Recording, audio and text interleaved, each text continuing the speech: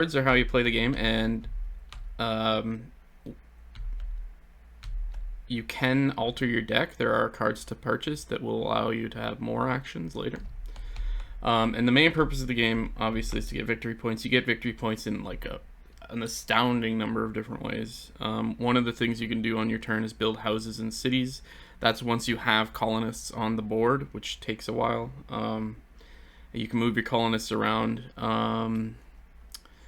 You build houses and cities when you produce in like an area. So say in Germania, one of the cards you can do is, what is it? Prefect. The prefect card in your hand, which I think is going to be one of the earlier actions we can do reliably. If you use the prefect card and use the top part of it, up along the top left of the board here is each area of the board, and beside it a good type. So up here, so like Hispania has cloth, Gallia has wine. So when you use the prefect card, you choose a zone and you get that good. So if you chose Germania, you get flour. And when you get that good, you flip this over and it shows money. The bottom part of the prefect card gives you money for all of the ones that show money over here. And then, like, so if these 5 were flipped up, you would get 9 money and flip these all back to the good side. If you use the bottom part of the prefect card. Money is used to build houses in the cities. Money's used to buy cards sometimes. Actually, I think it's just goods that buy cards. Money is used a number of different ways. I can't even remember, honestly. Oh, when you use the Mercator card, which we all have, you get 3 money, and then you can trade with the bank for certain types of goods. So you can either sell 2 of your goods and get a bunch of money, or you can sell 1 good and then buy a different good, or you can buy 2 different types of goods from the market. Yeah, goods are mainly what you use to build stuff, and money is used at the market primarily. Money is worth points at the end of the game, but only for every 10 money you have. Points at the end of the game are also how many colonists you have on the board, which is a maximum of 6 per player. How many houses you have, how many houses you have on different types of goods cities. If you have houses in different areas, you get points. And all of those different weird ones, like how many houses you have here or how many colonists are on the board, those are tied to the gods that are on the bottom of the cards in your deck. And the more cards of a certain god that you have, you multiply the score for that. So say, I can't remember who cares about how many colonists you have. Say it's Mars. So say you have 6 colonists on the board, that's 2 points per colonist. If you have 3 Mars cards in your deck, you go 2 times the number of colonists times the number of Mars cards you have in your deck. And that's your points for that section. So point scoring is like wildly weird. But to be fair, Elizabeth and I have only played like half an hour's worth of this game before we had to put it away, so nobody has any strategy right now. That was years ago. And it was like 3 or 4 years ago. I was telling David before everybody else got in here, we were playing with Askewy and Dylan, and Askewy brought one of her friends over, and she was just like super not into it, so we did not continue playing. So yeah, so basically the cards we start with, Diplomat, you can use, so when we play these cards, you play them in a discard pile in front of you, and with only the top one, it's a face-up discard with only the top one showing. We all have a Diplomat card that lets you use someone else's face-up discard, so whatever they used last, you can use that. You cannot use the Diplomat card on another Diplomat card, because that's just stupid. Then, like, Senator, you can purchase new personality cards. That's these in the top right here of the board. So the cost for these cards in the top right is whatever the good is in the red part of it, plus anything underneath that square. So the leftmost card is always the cheapest, and as you go deeper in here, it becomes more expensive because you also have to pay what's underneath the card. But And as then you it buy looks like, do these move down after they're yeah, emptied? exactly. It slides down to fill any empty spots, and then it is drawn from the deck over here. And it looks like there's a script to do that for us, which is nice. Finally,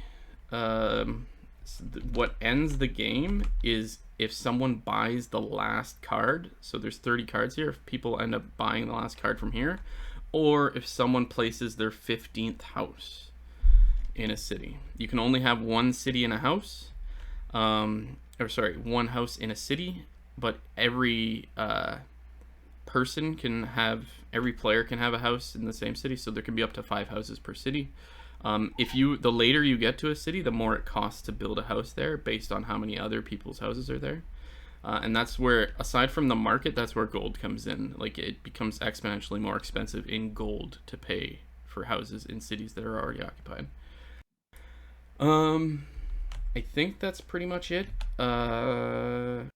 What's the other thing? Oh, the produce. The prefect, when you produce up here to get a good of a certain type, you get that good, and hooray. But wherever you chose, like say you chose Germania, these 2 cities will then produce their goods for anyone that has houses in these cities. So if you had a house in Colonia A and someone did prefect on Germania, you would get a food every time someone did that. And anyone in whatever this is, Vindabona, would also get a brick if they had a house there.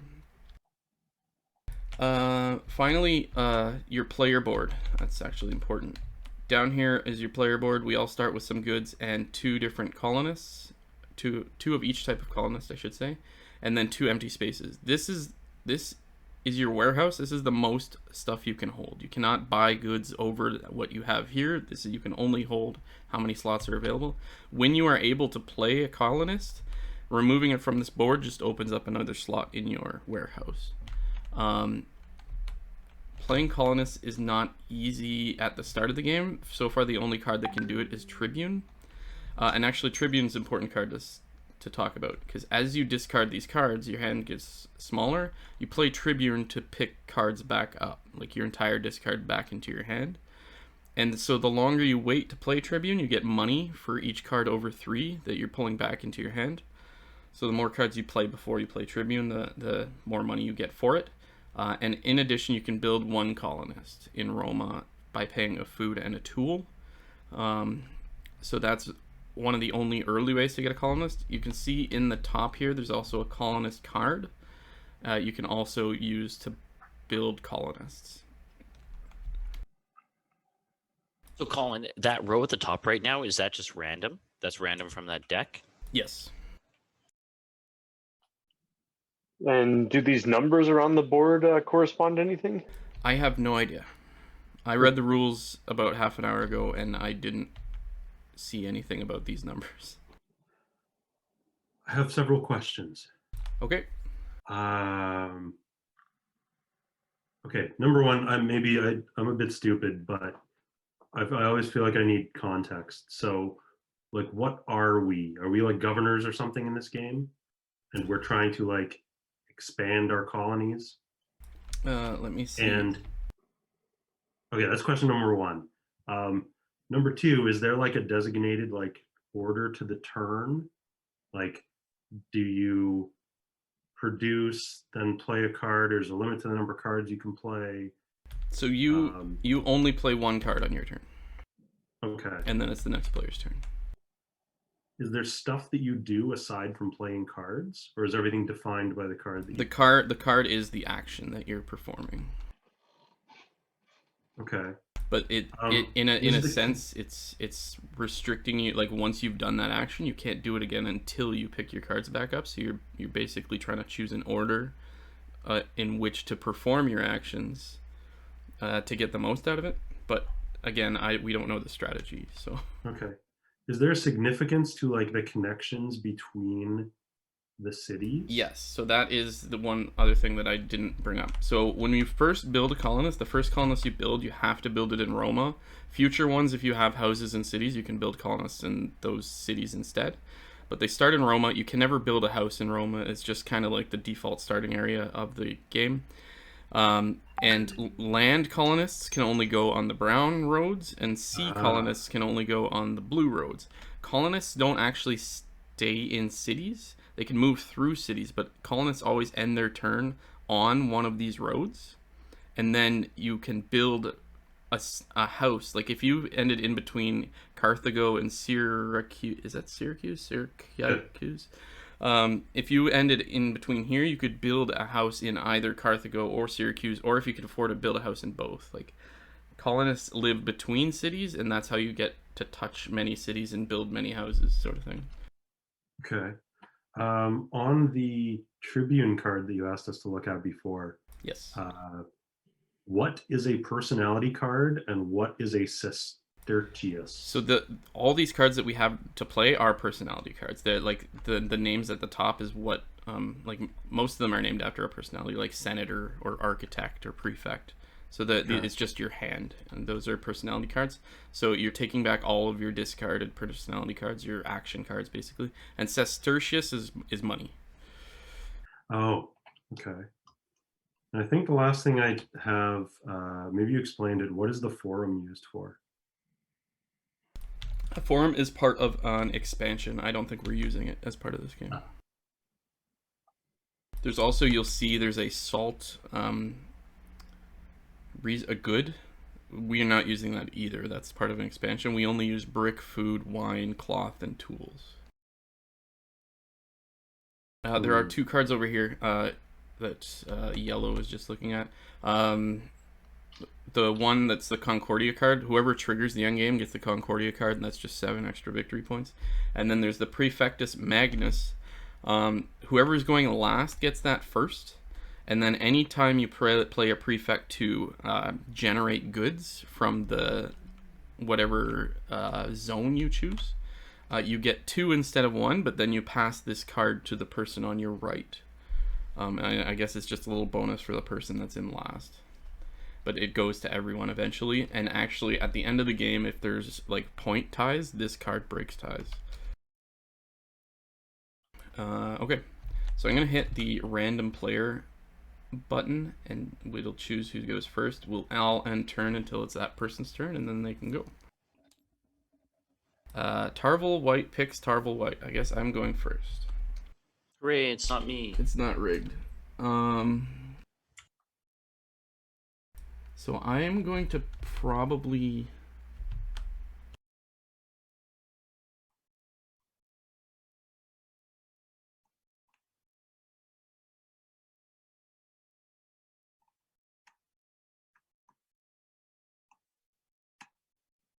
Sorry, I'm looking at what's available. I'm going to play my Senator first, which allows me to purchase up to 2 personality cards and put them in my hand. So I will buy the Colonist, which costs me 1 food.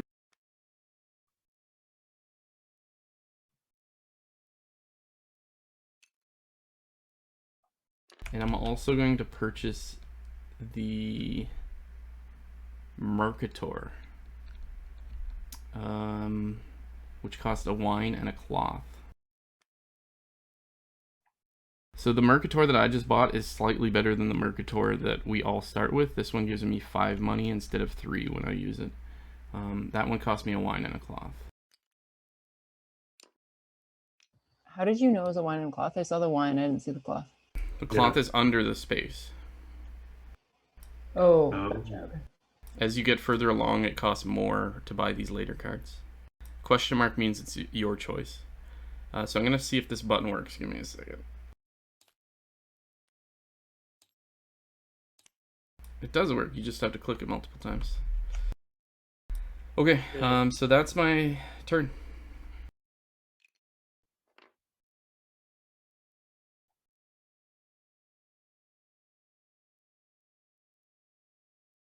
Is there an end turn button, or we just kind of manually do it here? Oh, sorry. Yeah, there is.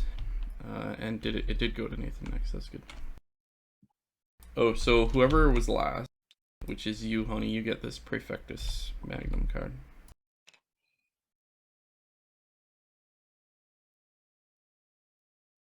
have to use that card if you use Prefect. Only if you use the top part of Prefect, though. The bottom part, if you use it to get money, that doesn't apply. Okay.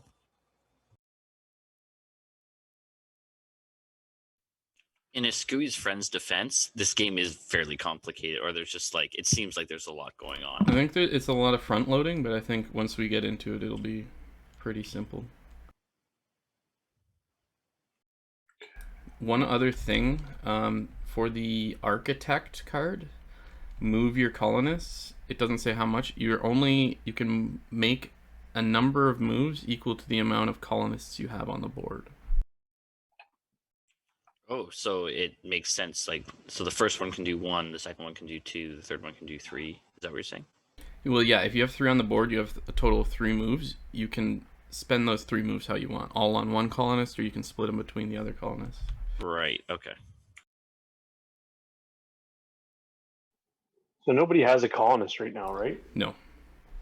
Okay. You have to spend your Tribune card or another card, which I think I'm the only one with another card called the Colonist card that brings out a colonist.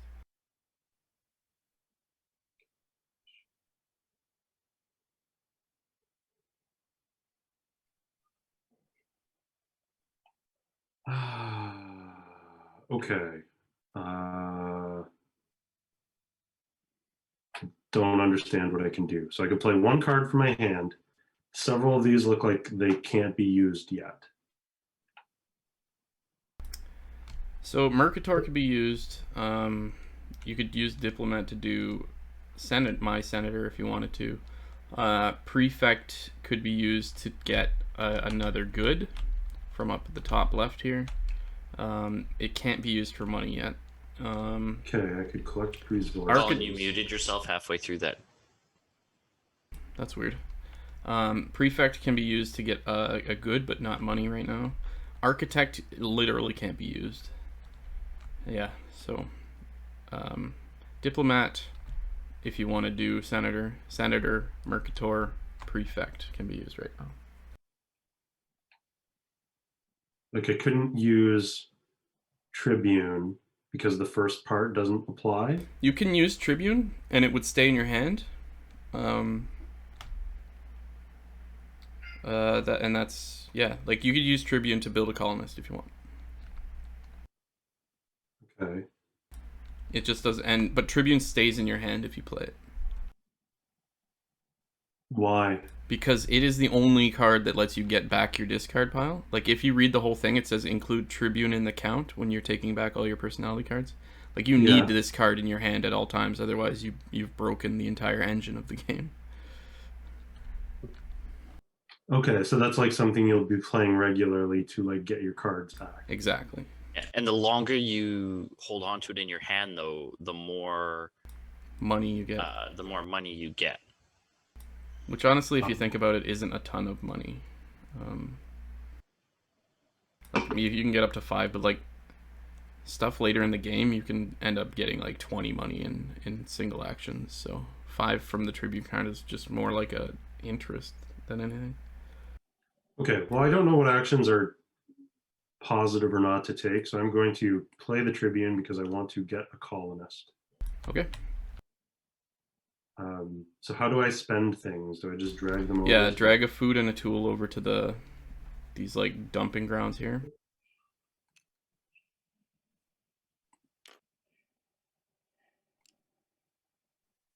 And then you choose either a land or a sea colonist and put them in Roma.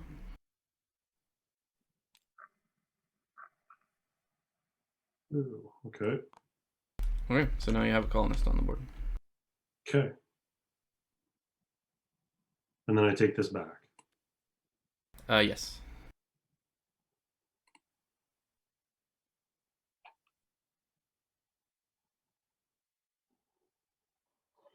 When they use an opponent's top face-up personality card, that's just exactly what it says. Yeah, right now it's my Senator because Nathan's pile's gone. And if you buy something, can you use it on the same turn? You can use it next turn. It goes into your hand. But like Oh, you okay. using the diplomat card is your turn.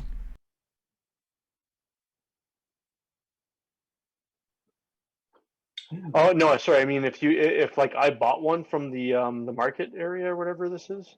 Yeah. You need to play a card to buy it. Sorry. You have to have a card that allows you to buy.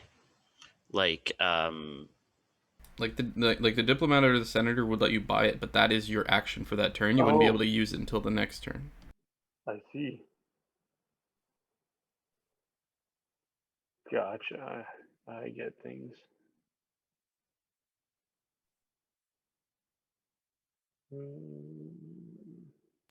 Colin, are all the cards in the deck the same, or are there like different prefect cards? And like So the only different one is the Mercator. Mercator cards that you buy give you more money when you play them versus the one that we started with. Okay, but other than that, all the other ones are like identical. All the other ones should be identical. There are some that didn't start in our hand, like obviously the Mason or the Farmer or the Smith or the Colonist card that I bought earlier. There are different cards. As to the difference actually that I see in bot cards, like this diplomat card is Saturnus, the god on it, and the one in my hand is Jupiter, so it affects which gods you have for scoring at the end as well. Right. Okay. Thank you. Okay, and we just put them in front of us when we use them. Yeah, put your card down so everyone can see the top discard. Yeah, that you used. Okay, I'll do the senator, and I'm going to grab this diplomat for a food, and the architect for a what is that? A tool, and A tool and a whatever you want. and we'll say a wine. Okay.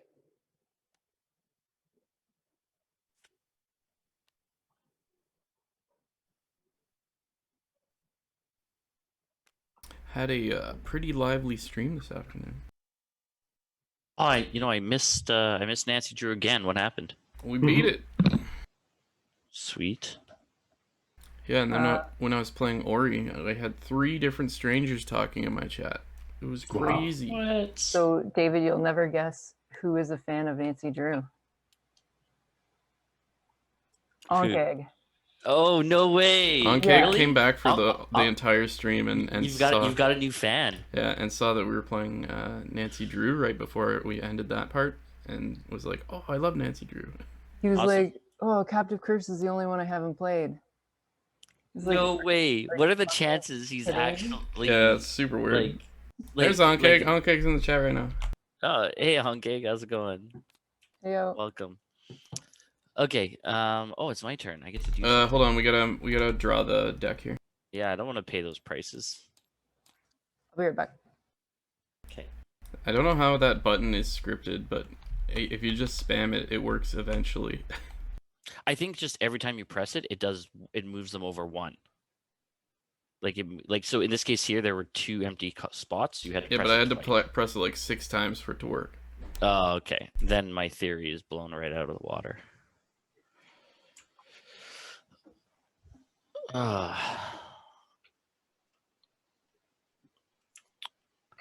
So, okay. So how do you build a house again? So you need a colonist on the board first. Right. And once you have a colonist on the board. So then we actually have a helper thing on the right, to the right of our player boards, that shows like a bunch of different things. So this is showing you what it costs to build a house in a city. So if you're building in a brick city, it costs you 1 food and $1. If you're building in a food city, it costs you a brick, a food, and $2. If you're building a tool city, brick, tools, $3. Blah blah blah, all the way down. And then the money cost is multiplied by however many houses are already there. Right. Wait, what? I don't understand that last part. So there's a money cost to building it. Like that for a brick city, it's food and 1 money to build in the brick city. If someone else already has a house there, that money cost is multiplied by 2. if two other people have a house there, it's multiplied by 3. Okay. And it's just the money cost that's multiplied, not the goods cost. So, for instance, the flour, I think that's flour at the bottom, it would be 5 times the cost. Is that right? That's salt. And we're not worried about We're salt. not doing salt. Okay, sorry. So cloth. No, but the house would still only be, like, one house would still only be 2 times that cost. So it would be 10. Like, that's the money cost, and then it duplicates for every house on there. Okay. So let's do this. Or not duplicates, but goes up geometrically. I'm gonna play Tribune. This is just a tribune. And I'm gonna put this guy. And so I have to put him on a road if I'm putting a. No, he starts on land guy? Roma. Okay. So anytime you would move him, his first move would be onto whatever road you put him on. Oh, okay, sounds good. Okay, I think that's the end of my turn. That's it. I'm also going to do Tribune because I just feel like I should. Actually, hold on. Let me check what's available here. Anti-clockwise. So, okay, so Mason would produce bricks in all of my, like, brick cities. That you had a house in. So it's like a while before that'll be helpful. Yeah. Okay. Yeah. Okay. I'm just gonna play Tribune. It feels good. So I just bring out a colonist. Well, you have to spend a food and a tool. You do also, David. Okay, and I can either choose land or sea. Right. Yeah, land or sea colonist. It still starts in Roma. Okay, but sea can only go on sea channels and land can only go on land, presumably. Yeah, they all start in Roma, but yeah, land guys can only go on the brown paths. Sea ones can only go on the blue paths. Cool. Pop out a sea colonist. I spend a food and a tool, and they just go right back in the bag. Your cost goes in the bag, yes. I just put mine in the trash. Okay, well, I mean, It's recyclable. some people just like to watch the world burn. Okay, you know what? I recycled them. Okay, I think that's my turn. I got a guy out. Okay.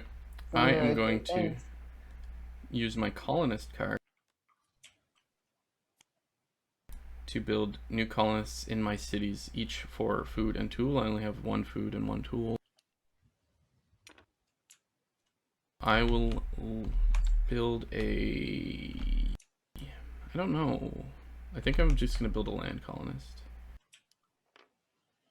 I'm the only one allowed with land colonists in Roma. What is going on here?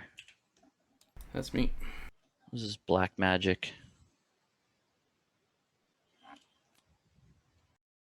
This is technically our first time playing too, Honkeg. We have tried once before years ago, but that game got cut short. So this hopefully will be our first time playing all the way through. Okay. If I don't get last, I'll call it a win. I'll be right back. So we have no money to start, right? Hey, Colin says in passing, that's correct. We should have no money. hey, this is, this isn't socialism, okay? You have to earn your money. We got into a big fight about socialism last night. Oh, yeah? With whom? So it was basically Askewy and Greg, and Greg was playing devil's advocate, and Askewy was like obviously very pro socialism because it's Askewy. Anyway, it was very funny. We ended amicably, so it was great. It was the best kind of like debate. It was an educational debate, exactly. It was really fun for me. There were some in the Zoom chat that were kind of quite clearly not that engaged. What are the anti-socialism arguments?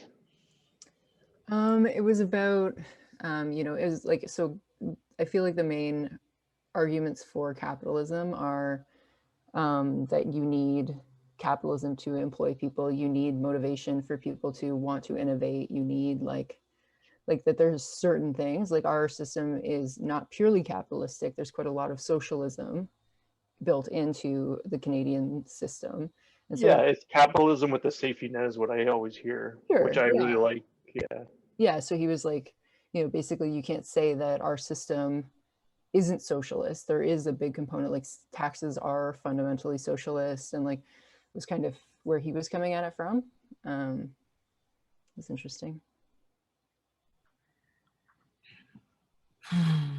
Okay, well, I'm going to be a burgeoning capitalist, I suppose, in the Whoa. pre era. Circle. Yeah. I'm going to play a Mercator.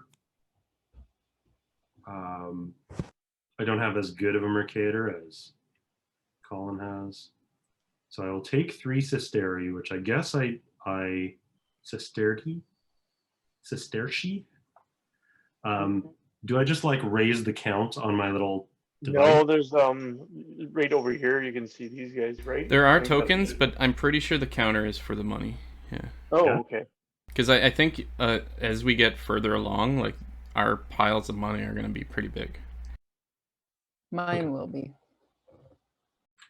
So I'll change that to 3. And I can trade up to 2 different types of goods, but I don't actually want to trade any goods yet. Okay, and worth noting though, the cost for when trading is on the top of your warehouse here. So bricks are worth 3, all the way up to cloth is worth 7. So if you sell to the market, you get that much money, and when you buy from the market, you have to pay that much money. Oh, is that what trade means? Yes. So you could sell one of these to the market and then buy a different one or multiple different ones if you have enough money. Oh, okay, that's But you can very good only to know. trade in 2 goods. So like if you sell cloth, you can only buy one other type of good. Okay. That's good to know. I assumed that this meant like exchanging goods or something. That's what I assumed as well. No, it's a buy sell thing. So could you sell 2 different types of goods just for money rather than? Yes. So you could sell like cloth and wine and just get the money, and that's your entire trade. Or you could buy 2 different types of goods and that's your entire trade. Cool. Or one sell, one buy. Okay. Well, in any case, I'm not going to trade any types of goods right now, and end my turn. Fair. Oh, jeez.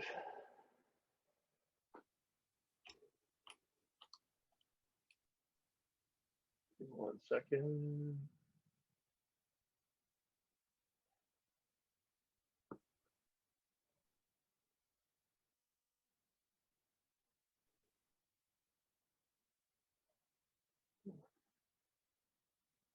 Also, not to distract you while you're on your turn, Kopo, but I am loving the shit out of Ori. With good reason. I mean, there's like, I can't think of anything bad about it. I just got right before I ended my stream, I just got the burrowing ability through the dirt or whatever, and that's so much fun. Yeah, like just the kind of like the movement ability that kind of gives you, like being able to go and pass through things like super quickly, like the whole all of your travel mechanics just kind of build upon each other to the point that you're just like flying through every single level, and it just feels so good. My favorite thing are those chase scenes, like where you have to incorporate all of the different skills that you've learned throughout to like figure out how to actually survive. I love that. And they just keep on layering them too, like right up to the very end of the game, they're just layering them on. Right. And there's just so much atmosphere with it. I know the one I watched you do, it was epic. Like I could feel like I was like on the edge of my seat, being like, "Go, go, go!" Yeah, no, we had 2 of those chase scenes today. It's very well done. One with Quolok when he's controlled by the tentacle monster. That was a little intense. What? I'm gonna pretend I didn't hear that. What the thing? Okay, so I know that it helps with the story, but the game is so freaking sad. Like So what parts? Yeah.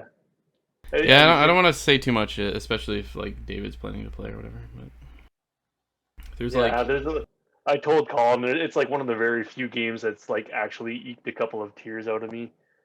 Like there's some really sad parts in the game, and they build it up so well that you're just like, I don't know, it Yeah. hurts your soul. It gets you for sure. yeah, Oh. Yeah, I was watching like trailers for like, I don't know, different indie Switch games with Tara the other day. And she was like, why are they trying to all make everything so sad? Make me not want to play them. I don't want to be sad. yeah. It is true. A lot of indie games they just go for the feels though. All right, it is your turn, Copo. You struggling over here or what? I am, yeah. Oh my god, I don't know what. So to place a colonist, I would need to go and pay that like whatever, You pay need the wheat and the tool. yeah, food and a tool. Yeah. So you need a tool.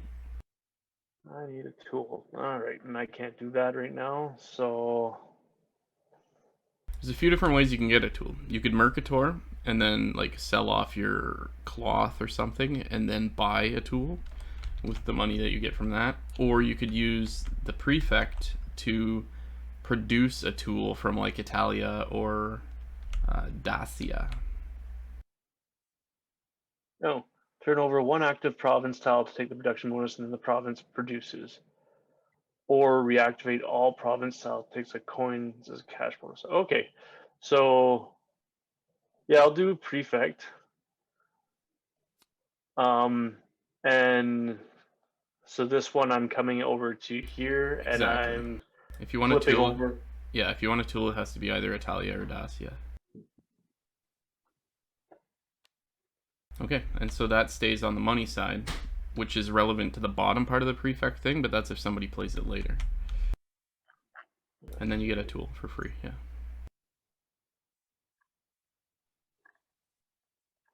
And then and my turn. Something's trying to get into our roof from this side now, honey. What? There's a raccoon? I don't know what it is. Something's digging at the roof, though. Weird, like, our apartment walls are basically a wildlife sanctuary. Oh. How altruistic of you. Well, it won't be altruistic if they end up actually biting through the wall beside me.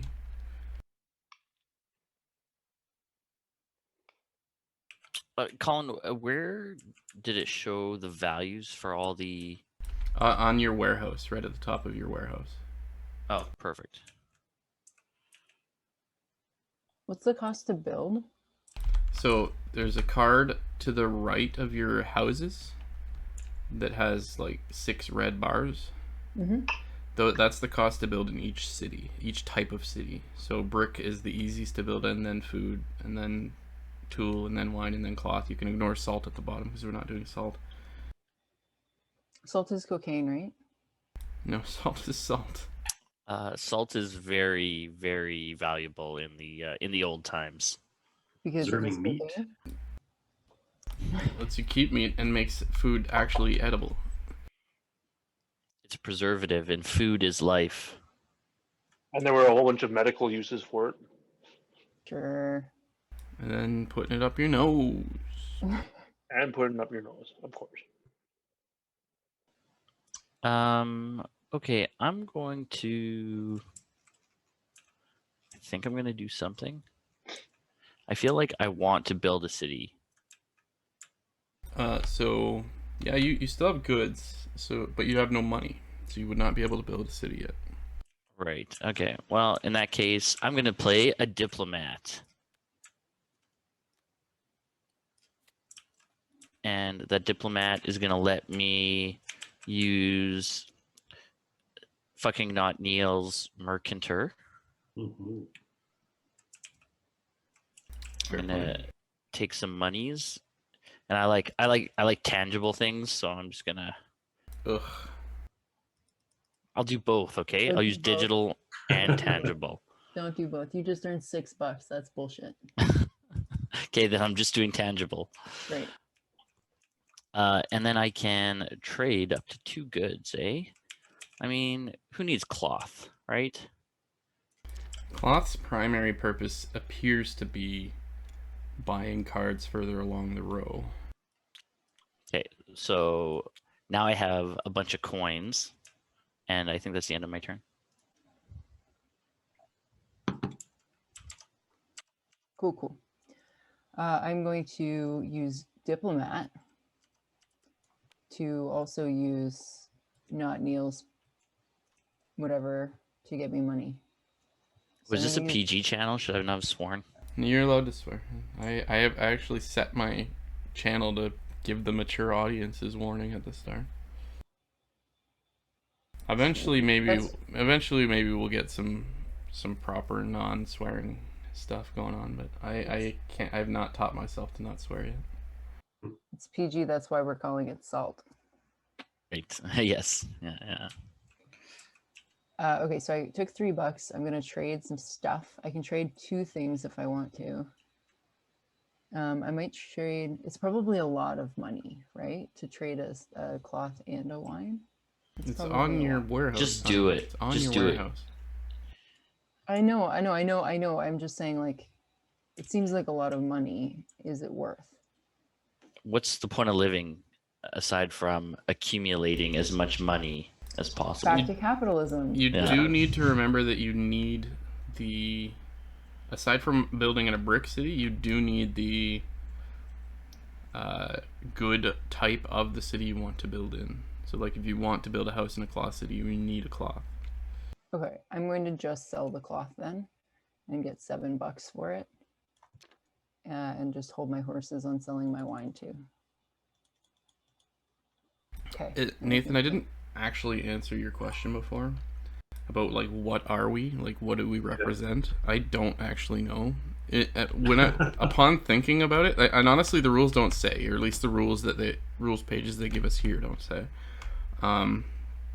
Upon thinking of it, it feels to me like we're mostly like industry people that want to have like an empire, because houses in cities actually produce like bricks or tools or wine. They're not houses, they're factories, I guess, or something. I feel like we're like Lords of Waterdeep. We like have all these people at our beck and call, and we're like pulling the strings behind the scenes. Like we have a senator and a merchant, and like, you know, we have all these people that just kind of do our bidding. I prefer to look at it more as like I'm from a species of parasites, and we infect individuals to help us like grow our empire. So like So when back to I capitalism. when I play a diplomat, you know, it's I actually like infected that diplomat, and made it, and then same kind of idea. We're still controlling them, but So I like it with a little bit of a sci-fi edge. I played my better Mercator and I got $5, and that's pretty much all I'm doing. Brag about it. Yeah. I just did. Hey, Colin, we're just sorry not to interrupt you there, Nathan. I wanted to ask you about your microphone. Elizabeth got me my microphone. Right. Oh, so what I want to know is how much it costs. So maybe I'll have to take that up with Elizabeth later. No, she can tell you. I don't care. Well, I'm gonna have to look it up. But if you're looking for a nice mic, it is like Cyber Monday coming up like any day now. Mhm. Exactly. Yeah. Well, yeah. Next Friday is Black Friday, so then the Monday after Cyber Monday. So, but I was just curious about this one, so I'd have kind of a baseline because I know Colin sounds really good. So Yeah, dude. I'm about to do some ASMR. that's for the after show. I think we have like we have some pickles with like crunchy pickles is like an ASMR thing. So I looked up Concordia on Boardgame Geek. With peace at the borders, harmony inside the provinces, uniform law, and a common currency, the economy thrived and gave rise to mighty Roman dynasties. as they expanded throughout the numerous cities. Guide one of these dynasties and send colonists to the remote realms of the empire. So I guess we are just rich families. Rich families looking to become richer. A Capitalism. tale as old as capitalism. Yeah. Okay, so I both want to like steal the benefit of Colin's better Mercator, but I also want to be the first person to put a city on the board. So torn. You do have the means. I'm gonna do it because that just seems fun. I'm gonna play the architect. I'm going to move my colonist to Carthage. But you say I don't actually move him to the...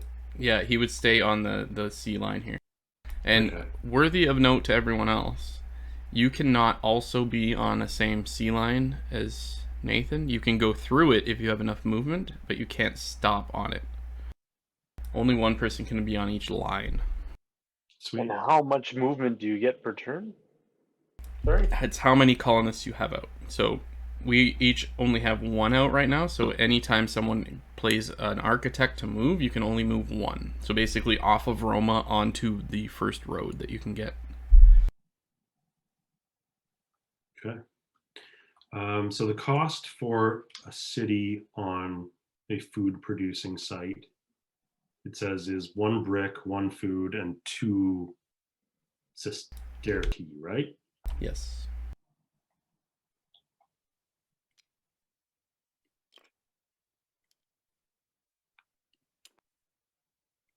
And I'll spend $2, and then I put one of my houses just from like the stockpile that I've got here. Correct. Right on top of Carthago. Carthage. It's Italian. Hannibal. It's Carthago. I appreciate the like parallel to real world history where Carthage and North Africa were like the breadbasket of the Roman Empire. I read, did you watch the new Netflix special about like this new Egyptian tomb that they dug up in the last like 2 years? I watched the trailer. That I really counts. liked it. It was really cool. But during that special, they talked about how, so like basically they're digging in the sand, right? They're digging up these ruins that are in the sand. And then you can see like the border of like Cairo, and it's like lush and there's trees and stuff. And like you can see where it turns into basically sand dunes. And he's talking about like, we always imagine Egypt as being the desert, but at the time it was lush grassland, like people could live here, there's water, like everything. And then a few weeks later I was doing research for trivia, and I came on the Wikipedia page for the Sahara Desert. Mhm. And they said that part of the world is on a 20,000 year cycle according to the North African monsoon. Like, so it's based on like the angle of the Earth in orbit around the sun, and it's a 20,000 year cycle. So we will be entering back into that cycle where North Africa is like lush and green again in like 17,000 years. But it used to be like Very that. cool. It will be like that again. And like they have historical records of like, I guess they dig in the soil and they can figure out that it used to be, this is just like a pattern. Anyway, I thought that was really, really neat. I would recommend a like, sort of dry and nerdy, but like really well done podcast called The Fall of Rome by Patrick Wyman, where that's one of his key arguments is that, Rome didn't really fall because the Byzantine Empire lasted for 1,000 years. But to the extent that the Western Empire fell, it fell largely due to mismanagement, a system that was not sustainable, and specifically the loss of the North African colonies meant that the empire was really starved for food. But yeah, that is true of all North Africa, and then also the Levant, right? The Fertile Crescent, which we also now think of as all basically being desert, used to be fertile. So weird. Yeah, it's really interesting. So I'll quickly walk through the turn that I just took. I just copied Colin's card, grabbed the 5, bought a tool, and sold my my cloth. Thank you. Cool. Cool. Thanks. Okay, so I'm going to play an architect.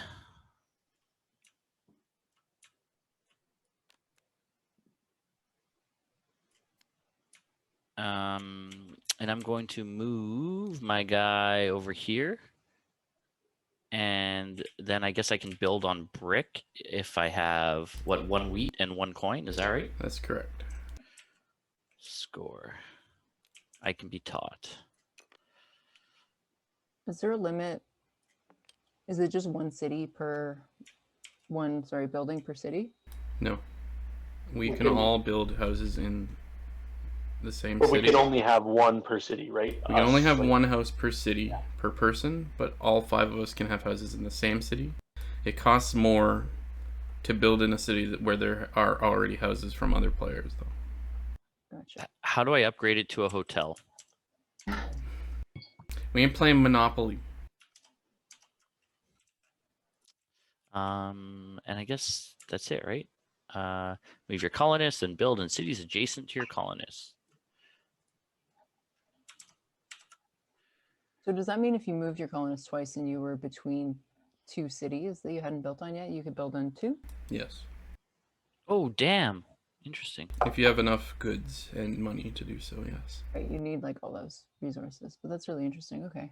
But you can't move twice until you have 2 colonists out. Correct. Hmm. And cities don't count as like a point of movement. So if I had 2 movement on my turn, I could move to this line and then either to this line or to this line in one move from one colonist. Mm-hmm. It's basically the lanes are the movement spots. Yeah, I gotcha.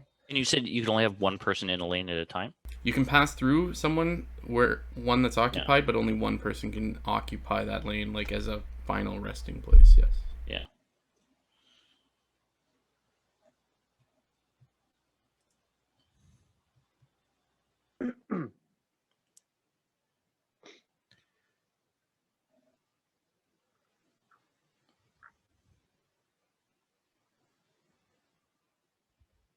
Yeah, Ankeg, I'm sure there's a lesson to be learned from over expanding too quickly, you know.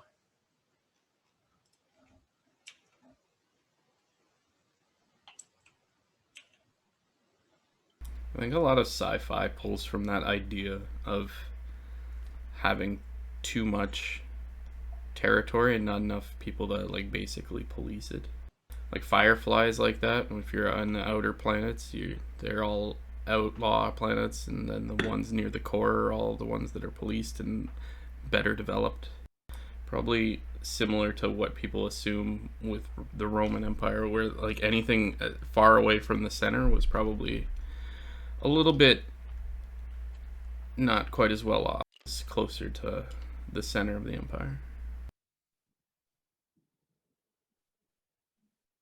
Okay, I played architect. I moved toward, it should be Syracuse, and built on there, built the city. Nice. There we go. Okay.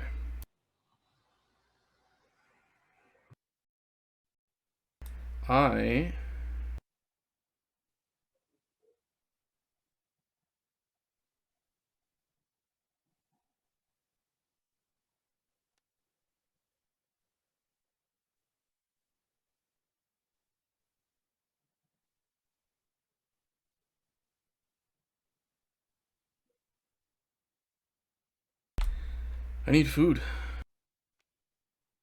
So I'm gonna play prefect and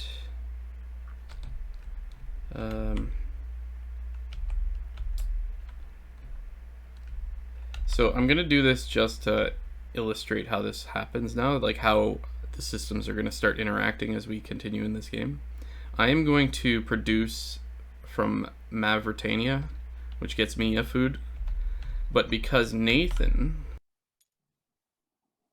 Do you pronounce that as a U, honey, not a V? Mauritania. Sorry, guys. I don't read ancient Roman. but this because together, come on. Nathan also has a house in Carthage, he gets a food because Carthage produces. What? Yeah. Wait, what happened? Oh, because you. Yeah. So you don't have to have a house in there to produce that good. No. No, so But the if you have a person, house the there and person somebody that else produces. the person that prefects this gets whatever this token shows. But if in the zone that they choose, those cities produce what they have to anyone with houses there. Okay. If you also had a house there, I would do you get have it. to earn twice? Yes. Cool. I would get the food for the token, and then I would get the food for the city if I had one there, or if I had a house in Russadir, I would get a brick. And you realize that if you had decided to produce in Yes, Italy, I did that on purpose to show how the systems interact. like Thanks, you Colin. could have shown it even better if multiple people benefited from it. Well, you can't do it in Italia. Italia is showing as coins. I needed to get food. Only 2 of these tokens show food. Oh right, I gotcha. I wanted coins. So the coins is different. On the backs of all of these goods is coins. As people do these, you get the goods and they show coins. If you use the bottom part of the prefect action instead of the top part, you get all of the coins showing and they all flip back to their goods side. But nobody else gets it. Right. Gotcha. Okay, sorry, I misunderstood that. Oh, nice. It's a one-time thing. You use the bottom instead. Okay. Yeah, and it flips all of them back to the production side, but you get a crap ton of money for it. So there's like a bit of a game in there, like risk reward on like, when is it so much money that I should probably prefect now, or is somebody else going to do it before me? And sorry, how much money is that picture? So you get that many. So these are each 2 coins. There are some that show 1 coin. There are some that show 3 coins. So Okay. you get the amount of coins showing. But you only get it either like the physical coins or the digital coins. You don't get to claim. Yeah. Yeah. Thanks. What did you play, Nathan? Sorry. I haven't played anything yet. Yeah, sorry, I just ended my turn. I I keep just was forgetting. listening to to hit. the sorry. discussion I of thought, this. I keep that was forgetting to Nathan hit. ending his turn. Wow. Yeah, I forgot to hit enter, and that's my bad. I'm just gonna message my friends now and say I don't think I'll be done by 10 o'clock. Yeah, sorry, and this is going a little bit slow, but That's okay. I don't know. No. It's not a big deal. We're just my buddy is going to stream the UFC fight, and we're just going to pretend we're all actually watching it together. Drink, so. That's so weird. You could still do Yeah. that. Yeah, I mean, I feel like you could pretend to watch something easily while playing this game. Yeah, but it's trying to manage 2 chats at the same time. It can definitely get a little overwhelming. Like 2 voice Oh. chats. You could also bail on this. No. Oh, fuck that. Like, we can keep playing with 4. No. Was- It's not that big a deal. Did you- I'm just stating that I think this game is gonna go for a little longer than we expected. Sorry, whoever was interrupting there. Oh, sorry. 2 things. Did you see the recent fight where the dude like got his ear ripped off? Holy shit. No, I didn't. Oh yeah. Holy crap. Like I'm only slightly exaggerating. It was torn nearly off of his head. Not entirely. What was his name? I do not remember. I only saw the replays on Twitter. I was like, holy shit, that's heinous. I hope That is it was Nick. heinous. Nearly earless Nick. I mean, ears are overrated, so I feel like there's no UFC fighter with attractive ears at this point anyway. So yeah.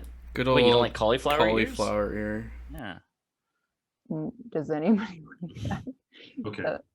An aesthetic that anybody goes for? I'm going to- sure there are people who find it very attractive. There's like UFC groupies that are like really, really super into it. yeah. Yeah. And they just call it collie. They're like, "Oh, I love your collie."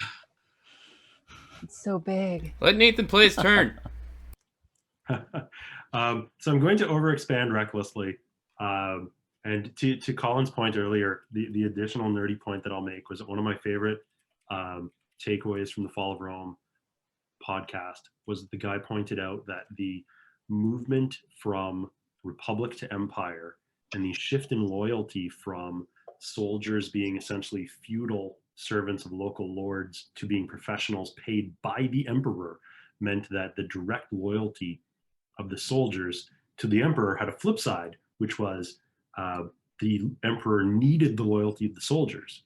And once it was established that soldiers could kill the emperor and replace one of their own generals who they liked more as the emperor, it meant that whoever the emperor was incentivized to take much more seriously anyone who is a threat to him than anyone who is invading, right? He's like, a force of Gauls who are killing villagers in Germany is like, some people are dying, whatever. But another general with popularity, it's an existential threat to the emperor's life. And so the emperor, for several hundred years, paid more attention to putting down internal threats than defending the borders, which I thought was super neat. Anyways, political problems. No, it is really interesting, right? How trust can play such a massive role. Like, obviously, it's super important personally, like in your personal life, but politically too, right? Like, it's so important. Okay, I'm going to play a card. I'm not sure if I understand exactly how this works. I'm going to play the diplomat. So that lets me play another person's thing, right? Yeah. So your options are prefect or architect. Yes. So I want to do an architect power to move a colonist, then build a city. So I'm going to move this colonist over here. And I'm going to build one city. I'm going to pay a food and pay one sesterce.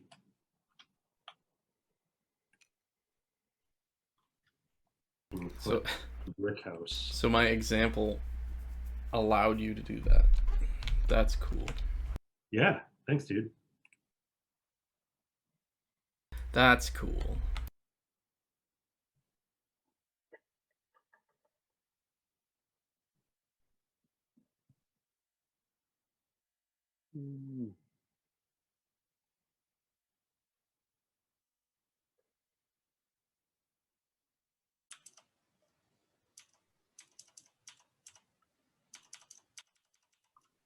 Okay, I'm gonna go and do the Tribune card, so that means I pull everything back into my hand.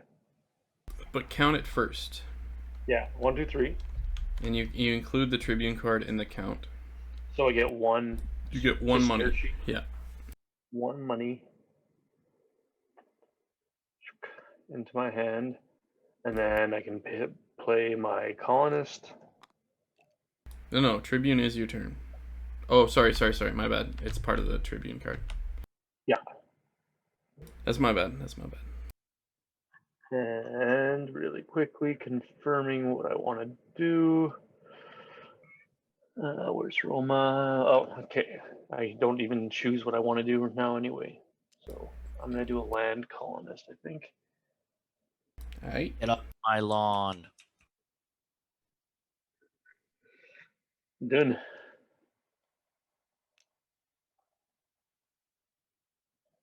Okay. I'm going to play a Mercantor. I'm going to take 3 little coinies.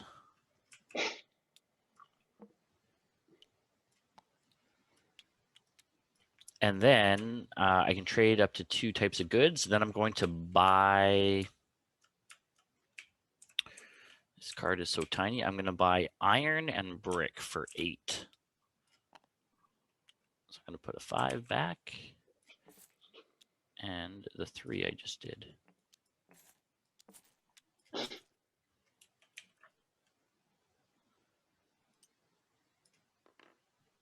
Tool and brick. I'm done. Cool. You just muted yourself. I'm going to, I think, play a prefect card, which is like kind of boring. Prefect is actually what affects the most people. Not yet, but it will soon as we get houses out. I'm going to do Dacia, and get a tool. I think. I don't know what tools are for, but at one point I was like, oh, I need tools. You And need so now tools my to brain- get colonists out. Yeah, I need tools. So there we go. I figured it out. I also need food. And that's, I think, all I get to do. Nobody's in Dacia. Dacia? I would pronounce it Dacia, but I don't know if that's right. Dacia. I pronounce it Dacia because I think that's how you pronounce the car in PUBG. Asia.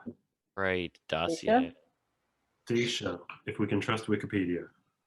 I'm Okay. probably sure I'll we go can with- trust I Wikipedia. mean, I think we can. All right. So Dacia doesn't benefit anybody else, so we're done. Okay, I am debating doing a prefect, but there's a lot of colonists coming out, so I'm gonna architect. There's not still an architect on the board, eh? No. I'm gonna architect. I'm gonna move towards Food Town. Pay a brick of food and 4 money. Because he's already got a house there. Yeah. It's a good spot. To put a house in Love Syracuse, and that's my turn.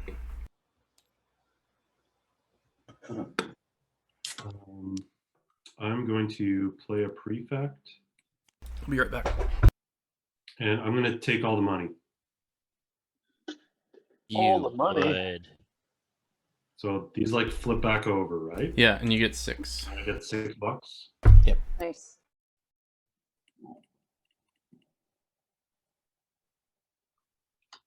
And yeah, that's it for me. All right. I am going to.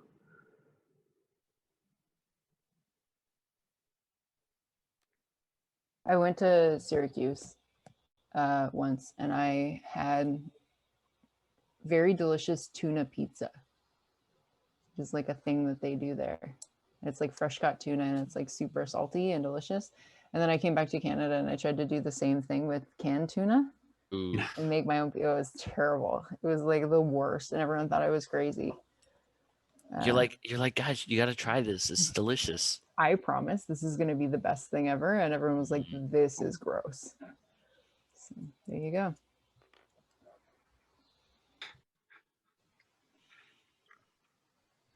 Okay, that reminds me of one of my vegetarian friends when they hosted a party and a few of us crashed there for the night. And in the morning, they're like, "Okay, you have to try this bacon. It's like the most delicious thing you'll ever have." They're like, "It is so. It's like better than real bacon, right?"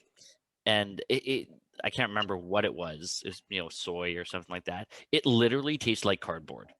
Like I thought I was eating cardboard, and they insisted. They're like, although this is like, they obviously have not eaten bacon in a very long time. Yeah, exactly. All things are relative, so Yeah. maybe that's the best thing that they've had in a long time. Yeah, and that's Cardboard. I kind of felt sorry for them a little bit knowing that.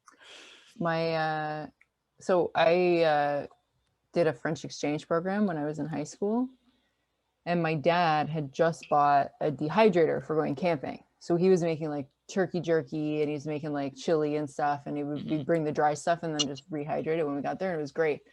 And he'd been reading articles, like he was experimenting and stuff, and he was like, dehydrated scrambled eggs are supposed to be awesome. Like we could do a full like nice like bacon scrambled eggs breakfast like over the campfire. Like how great would that be? So we are, we wake up in the morning, we make the fire, we're prepping these scrambled eggs. They seem to be ready, so my dad prepares a plate, passes it to my friend, the French exchange student, who she'd only been in Canada for a week and a half. Like we just met her. She didn't speak English that well, and she was super polite, like not super comfortable with us. And then so dad had to start a whole new batch for him. So he's like making more scrambled eggs, like trying to prep it. He takes one bite when his plate is done, He takes one bite and goes, "Well, this is terrible," and throws the rest in the fire. Oh, I look over at my French exchange student and her face falls because she's eaten the whole thing trying to be polite. And it's like the grossest, rubbery, disgusting morning Oh meal man. ever. It was very, very funny. that's awesome. Very funny. So Colin, just before I end my turn, so I took I used per the prefect, and I got the tool from Italia. Mhm. Now, because I own a house in Italia, do I get the brick there as well? Yeah, and Ian and I get food. Thanks, bud. Oh, I mean, I was doing it for you guys. Obviously, I didn't even care about Such a my own thing. pal. Yeah, that was my objective. Okay. I literally looked at the map and I was like, no one else has anything in Italia. Well, that was not. That was incorrect. Yeah. Yeah, you didn't. quite get it. Inaccurate. What is everybody drinking tonight? Same thing I always drink. White Claw. Oh. Oh, Hey. two White Claws. Presenting. White Claw party. A vodka soda, Cottage Springs. Yeah, it's a Canadian company, I guess. Neutral was giving me like really bad headaches, which is what is my drink of choice right now. So I bought some of these just to try it out. I don't hate them, but they're much smaller cans. And at the rate that I drink, I feel like it's quite wasteful. So I probably won't continue to buy them. I'm wondering if the lack of headaches from these is because they're a smaller can. Oh no, because I'll drink like 4 or 5 neutrals, and I'll drink like 10 of these. Like Okay. it's not a quantity thing. What about you, Damien? Right now I'm drinking a Juicy Ass, but That's a I good went to the beer.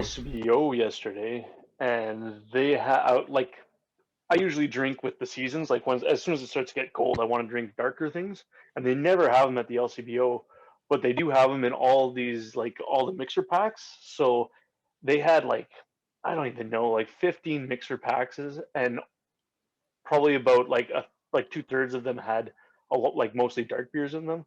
So I spent like $140 on just like mixer packs yesterday, and now I've got a lot to choose from. Nice. So you're set. That's Juice, for the next couple of weeks. Juicy Yeah. Ass is really good. Juicy Nice, Ass nice. is really good. Yeah. What about you? I'm drinking my, now that it's back in season, my Crown Royal Northern Harvest, which Skag. I have to say is friggin' delicious. If you like rye, it's smooth and spicy at the same time. I highly recommend it. Well, that's the one that like stirred up the shit show a couple of years ago, right? Yeah, Yeah. it won a whiskey competition or whatever.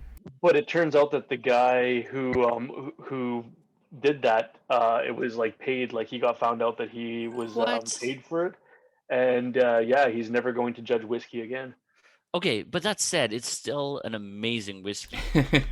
You know, it's still so good. I'm flabbergasted. I did not know that. I haven't bought it yet, but it's very reasonably priced last I saw, so I'll grab it if I I can. would not mind trying it. But It I is haven't tried it yet. delicious. Especially if you like Crown Royal.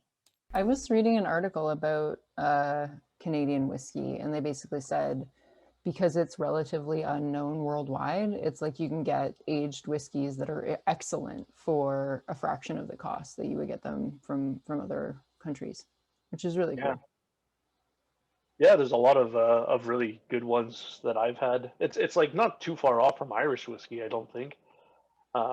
Yeah, I'd agree a little bit. Yeah, for sure. It's definitely like, because it's sweeter than like American whiskeys, right? American whiskeys, which I'm not a huge fan of, although I will drink them. Yeah, I put them more towards American than Irish. Yeah, because bourbon's pretty sweet too. Yeah, bourbon's actually isn't it mostly like Canadian whiskeys are quite similar? It's funny because I feel the opposite. I feel the opposite. I don't know why. I cannot do bourbon. Like, I normally couldn't. I gotta give props to Zach for this. Zach has introduced me to a couple very good bourbons. Yeah, bourbon's hit and miss, but it's always like that underlying kind of corn like mm, aroma to it.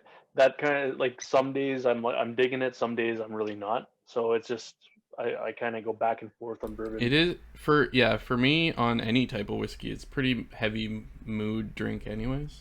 Like you just got to be in the right mood. so like any day. Well, for you, I made a mistake. Oh shit! I what'd you played the do? I played the prefect a couple turns ago, and I have the prefectus magnus I just saw again. So I was supposed to have gotten 2 tools and then pass this to the next Oh, player. yep, that's true. Yep. And then he would have had the same bonus. Yes, and then so you would have gotten 2 whatever you prefected, Dave, Oh, I also did tools. So you get 2 Oh. tools and then that gets passed. and then And then that that goes gets to passed. Damien. Yeah. Sorry about that. It comes to me. Bro, Sweet. that's a good mistake. Hey, so is our warehouse only so big? Yes, you can only fit goods as there's 12 spots in it, and that's as And my many. colonists are taking up spots, right? Yes, as you get colonists out, it makes your warehouse larger. Fuck those guys. And you'll notice above your houses we have 2 extra colonists. Mm-hmm. Those are used for. Those are also valid colonists. So obviously get the ones out of your warehouse first, but those are valid colonists as well. You can have a total of 6 colonists in the game. So once you get rid of these 4, it's not the end. There's still 2 more. Thanks for starting me on 1. I appreciate. Oh, that was a misclick. Sorry, buddy. So we're actually supposed to do an intermediate scoring. I'm going to skip that. mm. It's to help people understand how the scoring works. But since we're all blind to it anyways, we'll just do it at the end. Works for me.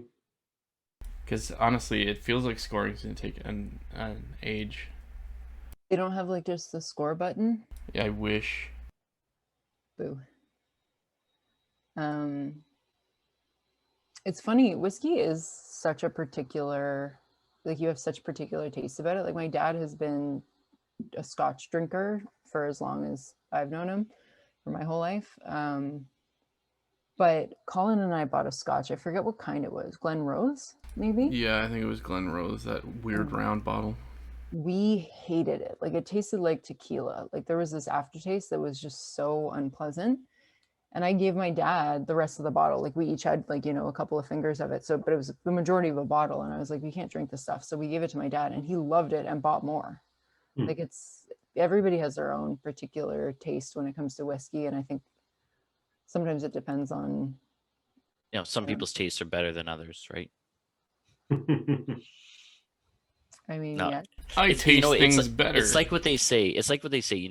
If you have something like, if you taste something like 10 or 12 times or something, you just like grow accustomed to it and have a taste for it, right? Yeah, totally. Most alcohol is acquired taste. Like Yeah, like can anybody remember the first time they had alcohol and they thought it was like instantly delicious? That wasn't like a Bellini or something that is supposed to just I be think like the delicious. first time I had alcohol was Bailey's and it was fucking delicious. Well, okay, there you go. So it took me, I still remember this, drinking underage, it took me like years, I think, to even like for the first time to drink a beer and be like, oh, that tastes good.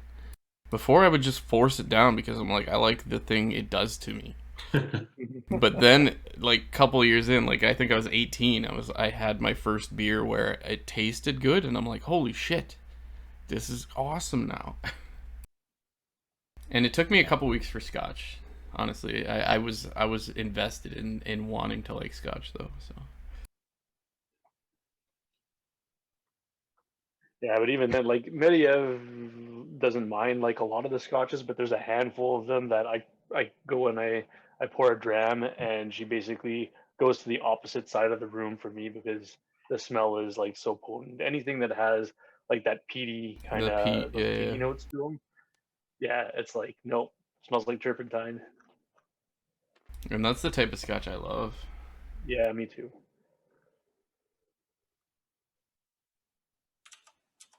Ankeg was mentioning for the tuna pizza that they probably had some kind of essential spices in it as well that, probably made the difference. Yeah, I couldn't respond to that. I had no idea. I missed most of that conversation. I think it was actually partly just salt. Like the tuna was fresh from the ocean and it was much saltier than like the tuna packed in like water, that we buy at the store.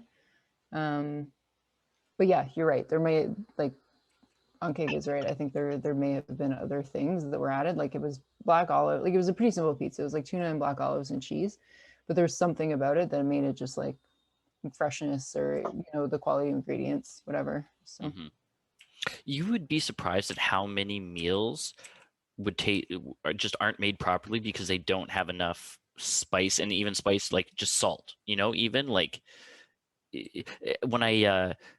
when Chopped was like big when it first came out years ago. I don't know if you guys remember, like on the Cooking Channel or whatever it was. I used to watch that like every day. I would watch Chopped, and like half the time the people who got kicked off, it's because they're like they didn't use salt, and it just their food was flavorless. No, totally. It's like salt is so fundamental, and I think that was something that it took me a few years of actually cooking for myself to realize, because I always thought salt was bad for you, right? And if you're cooking for yourself, you might as well make it as healthy as possible. But there's something it's so clearly missing from like a tomato sauce that doesn't have enough salt, or yeah, takes some time to learn. Sorry, I know it's my turn. It's your turn, honey. It's my turn. Okay.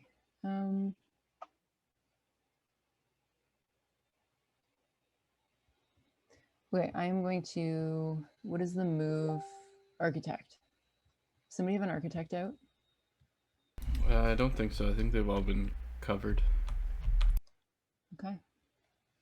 I will play my architect. I will move my colonist. I'm going to move my land colonist twice.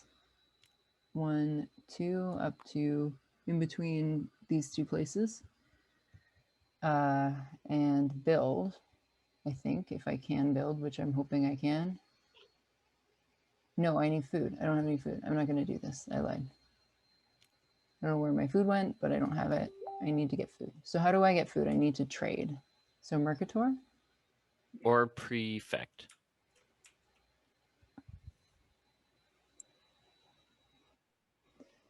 Cool. Right. Okay. So Prefect would let me get food from nowhere. So that, oh no. This Mauritania. Mauritania. That benefits Nathan again. So I will trade. Wow. Come on. Come on. Okay, and wine basically gets me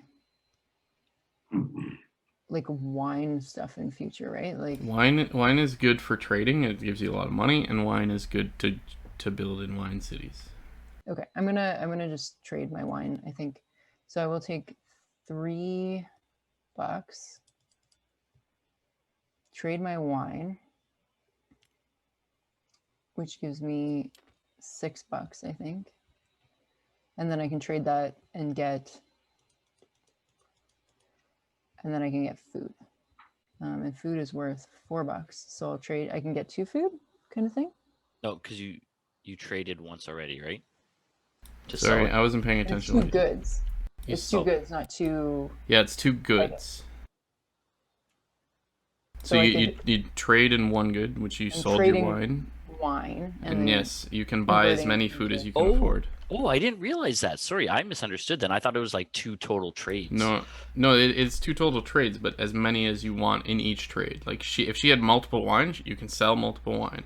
If you have enough money to buy multiple of a different good, you can buy multiple of another good. Okay, so I'm gonna do 12 and get 3 food actually. Wow. Yeah. I definitely misunderstood that earlier, but sorry guys. It's hard to teach games. If I lose, this is the part where I'm blaming it on. Well, it's hard to teach games to people that don't actually listen. That is true. I represent that remark. I'll take it. I resemble that remark. Yeah. Yeah. Okay. Sorry. So So Nathan, you played Prefect. Was that before you were handed the PM card? I have no idea. You played Prefect and just gave it to Nathan Copo? Yes. Okay, so yeah, it was before. Okay, that makes sense. Okay. I just want to make sure because I still have a Prefect card in my hand, and if that's coming to me, I want to wait for it. I'm getting 3 money, and that's my entire turn. Okay, I'm gonna play a Tribune. Right, so lets me take all my cards back, and I get 1 Sestertius for each card taken in excess of 3. So if I've got 6 cards here, I get $3, right? Correct. You also include the Tribune. Yeah, he added one. it to the deck, so it's Yeah. Oh, okay. Cool. So put it back down on the table, Yeah. flip it with F, and then just hit 6. Oh. Hey, there we go.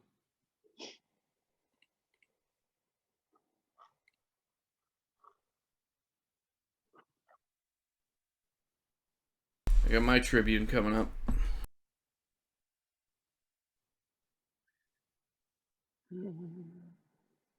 It's just a Tribune. You gotta believe me.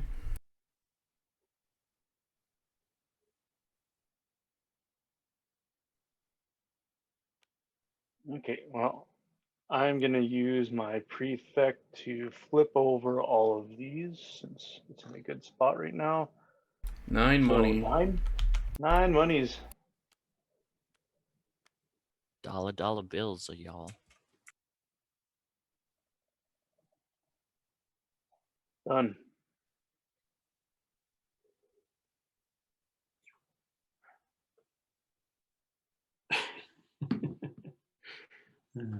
I'm also going to play a Tribune.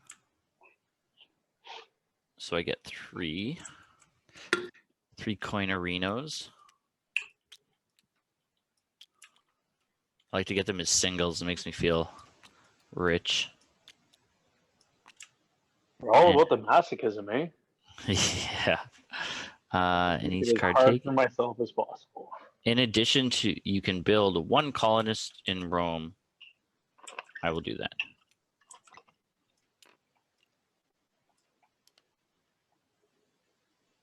I will build a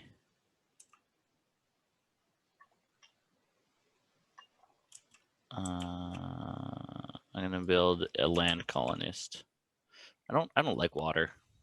It's not my thing.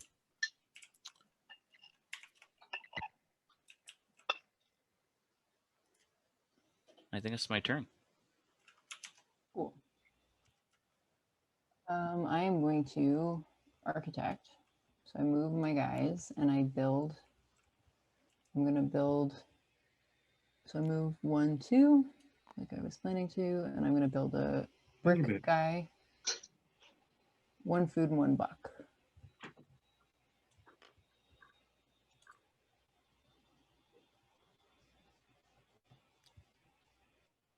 Even on Wi-Fi, I have dropped no frames for weeks now. It's so weird that yours is fine and mine is still screwed up. Telling you, it's your VPN. Speaking of which, did you? Yeah, I mean that's probably very accurate. Sorry, what was the question, Copo? You try your Stadia controller yet? No, I might keep it in the box and give it to my bro. Who is in here, so Merry Christmas, brother. Oops. My bro and I don't care about Christmas that much, so it doesn't matter. For your Wi-Fi, just a simple thing. You're obviously using your 5G connection, right? I assume here. Hold on. It's mostly for work. The problem is that like when I'm. So like you've got your two Wi-Fi networks, right? Colin, do you guys have them? Do you guys know? Are they named the same? No, Yeah, they're not named the same. But it's quite clearly one's 2.4. And Yeah, no, I've named them 2.4 and 5. Okay, no, perfect. I'm on the 2. Honestly, I almost guarantee that's where your problem is. And if your But computer that's on your current computer, not on your work computer, right? Huh? No, I'm on my work computer. On your work computer, yeah. Get on the 5. Yeah, so I mean, it's possible you don't have a 5G antenna in there, which is why you have to use the 2.4. No, it wouldn't. I don't think it's that. It's I get kicked out sometimes. Like before, when we were having Wi-Fi issues with Tech Savvy, I would have to switch networks all the time to try to get one that was relatively stable. But now that we're not having that same problem, it might be that I just ended up on 2.4 back when I was switching, and I never switched it back. So. Right. Yeah, definitely honestly switch to the 5G, and I assume Colin's using his 5G on his computer. For sure. Yeah, it really should solve that problem that you're having there. Unless it is your VPN, but that's a lie. I'm on the 2. It saved before my turn happened, so. Oh, can I pick a different color this time? Who's winning? No, you may not. Okay, I'm not going to change my network right now, obviously. Yeah, don't do it right now, but I'm having no problems with drop frames or anything on the 2.4. So that's good, but I'll just tell you, as someone who deals with Wi-Fi issues, like 95% of the problems we encounter, switch to the 5G. No, yeah, and I'm on 2.4 because of the same boat as E. Like when we were having problems, I would bounce between the networks. Yeah. Okay, not everyone's in here, but it doesn't matter. I'm just gonna do the same move I already did. Play a prefect, get a food in Germania where nobody has any actual houses yet. And then pass my turn to Nathan once he's in.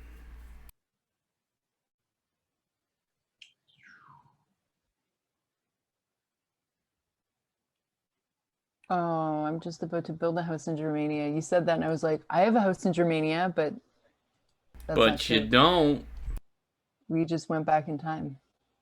Okay, so if I understand how this Prefect Magnus card works, I get a double province bonus when I use a prefect. Yeah, so whichever one you choose, you get double of those goods. Don't do it because Colin wants you to. I'm going to take wine. So you get 2 wine, and I get this card. And then I also get a brick because I've got a city there. Oh, which one did you do? I did wine in Libya. You got a city in Libya? Oh, you do have a city in Libya. That seems sus. I could build that because Throw Colin him out gave the me airlock. free food before.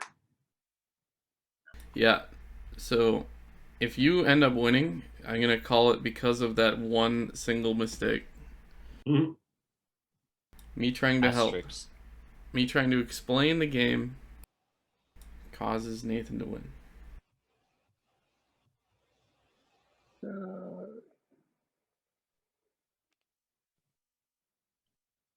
Do the architect.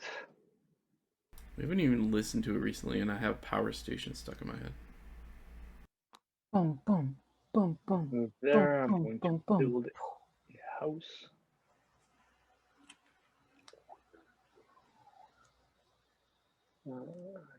Here.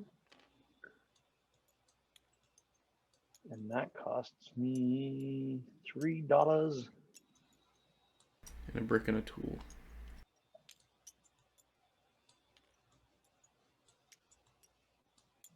Done.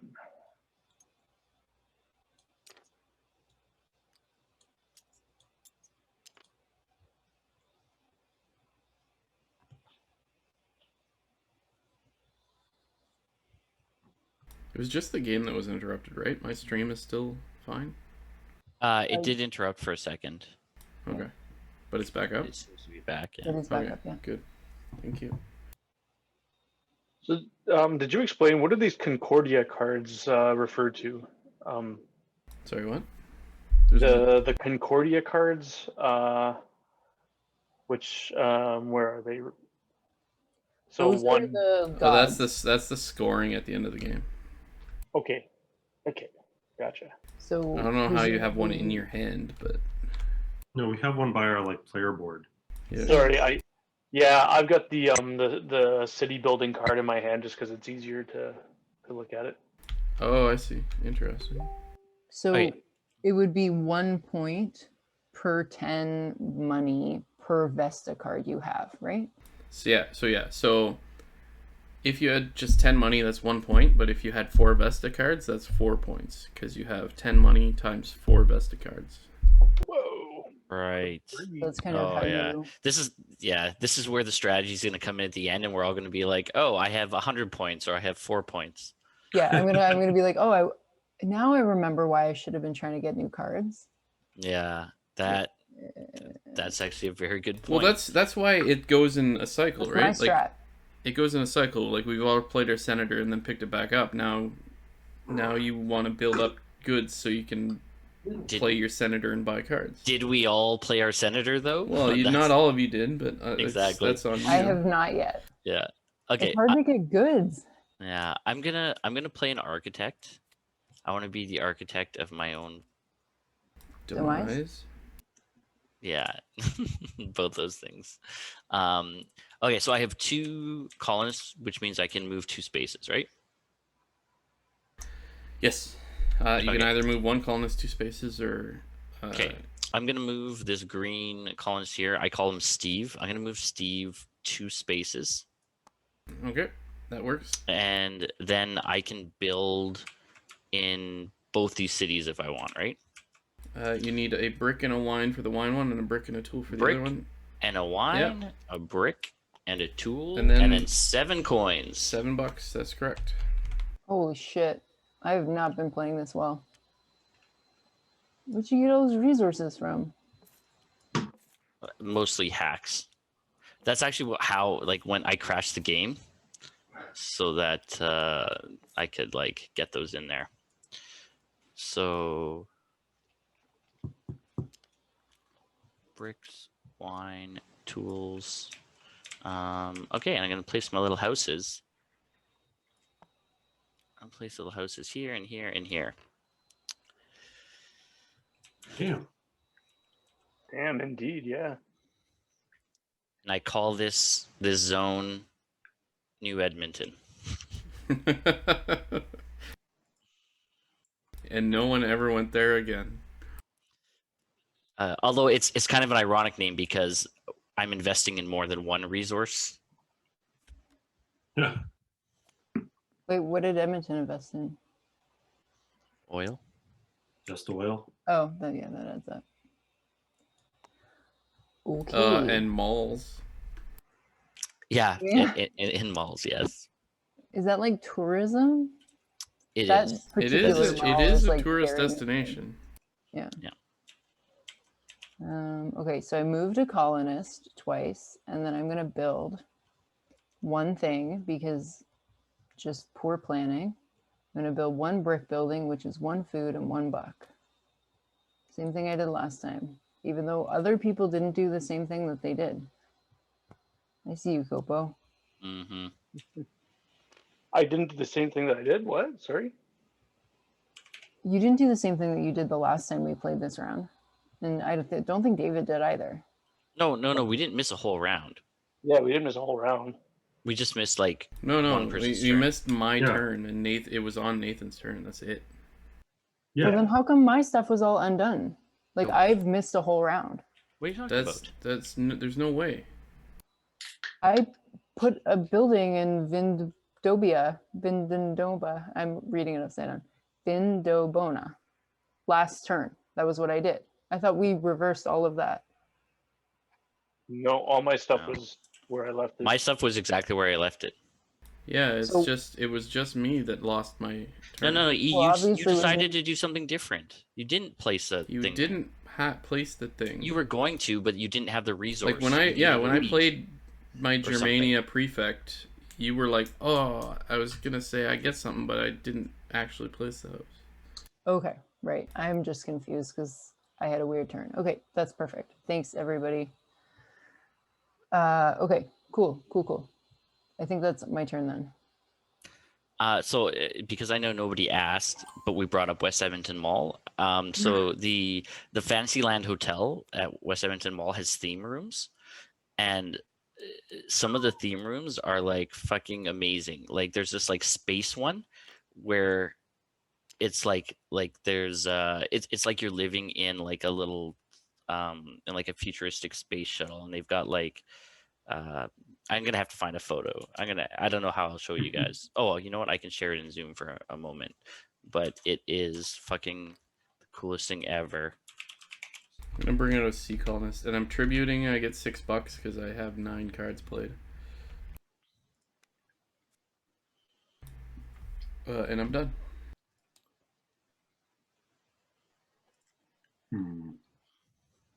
Oh, wrong button. Okay.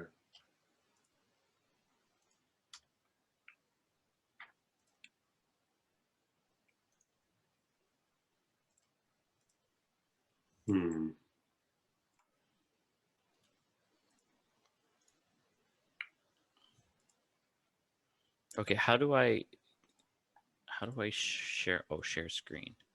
Oh, it's disabled. Colin, let me share screen.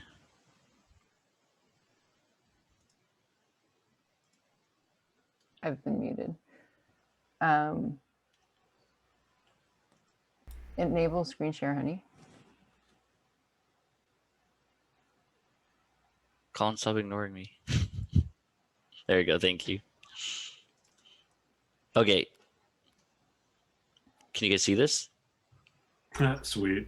That is What? awesome. Okay, so this is one of the theme rooms you can rent at the hotel, at the Fantasyland Hotel. That's That's dope. cool.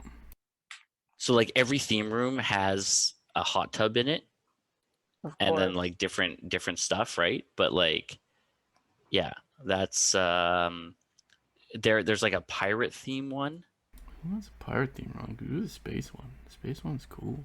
you know. I do not want Johnny Depp standing in my That's room. so weird. There's like a Roman one. There's like Wow. Poseidon and like it's actually it's so cheesy, but Nah, it's also I'd be like 100% in. cool, you know. Yeah, if we ever went to Edmonton, which why would we? Exactly. Why Right, would we? exactly. But if you ever found yourself there, you know, like look at this, like Western yeah. Yo.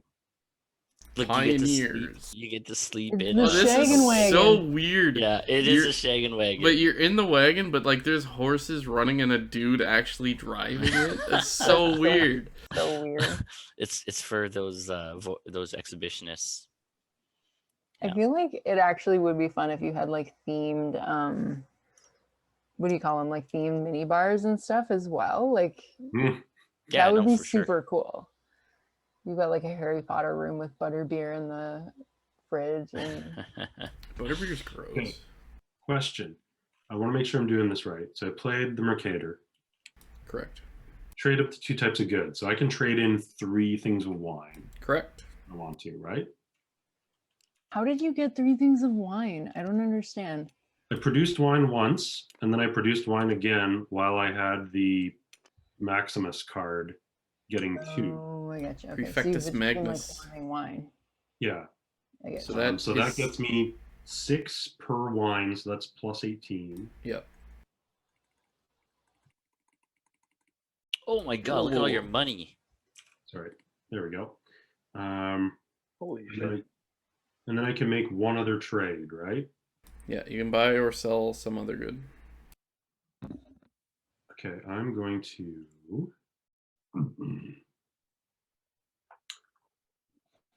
see, tools is how much? 5. I need a bunch of those. I'm gonna spend 15. I'm gonna get 3 tools. Nathan's job has taught him everything he needs to know about juicing the system. Ha. Yeah. Okay, and that's my turn. I will be right back.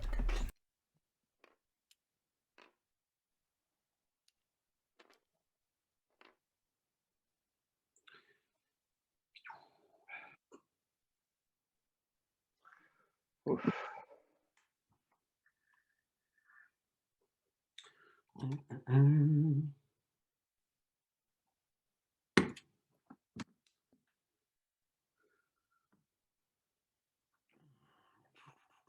So how's everyone's weekend going?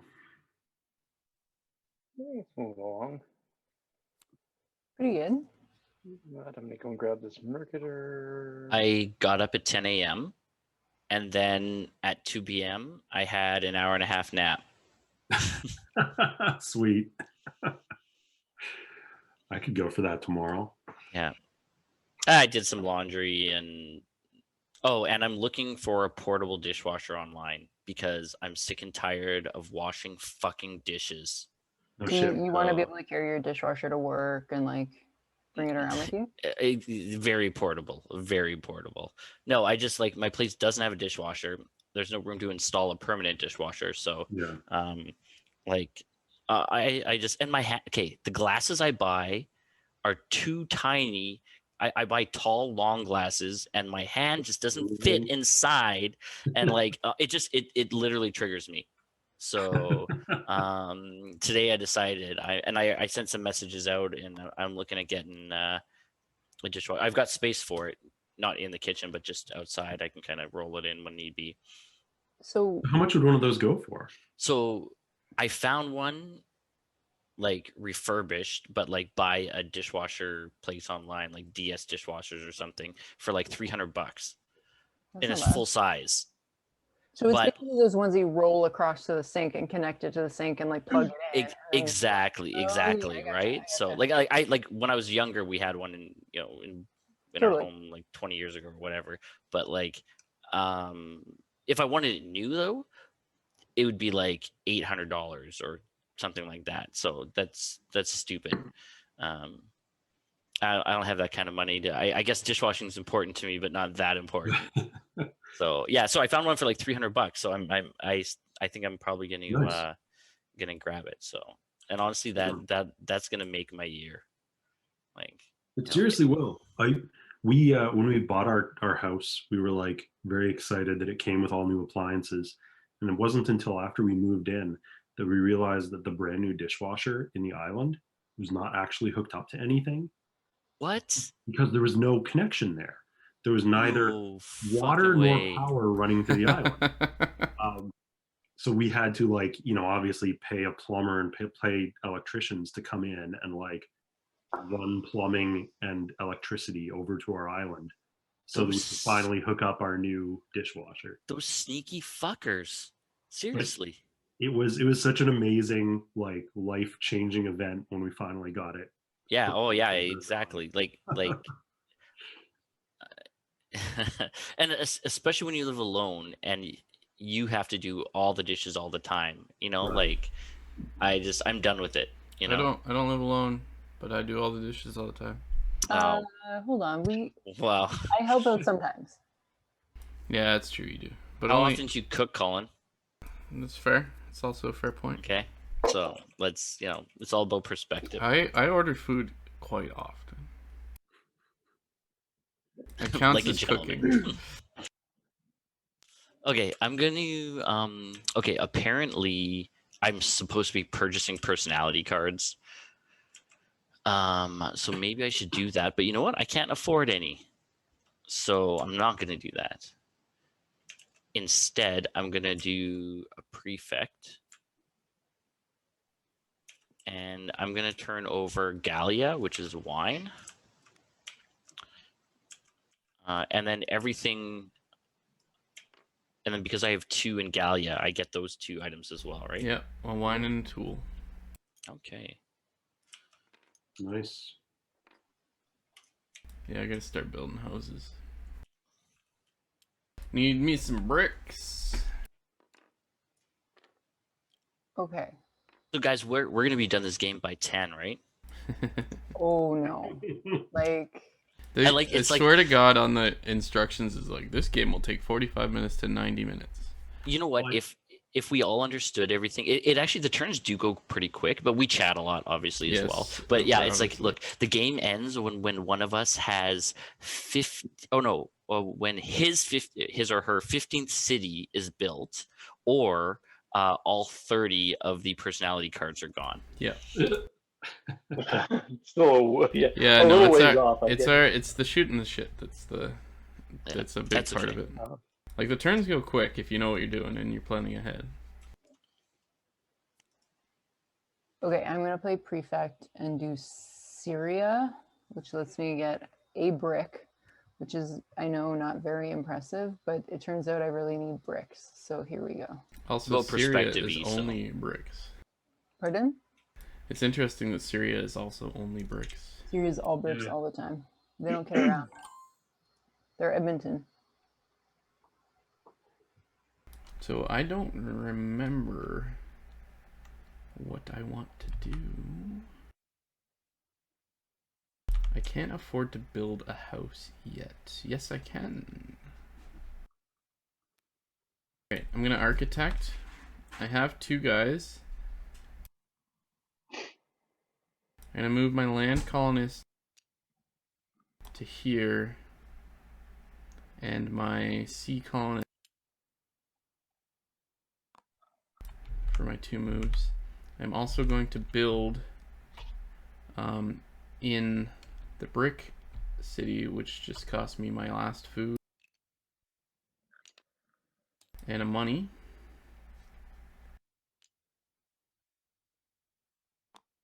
Oh, sorry, 2 money because Dave was already there.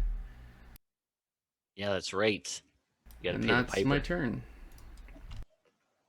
Hmm.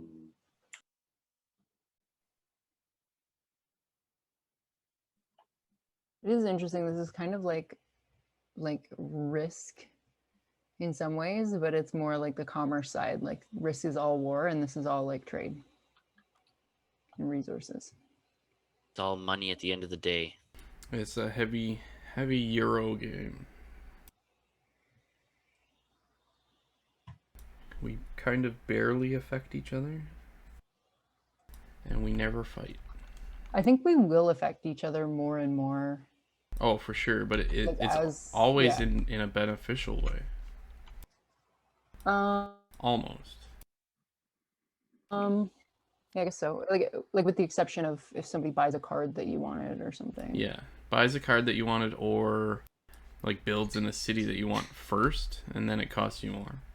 Yeah. That's a lot of money now. But Okay, what I didn't realize, sorry, go ahead, Nathan. sorry, I'm just playing the prefect, taking a wheat and then another wheat because I activated a province where I have a city. Which province did you Yeah, but activate? you can't fit it, can ya? No, I can. I had 2 spaces. Oh, I thought you were bringing over the first one. I didn't see you bring over the other one. Yeah, I have a city in Carthage, which is in Mauritania. Yeah, How do you have so many goods? I need to get goods. I need to get good. You need to get good. Get good.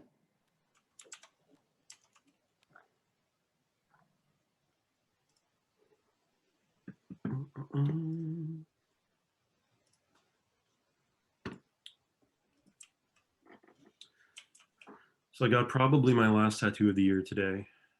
It was a Halloween flash that was like delayed from actual Halloween. So I made an extensive Halloween like goth flavored playlist on Spotify, and because the people who run the shop are very nice to me, they let me play it Nice. during the Halloween tattoo. What's the All tattoo? goth I saw out. you posted a story, but I didn't look at it. You should drop us a Spotify link too. Yeah, dude. I'll find it. What's the Sorry. tattoo? Sorry. Before we go on, Ask quick your question. question. So, if I want to go and build a brick on this that has 2 houses already, I have to pay 3 times as much as the normal cost. Yes, so 3. All right. But only Continue. still Sorry, only Every only in time the coin. only in the money cost. Yeah, the goods are still just 1 food. Okay. So what was the tattoo, Nathan? Sorry. Oh, just a sec. I'll send you like a picture of it or something.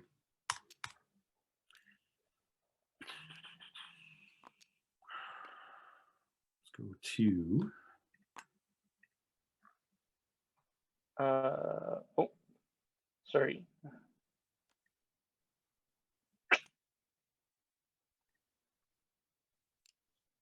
Also, you already forgot, Nathan, I already forgot what. my Facebook post. You didn't even join the Zoom and say happy Saturday. Shit, I did forget.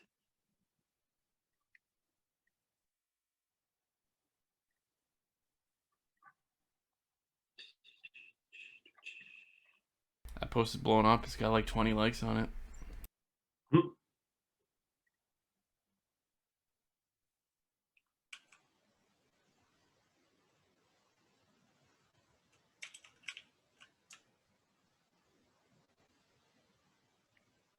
What's funny is I keep forgetting that like the only person I still have as a coworker on Facebook is working with me on that project. He was like the first person to like that post. Is he the person that said it? No, he never does. People But never he gets the reference because he's in all the meetings where people are like, "Happy Tuesday!" Like, fuck off.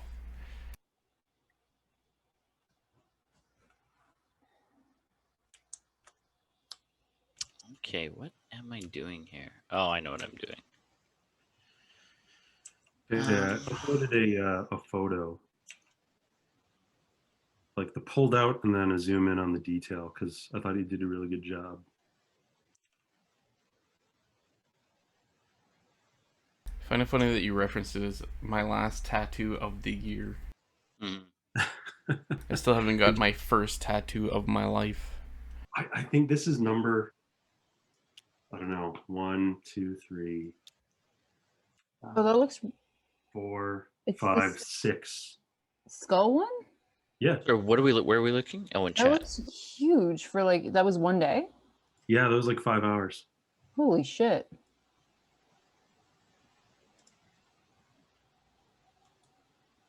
Oh, damn. That looks it's really big. Really big shoot. Really big. What is that referencing? It's referencing The Simpsons, referencing Johnny Carson. Mm-hmm. That's a deep cut, yo. Where are we looking for your tattoo? It's in the Chat. Zoom chat. You got to download the pictures, put them on your desktop, then find them on your desktop. Really? When I click them, they just like pop open for me. Oh, I hit the download link. Oh, yeah. I clicked download, but I might just be inept as well. That is pretty dope, and the coloring is really good. Okay. Anyways, I'm gonna sell some wine. I'm gonna sell 2 wine. I like that one. Yeah, I was pretty psyched. I was really happy that the artist was really happy. I think The coloring and the shading is really good looking. his wife said it was her favorite tattoo by him. Wow. Cool. That's really awesome. Yeah, and they've both been tattooing for like 15 years, so I don't know. They were psyched. I enjoyed that. It's one of those things. So, like, as a programmer, like, I wish I could say, yeah, I get better at my job every time I do it. I don't. But, like, I feel like as an artist or a tattoo artist, as you do stuff like that, you do get better. Like, literally every time you do something. I mean, you can. Yeah, you're like a lot of them, like their art can change over time, but you're not necessarily automatically better. I could totally see an artist becoming worse over time. Well, I guess it depends, but to me the way, so it's a weird sort of reference, but the way that coloring looks reminds me of a pretty significant change in how Gabe from Penny Arcade started doing his art in the comic strips. Like his art like took a massive leap, and when it took that leap, it looked like your tattoo, like at least in the coloring aspect of it, like the gradients and the shading. Like he I don't know if he worked on actual gradients for a while and then just started working it into the comics, but like I remember it like a definite jump at one point between like just very basic coloring to like very cool coloring. Yeah. So, in regards to your like as a programmer, you felt like you weren't getting better, but like the artist was. The difference is the better programmer you get, the better you get at finding someone who's already solved the problem than solving it yourself. Yeah, we're just Google artists at this point.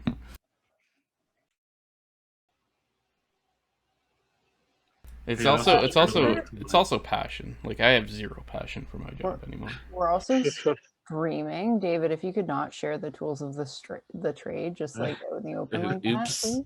I'd be the first to tell anyone. Just kidding. My entire job is Google. passion thing is big though. Like even for like this artist in particular, he like I was talking with another artist at the shop about him a couple weeks ago, and I was getting my Labatt 50 tattoo. And he's really, we were talking about how he's really good, but he had like sort of painted himself into a corner being known as like a guy who does one type of tattoo, right? Like he's the expert at symmetry and mandala. And so he's just been doing mandala tattoo after mandala tattoo and seemed to be getting really fucking bored of it. And like he wanted a chance to do something that was like bold and had bright colors, but people were just bringing him like classy black and white mandala tattoos. Like if I have to draw another mandala tattoo, I'm gonna lose it. Basically, right? Like he was just sick of what he was doing. So even if he's good at it, like he wasn't moving forward in terms of like doing good quality work. I think there's you know, we've stumbled upon something fairly deep there, you know, and it's not how good you are, it's something that brings you the most pleasure, you know. Mm-hmm. And I'm sure there should be another line after what I just said, but I can't think of what that is. No. It's about improvement, right? Like you need a certain amount of challenge to feel fulfillment from it, right? There you go. Yes and no. Like I get challenged at work, but I also don't care about the problem. Like I don't care about what I do anymore, like at all. Like there's unless your work is watching. In that case, he cares very deeply. No, I work from home. And honestly, I'm pretty sure everybody knows I don't give a shit. Hun, you did buy bricks? Did you not flip the coin or the tile?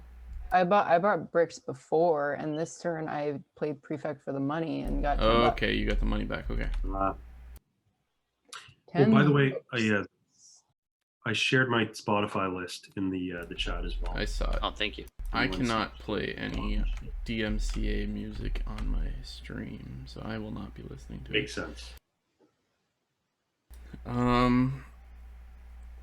Syria's the only one with bricks, huh? But I'm not even gonna do Syria. I'm gonna do Egypt. I've liked it, Nathan, and I'll check it out later. Thanks, dude. I am going to get 2 cloth because I have the Prefectus Magnus card. Nice. Throw that over to E, and that is my turn.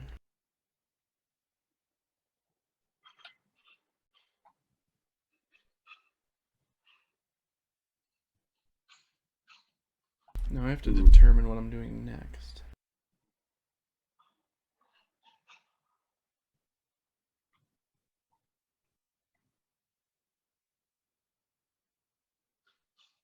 Yeah, this game is no way, even if we knew what we were doing, going to be 90 minutes, even without the chit-chat. Like, there's so much more, like, we're barely expanded from Italy. Sorry guys, I just realized I paid for food on my last turn, but I didn't actually put the food in my warehouse, so I just grabbed it, so I apologize. Sure you did. Somebody wanna watch that back, please? Yeah. Oh, you know what? I could actually. No, don't worry about it. I'm joking. Shadow play. I'm joking. This. No. Now out of you know. Now I have to do it.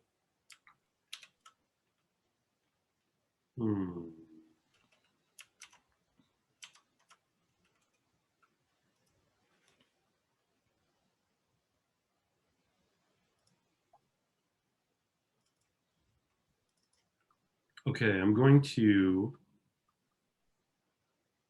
play. Wait. I'm going to play a senator. And I'm going to purchase some cards. I respect it. You got all the goods in the world. I'm going to spend a brick and a food to produce a farmer. Goes into your hand. Yep, thank you. And I'm going to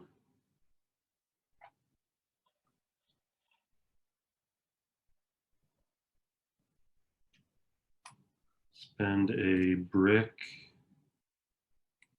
and a tool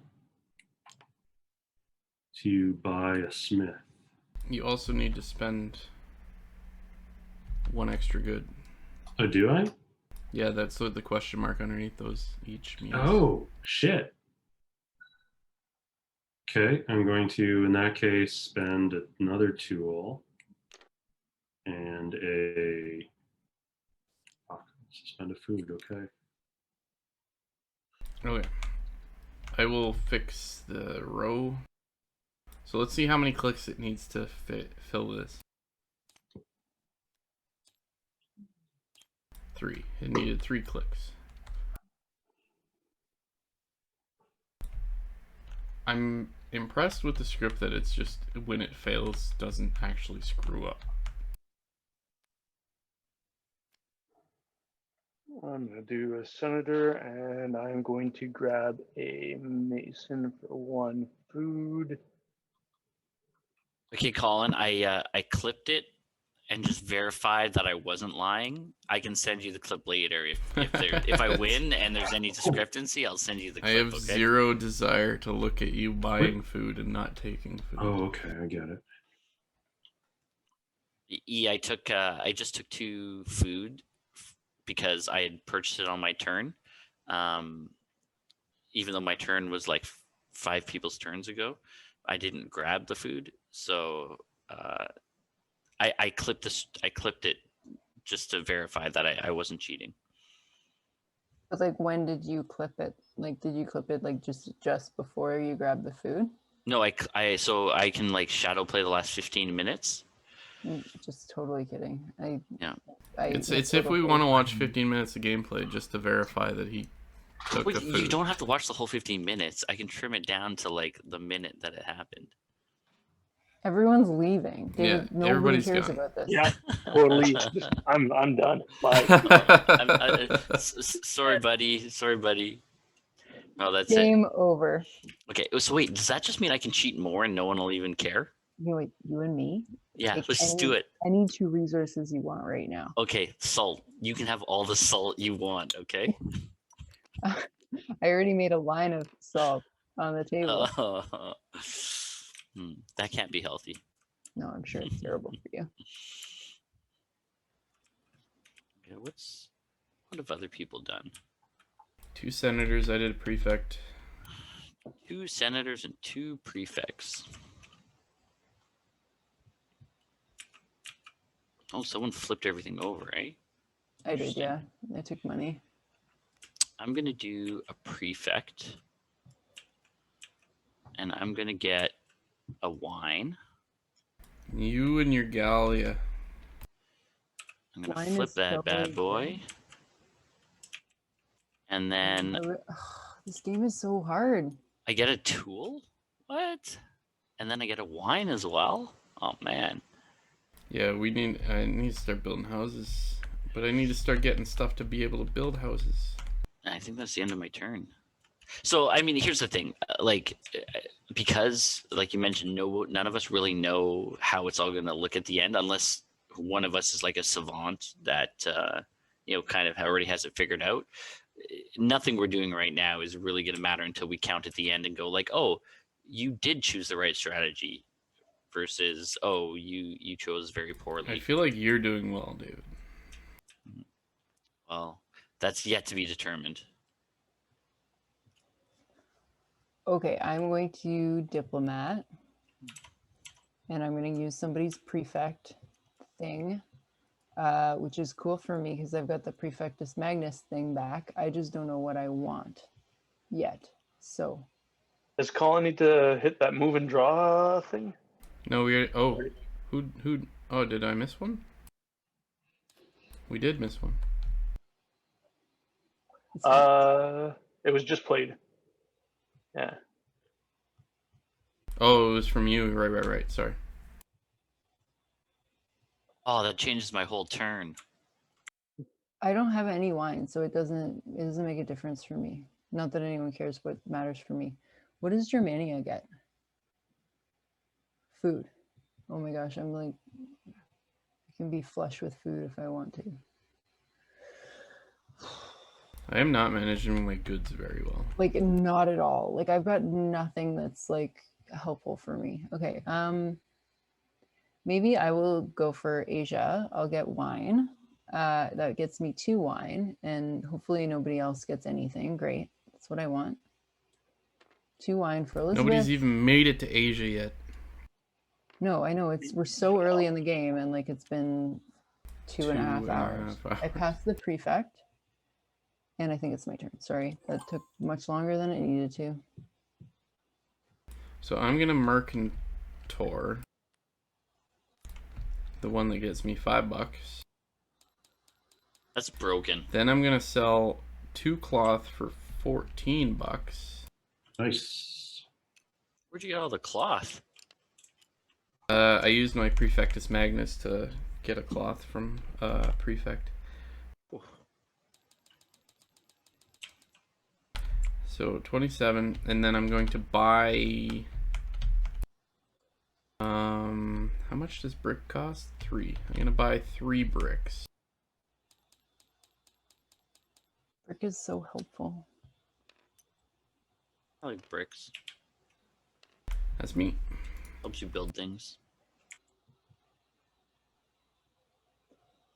Oh, hold on. Okay. So if I produced Germania's thing, I would get wheat. But my city would get brick, or my city would also give me 1 wheat? No, your city would give you brick. Okay. Okay. That makes sense. Cool.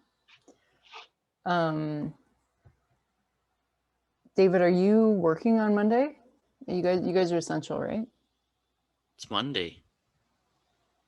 Because Well, we Monday's just lockdown. entered a new lockdown. Oh, yeah. Yeah. It's just another day for me.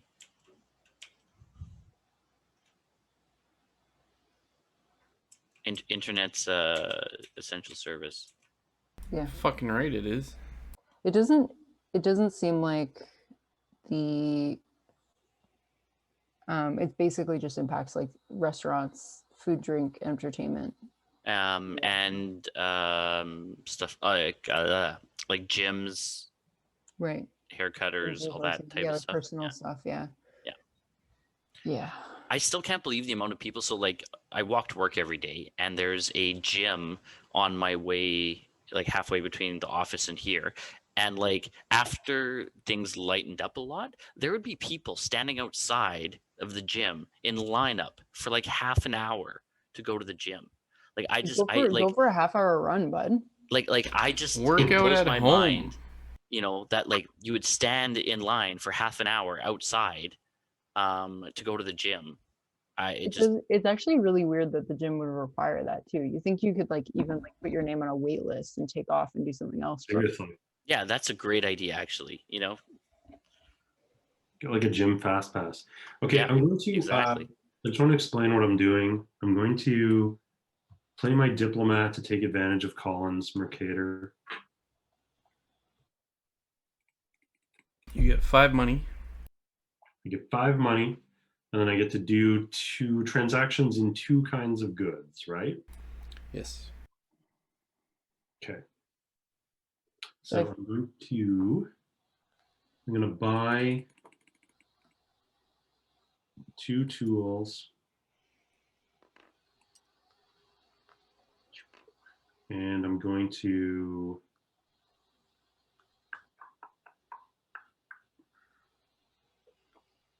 buy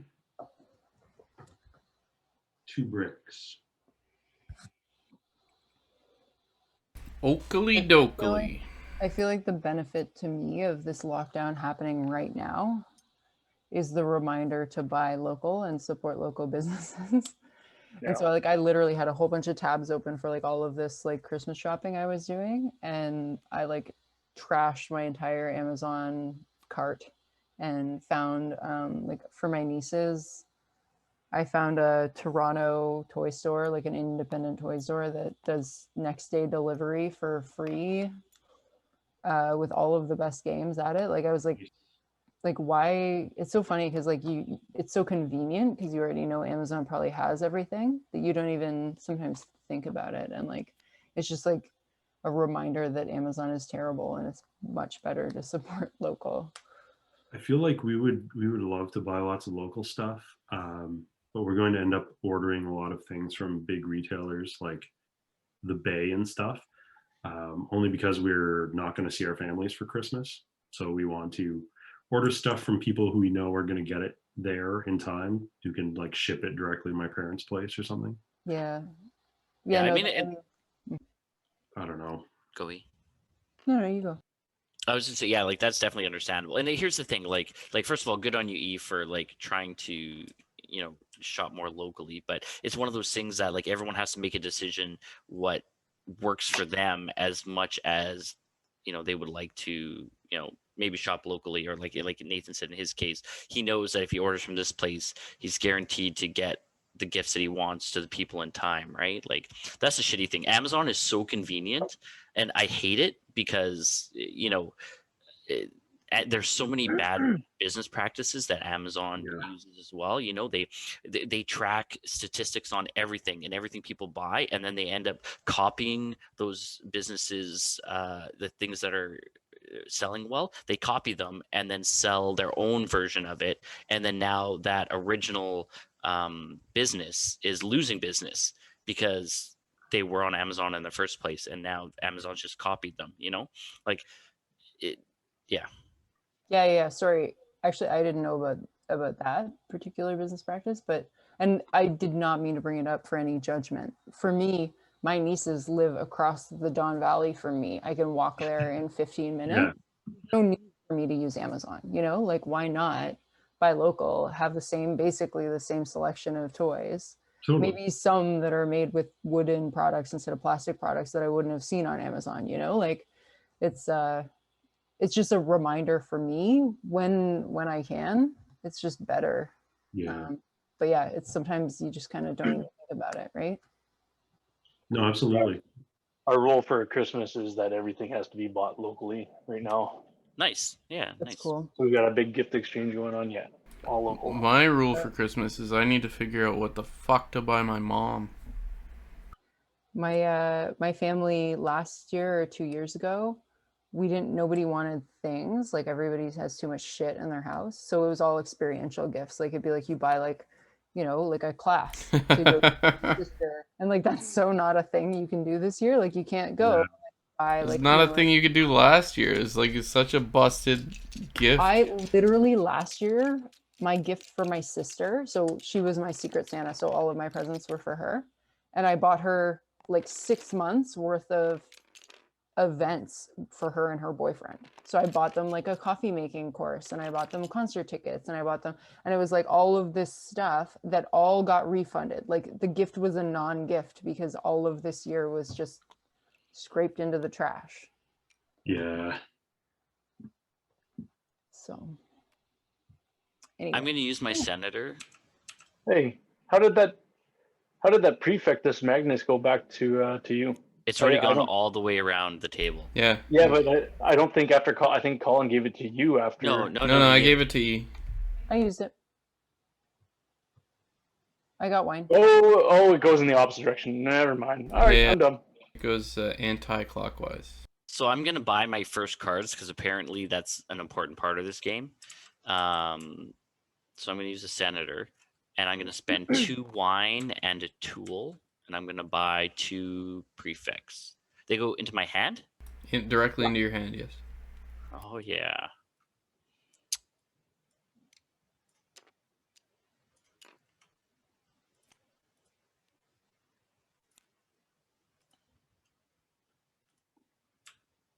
I think that's it.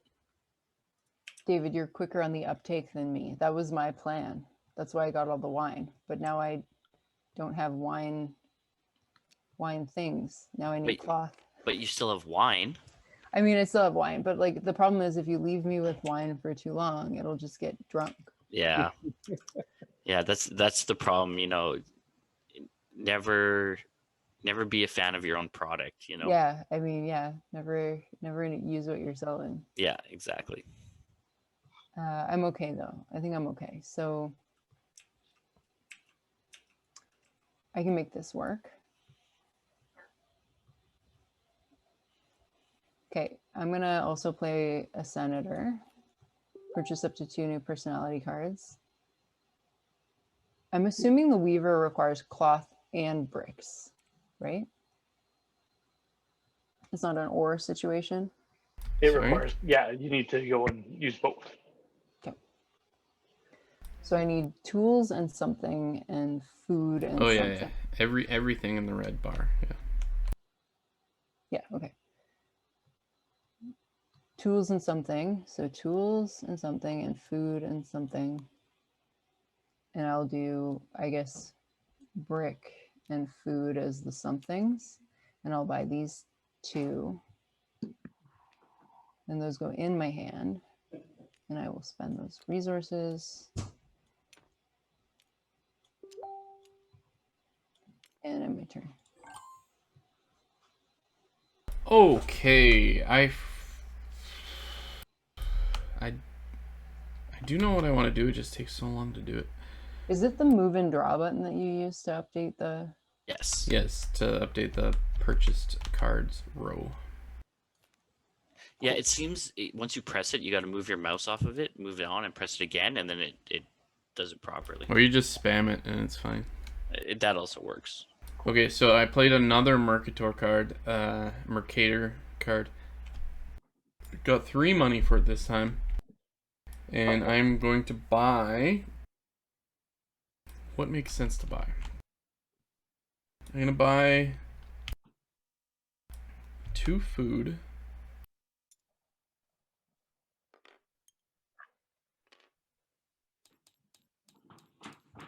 Which is 8, and 2 tools. Which is 10. That's me. No one used an architect that turn, right? Good. Like the hate that go through you. Okay, this one's pretty unexciting. I'm gonna have a fast turn. Gonna play a farmer and draw 1 whole food. I respect that. I think that is all for me so far. Yeah. We told my folks this week that we're not going to make it for Christmas this year. I was very impressed with my mom. My mom is the one who called it off. Yeah.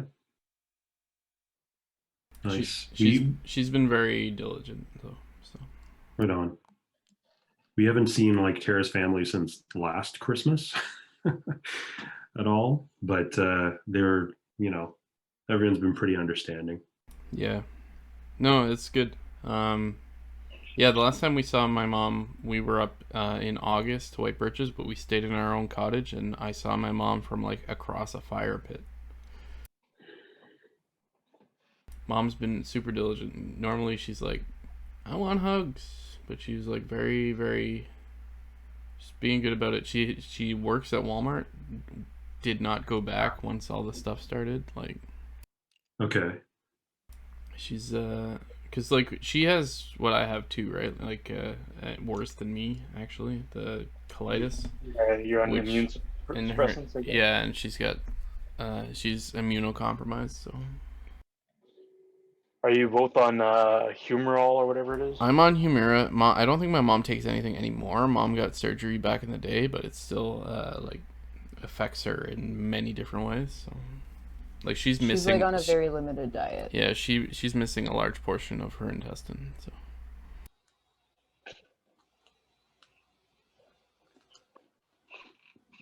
But yeah, she's being smart about it. It sucks because like I don't know, I like hanging out up there, but yeah. I'm gonna play. Damien, did you play your Tribune? Is that what you did on your turn? I sure did. You bastard. You were hoping for my previous card to just stay there? No. I was just looking for another option than what's on the table, and I was looking, and I'm like, "Where's your card?" I was like, "I don't even get another option." Okay, so I'm gonna play Prefect, and What am I going to do with this prefect? Oh, I'm going to use the bottom half. I'm going to reactivate all province tiles to take the coins as a cash bonus. So there's 5. Cassiola. Does that mean that's only the Prefectus Magnus only applies to a product? Taking not a to good, money? yes, not money. And that's the end of my turn. Cool.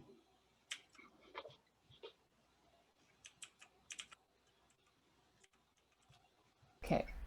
I'm gonna play my Tribune. So 7.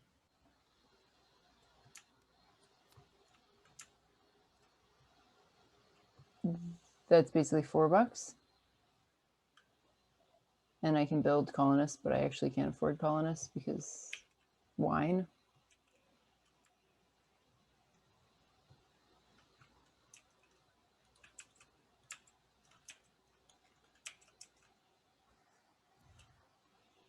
And I think that's my turn. You tribuned? I did, yeah.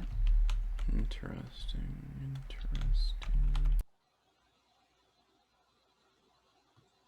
Okay, I am going to diplomat.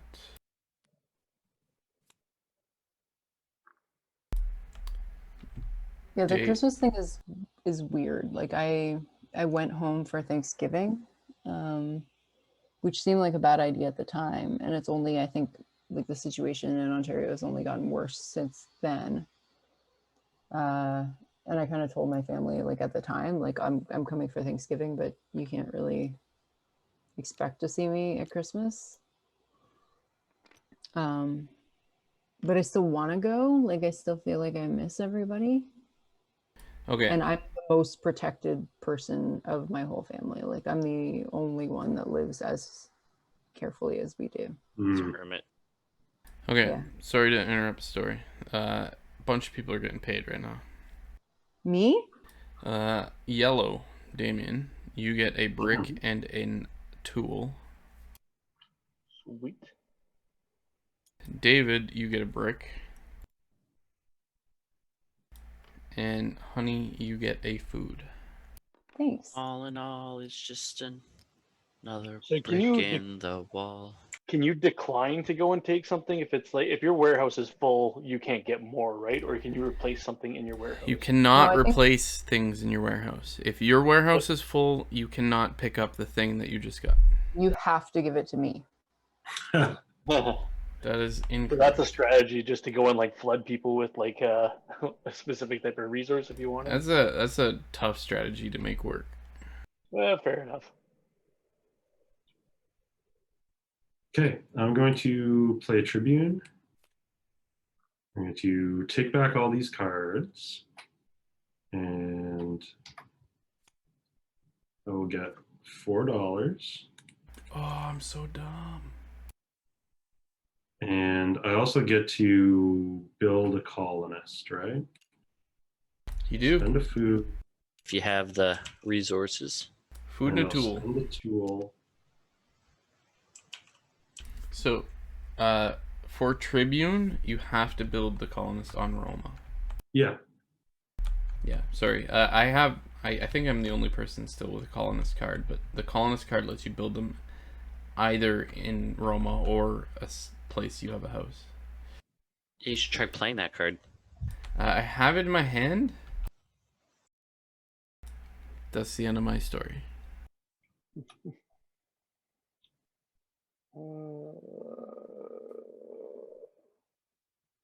Diplomat.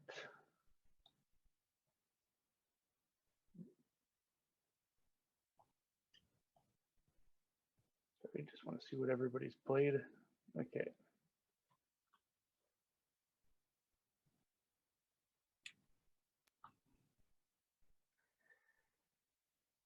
Okay, I'm gonna play an architect. I've got 2 colonists out.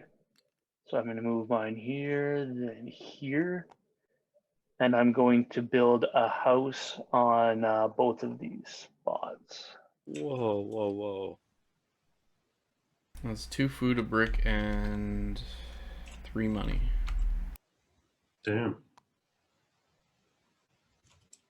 1, 2, 3, 2 food, and a brick. And I will end my turn. Nice.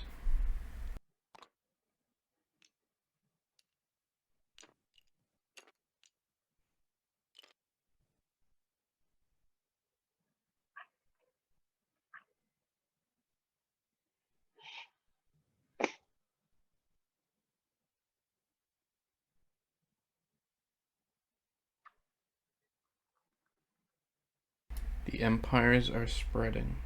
Okay, I'm going to play a diplomat. I'm going to copy Damien's architect. Thanks, buddy, for not Nice. tribuning again. That's what I fucked up.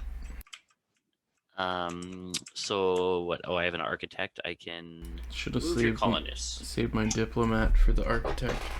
So I'm going to move a colonist 2 spaces. So the one that's up in Gallia here, he's going to move south, and then he's going to move west into Hispania, and then I'm going to build 2. If I can afford it, I think I can.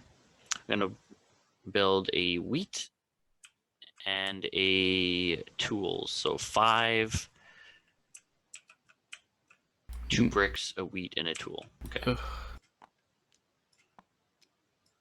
You not using the digital thing for money is annoying me. You using the digital thing is annoying me. I'm like, you have no money. But you do have money, it's just in the friggin' coin. Oh, and I still have version. 5 right here, eh? He's kind of hidden in there.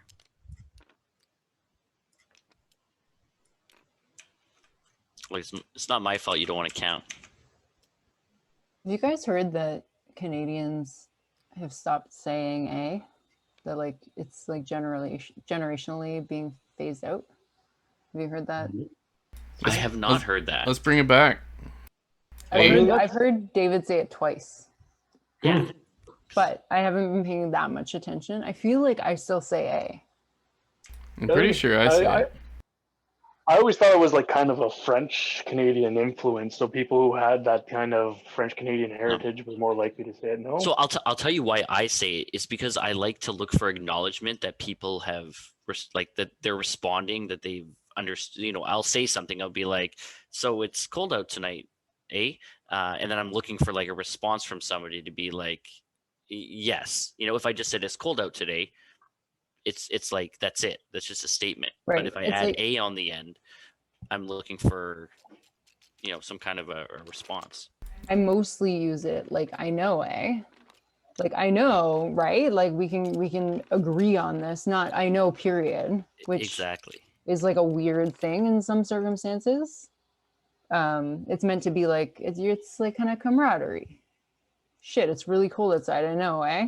Mm-hmm. You know. I could see Yeah. Copo's. I know, kind of is a weird way to end that. I could see conversation. Copo's explanation coming into it though. Like, me, Copo, and Nathan all grew up in Sudbury, which was heavy francophone. So what? I use it. I didn't. Yeah, and I'm not saying that's invalid, but I'm not saying that Copo's theory is invalid either. But I think it's just because of my experience. I've noticed it more in people who have a French Canadian background. So, I mean that might just be me noticing it because it's somebody who's talking slightly different from what I'm used to. But I haven't really ever noticed it for like most people. I wonder if that's what it is too. Part of that is not, you know, maybe someone with a thicker accent or, you know, a bit of a different dialect, it stands out more. So then you notice it more as well. Yeah. Versus, you know, like Elizabeth said, like both her and I have used it, but it probably didn't stand out. Maybe just the way we're saying it. No, it's possible. My biggest, like, my having my brain blown open was someone saying that Sudbury had an accent. I was like, no, they don't. Yep. Sudbury doesn't have an accent. And then I was hanging out with Colleen, and she's like, Your fucking roommate, Mike McCormick, he has the biggest Sudbury accent I've ever heard my entire life. And then if you listen to McCormick talk, he's like, yeah, he You're talks so in a for very rip, are you, bud? specific way. He's got like a Northern Ontario lilt. Like it's not even like, it's like an accent and like a pattern of speaking. Yeah. I remember being at a party at your place, Colin, once years ago. And I remember you asking Asia about Sudbury accents and like which of us between like me, you, and Jay had the most intense Sudbury accents. And she was like, oh, right away, like Jay, Colin, Nathan. Yeah, it was probably directly after the conversation with Colleen, because I was probably wildly interested after she was like, have you listened to fucking Mike talk? Was it just Put On Me? Yeah. Yes. Okay. I just finished. I played Prefect and did Germania. So I got a food and a brick, and nobody else got anything. I feel like one of the more fun, like Northern Ontario isms. Like I do think that Northern Ontario has a slightly more specific way of talking than people in Southern Ontario in general, and part of that is, I do think part of that is like the French Canadian influence. It's a bit more like monoculture up north than down south. Although I do think there's like a very specific, like suburban Toronto, like South Asian guy accent that's like kind of hip hop, kind of bro. But for Northern Ontario stuff, like absolutely, I've been seeing tweets that are like talking about the way that we say like yes and no together.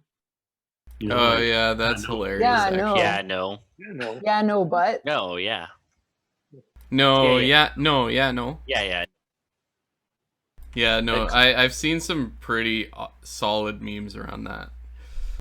Colin, sorry, what's up with your land colonists there? So I played my colonist card. Build new colonists in your cities, each for things. So I built a sea colonist in Syracuse and a land colonist in Build two? Novaria. Yeah, build colonists, plural. Each one costs a food and a tool, and I paid 2 food and 2 tools. Okay, that seems bullshit. That's why I bought the card. Okay. So if you want to build a house in a city that someone already has a thing in, it costs twice as much money, right? If there's one house there, it costs twice as much money. If there's 2 houses there, it costs 3 times as much money, etc. Okay. So I'm going to play an architect. Move my colonists. And I also could not say move this sea colonist that's in Rome to where there's a black ship there, right?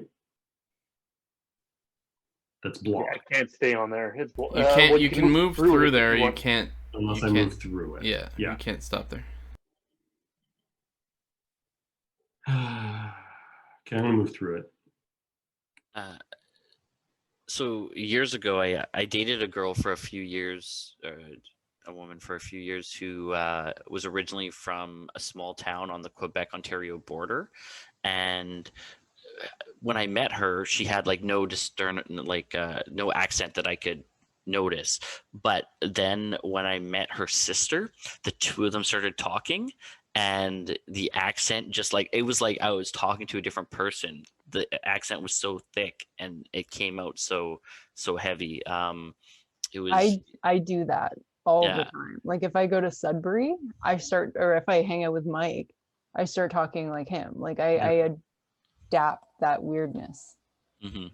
That weirdness. That's a very judgy way of putting it. It's not inaccurate. I mean, what I mean is I Like change. code What I mean is switch. that I'm weird. It's Yeah. like I change for Yeah. the social situation is what's weird, not that what I'm bringing in is weird.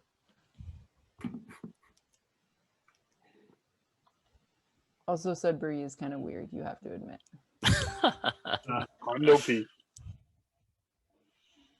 But no, it's really fun. Like going to Newfoundland and like a lot of the people in like St. John's you'll meet don't have that strong of an accent, but as you get further away from St. John's, the accent gets much stronger. And sometimes you'll find you're out at a pub or something and like you talk different.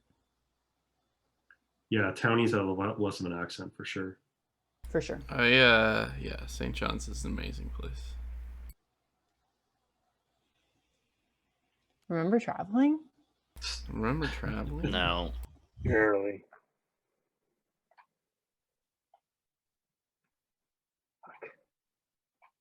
God damn it.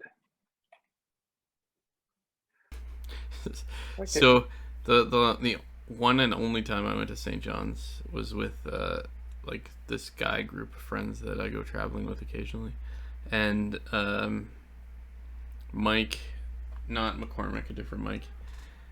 We were at a strip club in St. John's, and this dude comes up to us and just hangs out. He's definitely like he goes out on fishing boats for like months at a time, and then he was just back in town off of his latest fishing job or whatever.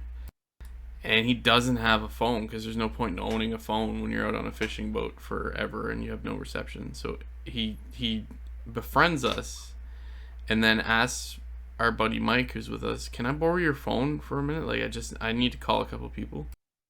And Mike's like, we're all like pretty half cut, and Mike's like, "Yeah, why not? Whatever." And so the guy goes off and he calls all local numbers. None of it's long distance, is fine.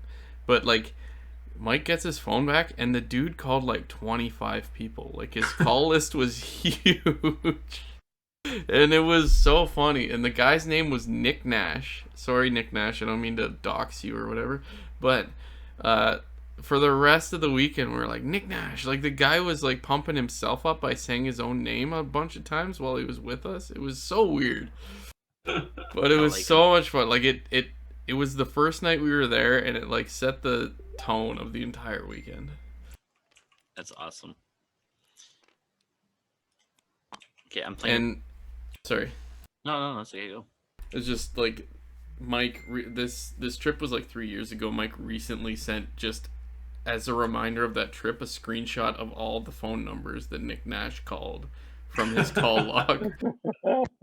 Nick Nash was like legendary. That's Yeah. amazing. That is awesome. So I'm playing a prefect. I'm gonna visit Hispania, which means I get a cloth. Oh, I get 2 cloths because Prefect Magna. I'm the Holy crap, look PM. at this empire. Yeah. And then Expanding. I own a couple of Yeah, things. in David's doing Hispania. really well. So I'm gonna get a tool and a food. And I think that's the end of my turn. Oh, who wants to ban this person? Oh, 2 people to be banned. What's I'm on going it. on here? 4 people to be Oh. banned. I'm getting slammed by bots. You're so popular. It's the same like bot though, basically, with different usernames. Yeah, exactly. They scheduled it for 10:52. Nice. Well done. I love being a mod. I love having that power. Good work. Good work, You mod did that, team. David? I'm on it. I got him. You know, okay, so this is like, I don't need to take a long time. I'm just gonna say some people pay their mods. Some people Oh, some people make money streaming.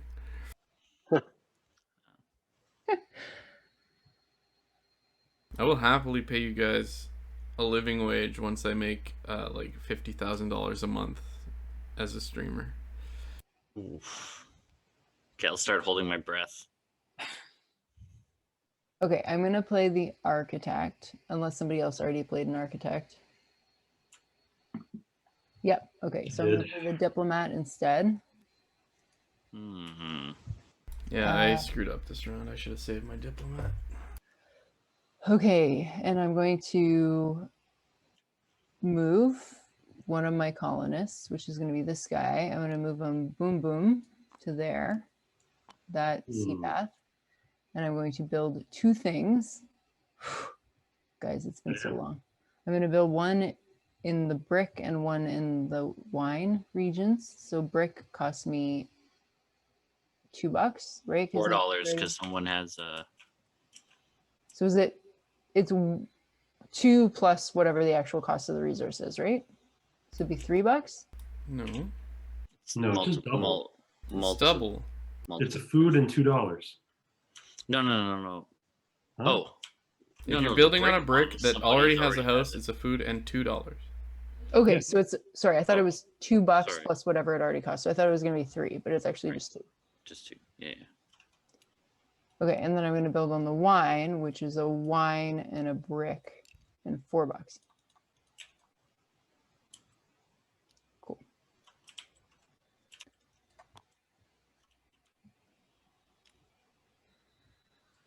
And now, look at just Libya feels like home. I love it. I need to get some houses out there, man. And I You think don't have any yet, Colin? No, you got one. I have 2 houses in Italy, but only in Italy. it's me. What's annoying is I don't have an architect anymore. What did you do to your architect? I used them really early. Oh, and you have so many cards in your hand that you can't get them back? I can get them back, but I'm trying to maximize the benefit of Tribune as well. Okay, so it sounds like you're making your own problems and then whining about them. Okay, let's have a chat. It sounds like he's calling you out on it. Okay, so here's what's gonna happen. I'm gonna play a prefect, and I'm gonna play it for the money actually. So it's 2, 4, 6, 7 money.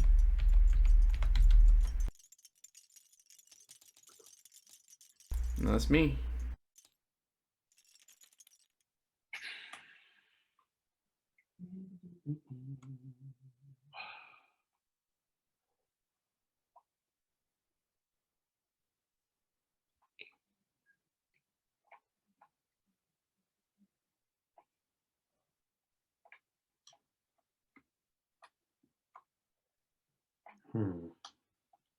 It's not. Is 15 houses your total number of houses? It is, isn't it? Yeah, 3 times 5. Okay.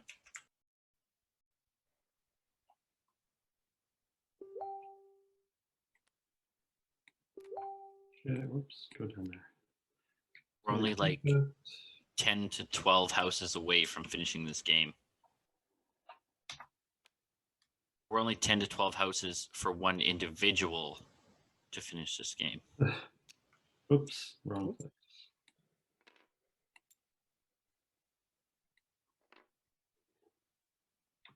That's it. Okay.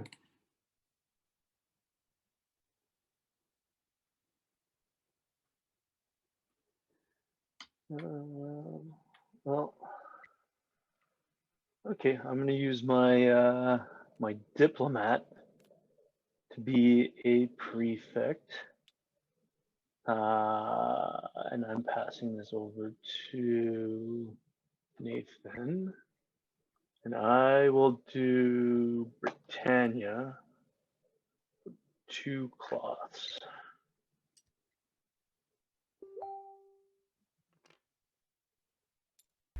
Yeah, okay. Pretty much everything counts as points. It's a weird multiplication thing with the cards, like the gods on the cards that you buy and stuff. We'll Yeah, go we through have it. no idea who's going to win yet. We'll go through it if we ever make it to the end of the game. This game is dragging out quite a bit, as you said. First game in a Euro type. Okay. Oh, I have 1 card left. I guess that's what I'm playing. It's a Tribune. So I get 6 coins.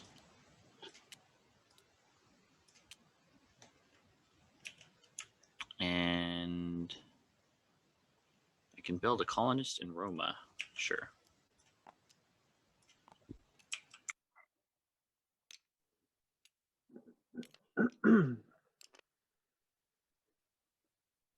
I will put a sea colonist in Roma.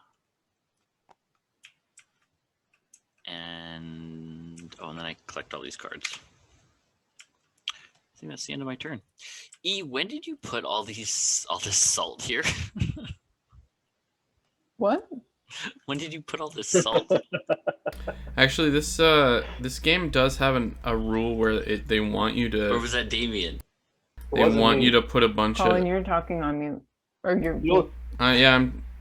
The only thing that I really did, and I did it a long time ago, and I feel like it's never going to get acknowledged, is I actually renamed your character to Steve when you told us. Oh, to. you did! Oh! I didn't notice that. I'm talking to my stream. Sorry. I'm on mute by design. You know what, Damien? Thank you. I appreciate that. Anyways, sorry, Unkicked. There is a rule in this game to do an intermediate scoring, but the scoring seems so I love it. in depth that we don't want to drag cool. this game out any longer than it needs to be. So we will score just at the end. Houses. I was okay with that. Because it involves like the number of gods on each card you have, etc., etc., etc. Right. I saw it. I just, was ignoring it. And honestly, I don't think we're going to end this game anytime soon. You know what? You can have your salt back.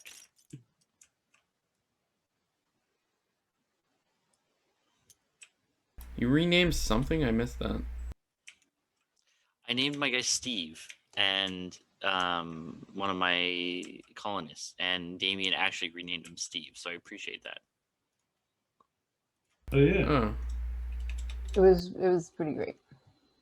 You can now I'm renaming all my colonists now that I know I can do that. How can you do that? What do you do? You just right-click it, and then at the bottom where it says house or colonist or whatever. Oh, land colonist name. Yeah, I see it. Yeah. Okay, I'm going to prefect us on Libya. So Libya is wine, and then I have exactly. a Okay, brick that's and a probably what we're wine. gonna end up doing. So 2 wines and a brick. That feels like cheating. I don't know why. I finally have a few resources to play with. I want to use my senator, but I don't have and Nathan gets. I get a brick. I took it. Any decent stuff to buy stuff with. That's me. Okay. Tribune. 8 cards, so I get 5 money.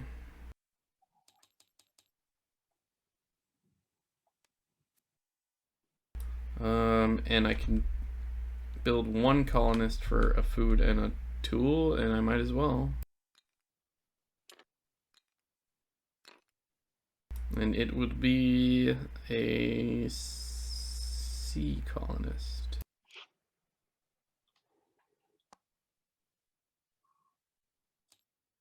I'll be right back.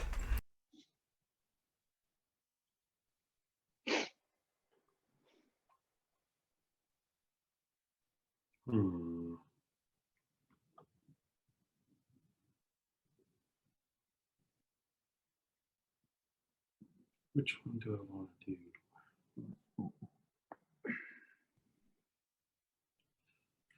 Okay, I'm gonna play Mercator. 2, 3. And I'm gonna trade in. It's 4, right? One of these to get 4 more.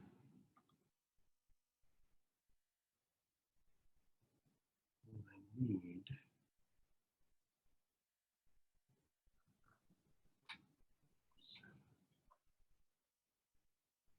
I'll trade one of those in too.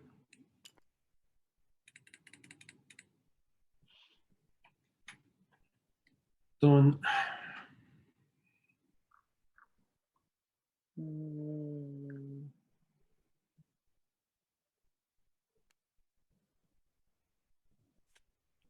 Cater 1, 2, 3, and I'm going to sell 2 tools for and I'll buy a wine.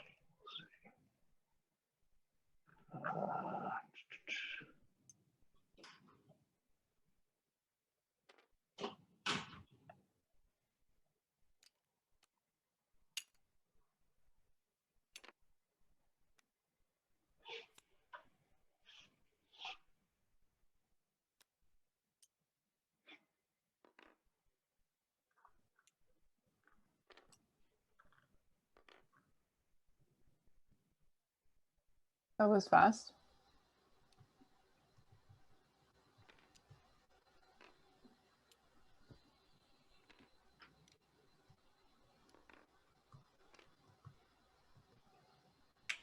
That's how I roll sometimes.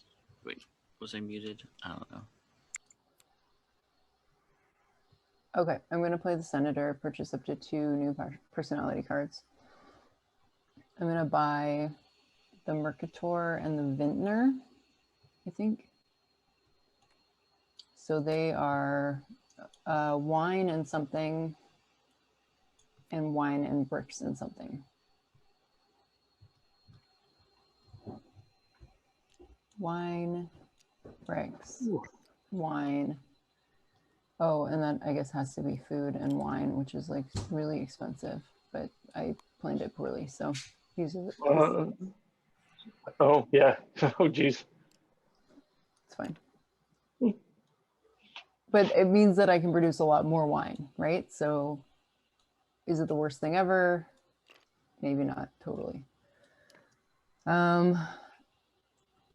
So that's it.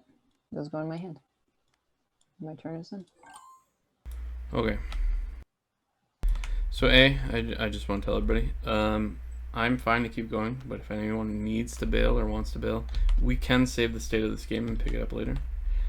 That is an option for anyone that is tiring of a 3-hour game. That's nowhere to be. That's fine, Colin. We can keep going. And then my second thing I will say is I am playing a Mercator.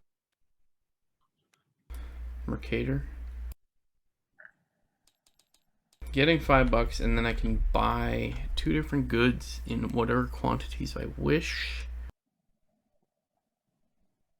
I need to math this out. Kind of want to go there.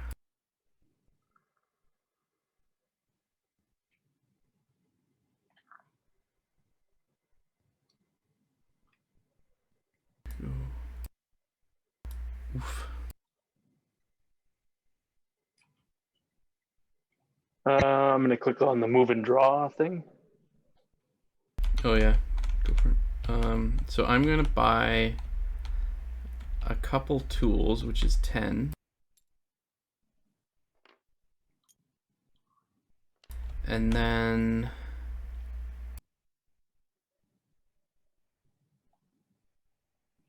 a couple food, which is 8.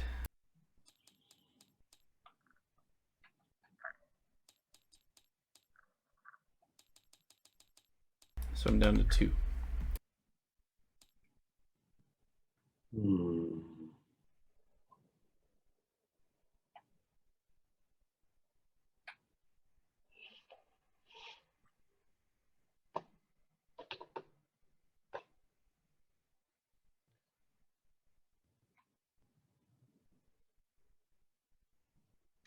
I only offer that out because I see at least like another hour in this game.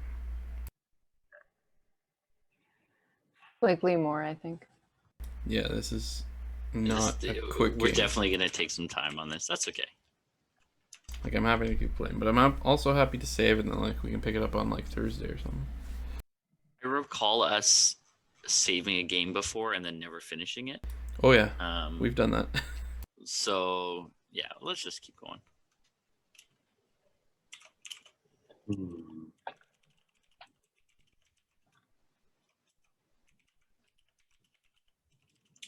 guys didn't play the card I was hoping you would have played by now. So play a different card and wait for your diplomat there, bud. Yeah. You still got a full hand. Yeah, I know.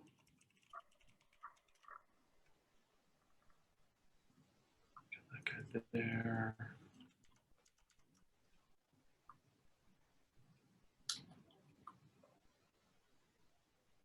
Fudge.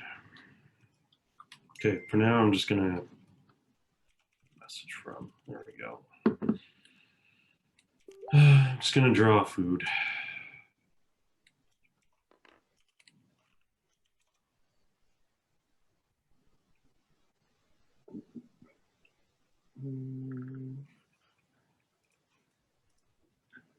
Sorry, one second. All right. I have to say though, I like this game. Like regardless of how long we're taking to play it, I'm actually enjoying this. We'll see once we do the scoring at the end, and I realize that I've got like 4 points, but I am actually enjoying this. It's kind of interesting. There's a lot to it, and I feel like playing it probably a couple of times would mean that there's a few developed strategies that we could play with, which would be really fun. Yeah, but I'm enjoying it too.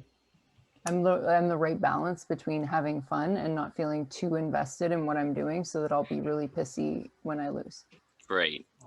Saving that for the end, right? No, I'm riding the line where I hopefully, even at the end, will not be that grumpy. So Nice.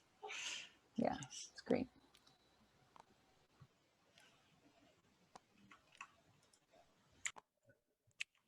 So I just bought 2 of the cards there. I gotta get on for that. 2 cloths, a brick, and food.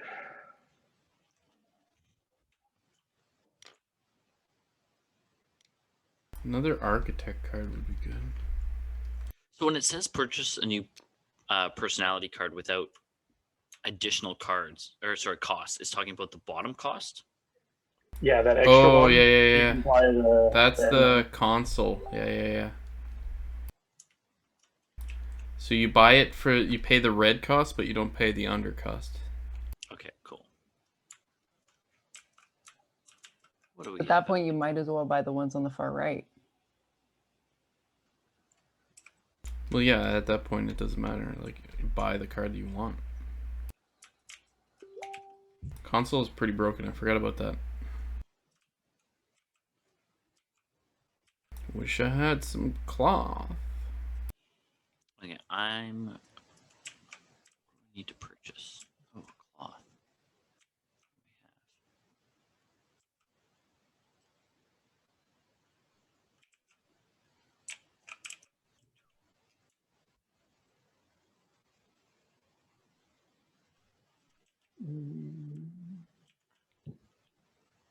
Okay, I'm going to use a senator, and I'm going to spend a tool and a wine and a cloth. And I'm going to buy the console and the architect.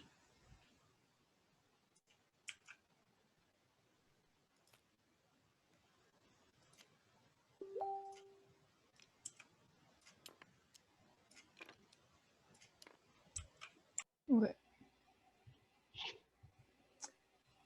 I am going to play my Mercator, which lets me trade take $5 and trade up to 2 types of goods. How many colonists can you have? Can you have all 6 of them? You can have 6 total.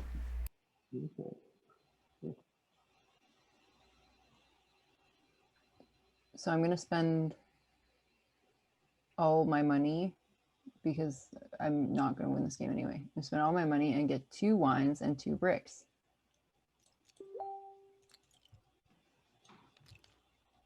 Cool, cool. That's my turn.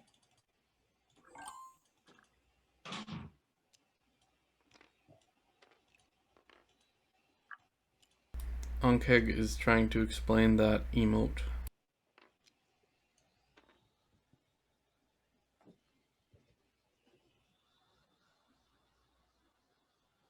Oh, I guess it means hi. I don't know what weeb means. Weeb means an anime fan.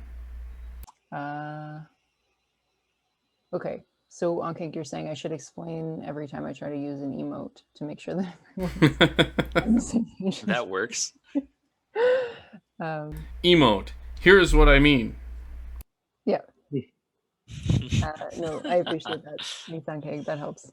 Absolutely does not defeat the purpose of an emote. Okay. I just need to get better at Twitch stuff, I think. Twitch emotes are very unique. There are like, I feel like there's a lot of in jokes. You know, like it's a lot of like related to particular streamers, a lot related to like that culture that I just. Absolutely. Okay, here we go. I don't have money. I need money.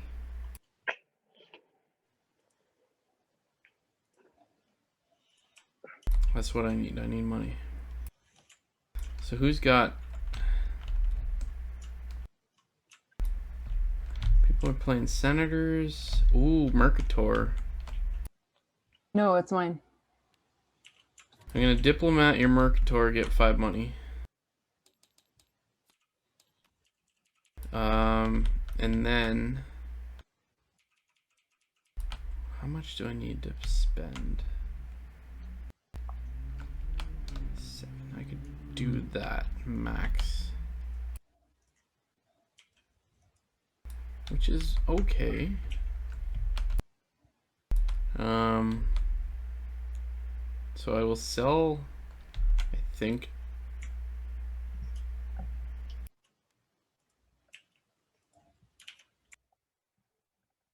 I need a wine.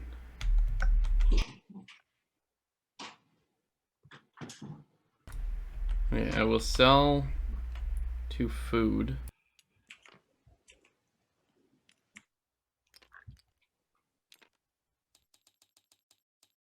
Yeah, $8 and buy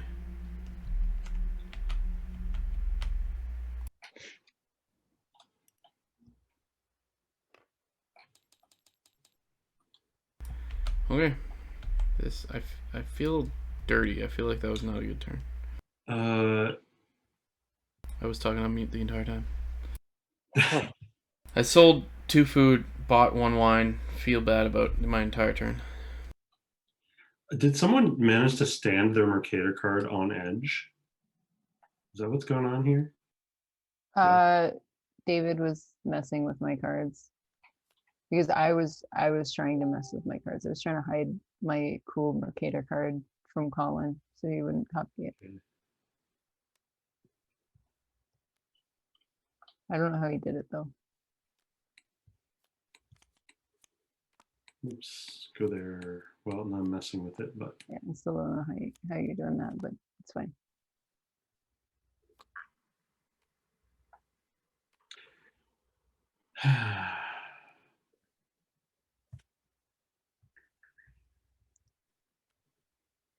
If somebody wants to play some prefect cards that benefit me, I would appreciate it. I actually considered it, but you haven't played any that benefit me yet. So I played Libya recently. Oh, you did. Or yeah, that was it. Well, that's the one I'd be interested in playing. You've already played it, so. Yeah, you're right. Libya's flipped. You're right. Damn, what am I gonna do? I mean, Italia's game. It's open. Oh yeah. Oh, you've got 1 in Italia. I got nothing in Italia. Don't you? Oh, is that Gallia? Oh, it's in Gallia. Sorry, Massilia looked like it might be Italia, but I can see the little blue poking out the one side.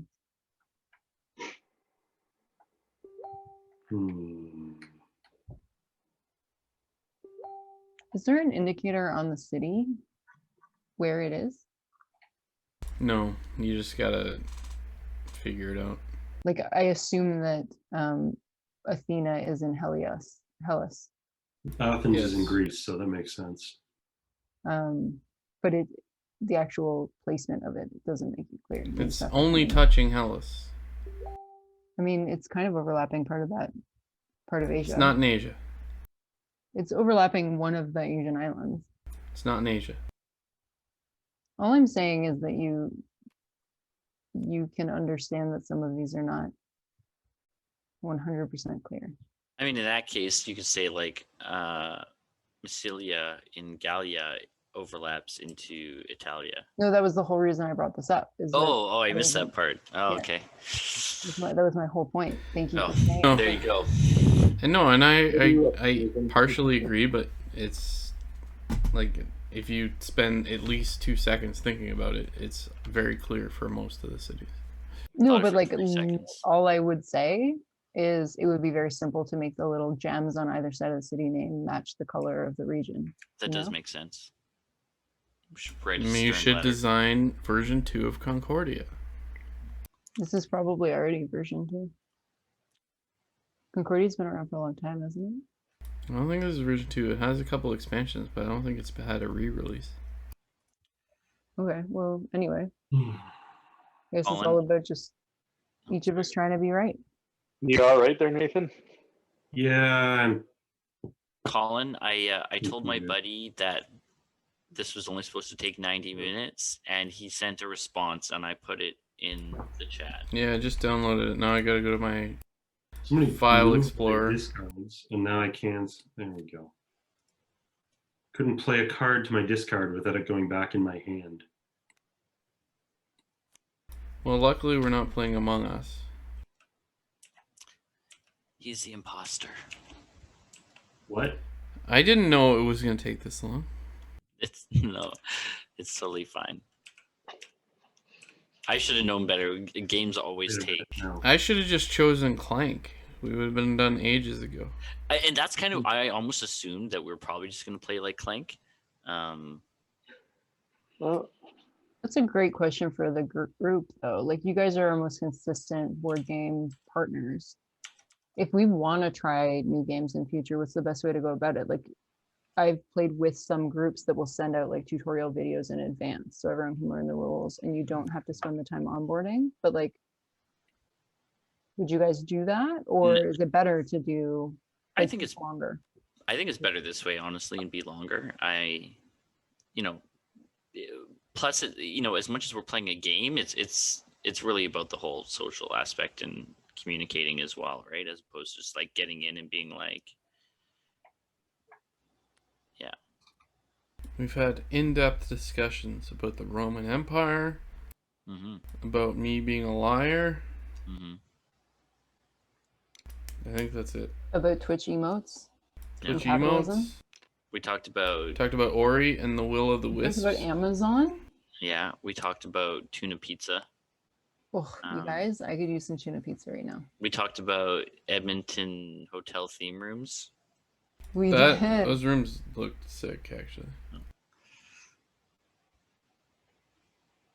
what are you up to, Nathan? Sorry. I made a Damien's like, Oh, it's more. I gotta. Okay. I kind of need to go to the bathroom, and I'm like, just wanted to wrap up my turn. why don't you use your bathroom pot like the rest of us? 2-liter bottle of Shasta. Diplomat. I'm gonna snag this Mercator. 1, 2, 3, 4, 5. And I'm going to grab a cloth and a food. Hey, Colin, are all the province things all random? Yeah. Every game, these will be different. Oh, okay, nice.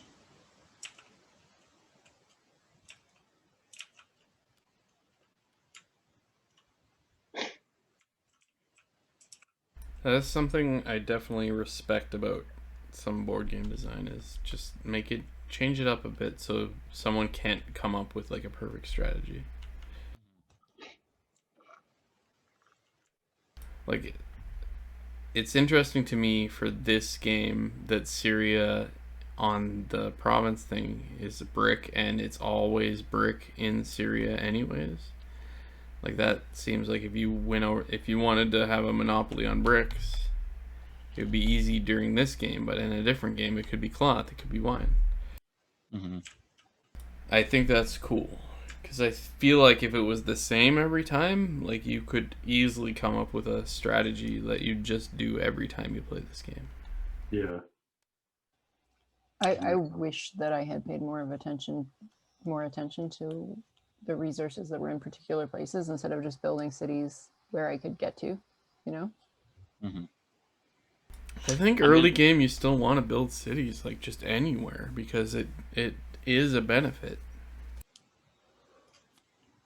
I'm gonna play a console. Lets me purchase a new personality card without additional costs and put it into your hand. I'm gonna pay 1 cloth, and I'm gonna buy a console. Dirty. That's the end of my turn. No one likes you. Greasy. Okay, I'm gonna just play a vintner, produce wine in all my regions. I only have 1 wine producing region, so I produce 1 wine. End turn. I should have been paying attention to what I was gonna do. I think it might be my architect turn. Okay. So I have 5 dudes on the board. I just want to point out to you guys that when I play console, you can always use your diplomats to take advantage of my console. Yeah, I already used my diplomat. So I'd have to use my tribune to get my cards back, and by the time I got my cards back, your thing would already be gone. Seems like a you issue. 2 movement. I'm on this space. I'm gonna build. Oh shit! No, it costs too much money.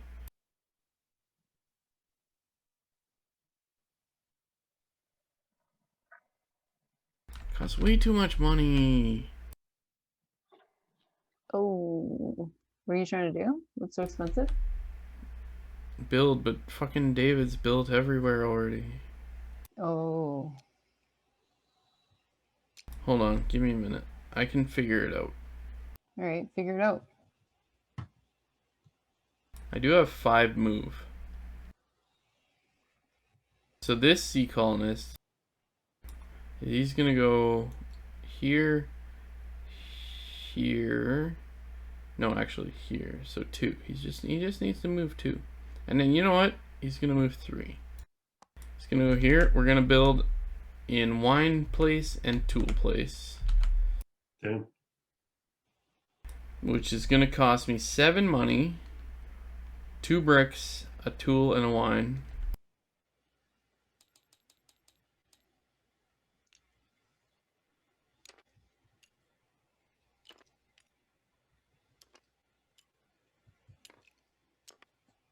And I got 2 houses. 1 in Italia. 1 in Alexandria. I'm gonna go to the library in a minute. I also have 2 more moves actually. So where do I want my dudes to hang out? I'm gonna have this guy hang out up here. And that's me.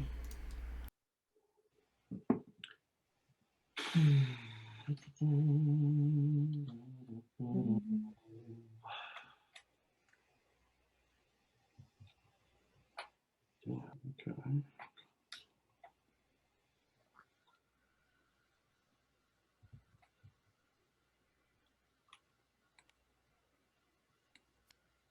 So use Collins Architect. Ankega would argue that Clank, the game we were referencing earlier, is sort of like what you're saying.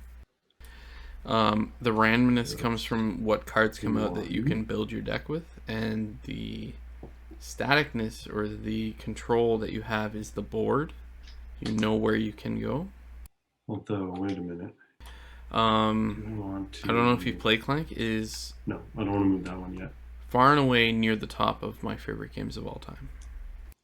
And there's a legacy version of the game, Acquisitions Incorporated, which is basically referencing Penny Arcade, one of my favorite webcomics of all time. Although, I'm not going to lie, I have not paid attention to Penny Arcade in years. There's still quality.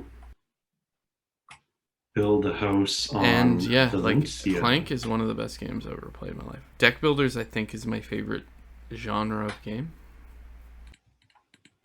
And Mansions of Madness, you obviously came and taught us how to play basically on Thursday, is like my second favorite type of game, like a kind of a game driven D&D style game.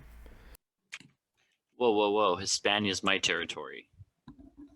Did you not get But the yeah, memo? I think Clank hits the I got the memo that I want to randomness collect resources versus whenever player you control. work Hispania.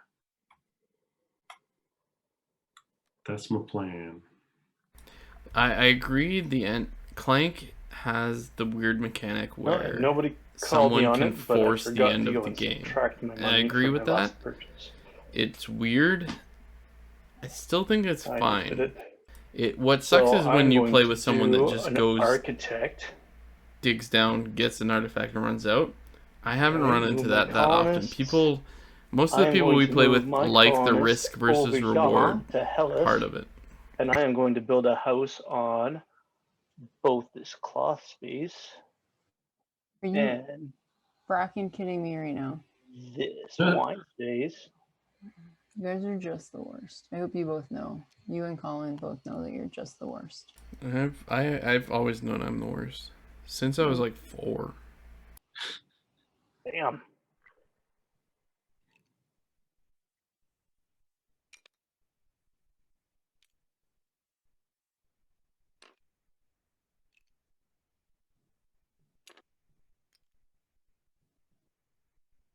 Well.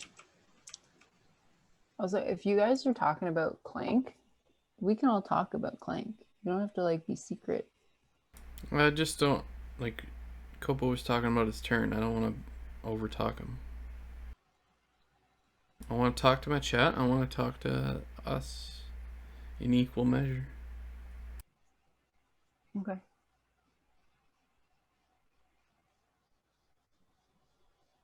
Anke was calling out basically the worst part of Clank is if you're playing with someone that just runs down, grabs an artifact, and runs out, which makes everyone else's game kind of like a different game. Which Also, I'll be honest, I kind of feel bad in Clank sometimes, like if being the person to like get out first. Like I know it's a competitive game, but like it feels more defining than the other decisions that you make in the game. Yeah, our group has always been pretty good, like with the risk versus reward. Everybody kind of pushes it. But Kopo has told me some stories where like Rev's sister or whatever will just like run in, get an artifact, and run out. It's like, how is that fun? And it was especially frustrating for Legacy because like there's so much shit that you want to go and unlock. Yeah, you want to hit all the waypoints. You want to. Yeah. I'm like digging down, and then she's like, "All right, I got my artifact. I'm peacing out." And she won like the first 2 games like that. Like she straight up won. Perfectly valid strategy, I guess. But I feel like our group did a good job with Clank Legacy because we all equally wanted to do all of the things. Yeah, like So, we're like as much as we could. Like obviously there's other like stressors, but as much as we could, we would run around and do all the things. yeah, and like everybody wanted that. we all tried to hit like all the waypoints when we were playing Legacy, and like we're in it for the story, not to win. Rev and her sister are not. I did the story for the first game, and at the end of the first game, they're like, "All right, so for future games, no story, just get straight to the point." Like what? Really? This is why you play a Legacy game. Okay, Yeah. so I'm gonna play my Mercantor, and then I have some thoughts on this. Okay, and you'll hear them whether you want to or not. But I'm gonna do Mercantor, and I'm going to buy 4 bricks. I almost agree on Cake. I think an Explorer early is really good too, but a Mercenary early is good as well. Like that's the only way to get swords early. But yeah, like if you can get both cards, like one of each early, it's a really good way to start your I thought half the fun of Legacy was like exploring and like making choices and like trying to do as much as we can, and then obviously a lot of the decisions are like you do one thing and it affects the game a certain direction, but you still want to do most of the things. You want to do all the things. I was talking to my old roommate Alex, and he played with some friends, and they didn't explore like half the game because it was so cutthroat. It was just like get in, get out. Like I don't even know how that was enjoyable, to be honest. That it would be a different experience. Like maybe it's enjoyable, probably not. But yeah, like I don't know, like you're playing a legacy game, like every decision you make affects the game. Like do as many things as possible. Agreed. Obviously, I agree. We already played it and played that way. It was my favorite ever experience is Clank Legacy. That was so much fun. Me as well, and it's not just because I won. I mean, that added. To the, Did you win? I don't Yeah. remember that. yeah, I did win, but like really, like we just had so much fun creating this like kind of living game board and exploring the story. And I literally same thing as Colin. I think it's one of my highlights of all the board games we've ever played. Agree. Yeah. I love like I'm finding more and more that there any games where there's a storytelling aspect, where there's like kind of a choose your own adventure side to it, I really, really enjoy. So the legacy games or the Above and Below or Near and Far that we've played, Charterstone, like those ones, I really, I even Dead of Winter, which I know Colin doesn't like for the resource management, but The morale track. I hate the morale track in Dead of Winter. I really enjoy it. Sorry, I'm taking a minute here because I'm not sure what I want to do. You take all the time indeed, Colin. I think I've lost this game already, which is fine with me, but I would like to at least try and figure out how to play the game well. Yeah, my group of friends tends to not like, there's like to go and get into like that kind of aspect of games. You kind of like a lot of people have trouble letting go of like we'll say what's cool, like what's the I don't know. I've got a lot of friends who I play board games with, and they'll never get into the RPG side of things. Like it's not something that will ever happen. Like they wouldn't be caught dead in a Dungeons and Dragons game or anything like that. And it's pretty unfortunate because it's all stuff that I'd like to go and start playing. I'll probably end up having to do it with my sons, but that's ways off. We can Yeah, pull you no, I into think- some D&D eventually. I don't know if we've had trouble with people not like feeling like it's not cool to do, but definitely like it's too complicated. Like that moment where you sit down and you've set up the whole game and you're ready to like explain the rules, and somebody looks at the board and they're like, "Holy crap, this looks too complicated," or Not with my group. It's the resistance of definitely like the resistance of letting yourself be kind of I don't know like a lot of people Totally. Dungeons and Dragons straight out like right out of the gate. A lot of people would never let themselves even consider playing Dungeons and Dragons, and it's just And like, I agree with Damien actually, and I'm even going to say from my own perspective, when I was younger, something like D&D, where it was more like the role playing aspect, I was like that's stupid. I'm like, I don't want to play a role playing game. I want to play like a strategy game or something that is more concrete. But as time goes on, I've realized that I actually really enjoy the story and the kind of making something your own, that you can get out of something like D&D. And like so I used to be that person who maybe was like, oh, I'm too cool for D&D, but now I guess maybe I'm not as cool anymore. But I think it would be really fun. I also wonder if like RPG video games have done a lot to change the perception of that genre for people, because like there's so many great RPG video games that are so accessible, that are so in popular culture, that to say, oh, well, this is a type of game where you have a character and you're improving their skills and you're doing adventures, and that's more accessible or approachable for people now. Yeah, that makes sense. That's definitely possible. I honestly, it's probable. But the funny thing is, I don't think, unless you try to play it, I don't think anyone knows what D&D is.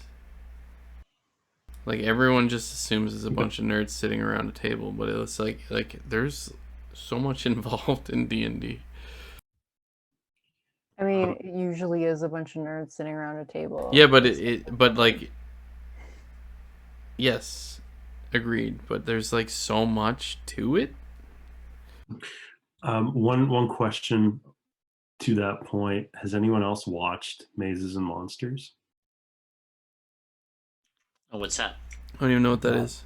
That is the early '80s movie that sort of coincided with the, maybe it's mid '80s, but it's a movie that coincided with like the D&D panic that accompanied the Satanic Panic in the '80s. Sounds familiar now that you mention it. So it stars Tom Hanks as a college kid who plays D&D and loses his mind and believes the game is real, because that was the real danger of D&D, right? That you're going to start thinking you can really cast spells. So he does. It's amazing. So, to respond to Ankeg, I do know R.A. Salvatore. He's the Dritz dude. Mm-hmm. Ankeg is also referencing Weiss and Tracy. I don't know those two. Margaret Weiss and Tracy Hickman, the authors of the Dragonlance saga. Okay, fair. Ankeg, you're a nerd, but I respect it. So my favorite thing, D&D related, which is, it was no disrespect, we're all nerds. My favorite thing about D&D in pop culture recently, other than actually literally playing it with friends, is so Ready Player One as a movie came out like a year or 2 years ago, and the first challenge was a race, which sucked. In the book, the first challenge was a full D&D campaign that they had to find and go through and kill like skeletons and stuff. They were doing a full D&D campaign, and it was amazing. And that makes me sad that they didn't include that in the movie, and instead they just put a stupid race. It's awesome though. If you do watch the movie, they dress up in costumes and go to an actual cave to like act out their adventures. Because again, hey, that's what they really did, right? I would 100% watch that movie. Yeah. I have it on DVD. It's great. The other thing I was going to mention during my turn, to be like a giant dick, is that I noticed this is weird, but although they serve a mercantile function, the card does not actually have an N in it. It's not a mercantor. It is a mercator. Yeah, we said that. I've possibly said it wrong a bunch of times.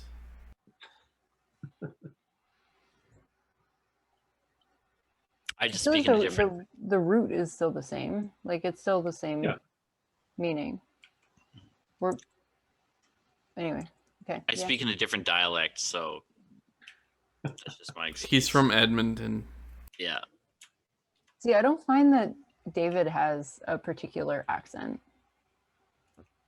It's because I'm so articulate and well spoken. You're so well spoken. Yeah. I've seen a lot of linguistic maps of North America that assign like no specific accent to Western Canada at all. Really? Like, once you get west of the Ottawa Valley, they're like, it's all just Canadian. Yeah, there was I think it might have been New York Times article that it was like a little bit of a mini survey where you could say like, it would have like a little picture of a couch and it would be like, is this a couch or a sofa? Like you could like multiple choice what you call it. And then like a bunch of different things like this word. Does it sound more like this to you or more like this? Like, what does that vowel sound to you? And you could like kind of plot out and then they'd be like, we predict that you're from New Jersey or we predict that you're from, you know, wherever based on all of these little specific pieces of vocabulary. And I want so much for there to be that for Canada because I feel Chesterfield. Chesterfield is more generational, I think, than it is regional. But yeah, no, totally. I feel like there's some really fine-tuned dialects and vocabulary that you can I started watching a YouTuber from Saskatchewan the other day, like a few weeks ago, just randomly, this dude who does extreme car detailing. I mean, I don't give a shit about cars. I just want to see people's messes get cleaned up in detail. And he used a like regional slang that I've heard in lists is like a thing in Saskatchewan, but I always was like, yeah, it's got to be fucking ancient. That's like outdated slang. He called a hoodie a bunny hug. Yes. I'm familiar with this. I've never heard of this. Yeah. So because You there's never heard of that? A bunny hug? Yeah. Yeah, I never heard of No, that. I've never heard of a bunny hug. There's a radio DJ in Edmonton who was a radio DJ in Saskatchewan, and when he moved to Edmonton, he essentially educated us all on like a bunny hug. I had never heard of it before, and then it was like it's this thing. So my turn's over, but Nathan, you get a wheat because I flipped Hispania. Thanks, dude. Yeah, a bunny hug. It's definitely a Saskatchewan thing. Huh. Okay, I am going to first prefect. By first, I mean I'm just doing it. Doing it and doing it and doing it well. I get a food, and it's Germania, so I get nothing else, but blue gets brick. Congratulations, blue. Thank you. And that's the Did end of you my already turn. give me a brick? You didn't. Sorry, what? You didn't already give me a brick. Oh, no, I would never. Okay, well, I mean, thank you, I guess. Also, Onkeg, so what's weird when you showed up in my stream is Giving ye bricks, eh? Sounds like collusion. our most recent D&D campaign, of which I am the You're muted. DM. The team literally had He's to fight talking about Onkegs. without us. Oh, It's the I first. want to hear. I know, that's what I was trying to say. Well, I'm explaining to Onkeg why it was weird that Onkeg showed up in my stream. Is the most recent Dungeons and Dragons campaign that we did. You guys had a mission where you had to fight Onkegs. Yeah, I know. I was just trying to explain that to him too, but I'm forced to do it over text because you won't talk to over audio. Well, I wasn't trying to like drown you guys out. You guys have turns to do. I was just trying to talk to Onkeg. Yeah, we can take turns. We all want to talk to Ankeg. But Onkegs are cool. My team or the party that I am DMing constantly tried to drain the blood of all the Onkegs because they thought it was valuable. I think it was just general juices. We were just going for any juices. Yeah, they wanted juices. Anything that they could squeeze out of an Onkeg. We Wow. also mostly don't know what we're doing, so... Alright, yeah, this D&D group is literally all first-timers. The people in the party, me as the DM, everyone's a first-timer. No one knows what they're doing.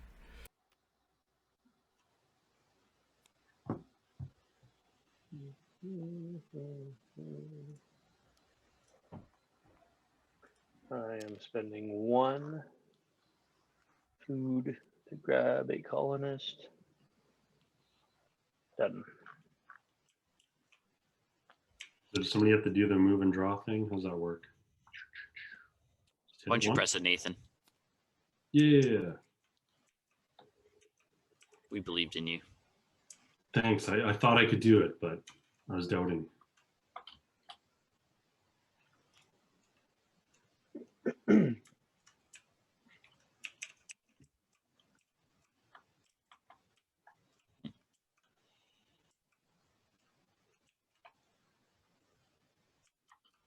What does everybody have out?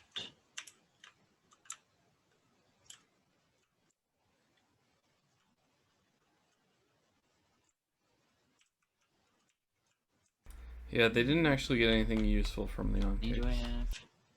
Right. only there was an easy way to keep track how much money I have. And actually, But there isn't.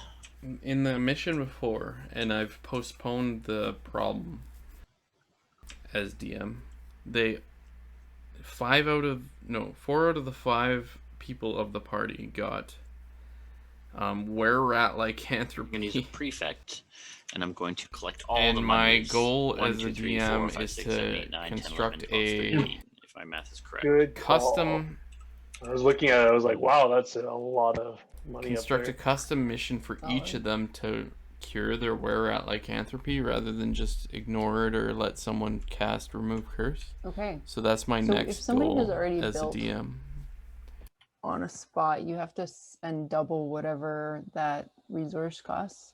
No, And since they're all first double timers, the money cost. That's what I mean. Yeah, double the money cost. since they're So all first timers, when my originally goal I is wanted to to build, I wanted to go review through with what my skills they colonists, have and build can't challenges for each indicate, of but them between that relate to their Athens and skills so they understand Italia, their character I better. wanted to build on both of those wines, but now that would cost me 8 coins each instead of 4 coins each, right? Yep. Which is quite pricey. I guess I still can afford it. Whew, what a choice. What a choice. I can throw you guys into a breakout room if you guys want to shoot the shit. I don't know when this game's gonna end. Hi, friends. We're like very barely halfway, peeps. maybe. We're starting to get there, actually. There's, but still, it's going to be a little bit. It's moving slow. Yeah, we should speed it up a little. Yeah, no problem. Whoa, Okay. David, you're the one that said there was no rush. I've got nowhere to be, really. He's like, guys, I have nowhere to be, but we need to hurry the fuck up, okay? I've given you a new room if you accept it. I'm waking up with my kids tomorrow, so I mean, the longer I stay up, the more terse I'm going to be with them. So that's on you guys. Whoa, whoa, whoa. Yeah, that does That's not right. seem, yeah. If I beat my kids, it's Wow. on you. Wow. Oh my god. Ooh. That's a lot. That's a lot. So, because I wanted to know what you guys were talking I agree on Cake, I and looked that's up what an I'm on-cake hoping 'cause I had no idea to. what you guys were actually I'm talking hoping to about. have them think about they're their pretty characters a little bit badass. more. Right? Yeah. It's like about the coolest one. I think the main thing right now is everybody's like just kind of okay, so I enamored did with build the I did entire build thing, on the wine. and they're not Athena focusing on their Natalia characters. My goal is to make them spots. focus on their characters a little bit more. Oh, So I now look want at all them to this be enamored sauce. with what they can do. I've got So that's my goal. We don't normally stream. You can save that for the end of the game when you've lost. We don't normally stream the D&D, but if I come up with what I think is a good session I'm for the almost curing certainly of not that going and to using win, their so- skills, I might do that. I might stream it. Anyway, sorry. My turn. I'm really mad about that comment. I can't remember what I was going to do. I suck at this. Oh, I do remember what I was going to do.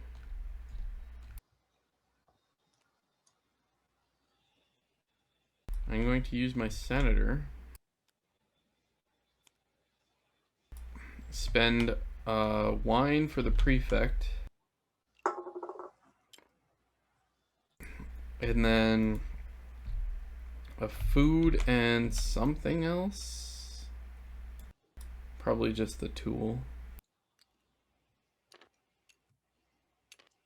For the diplomat.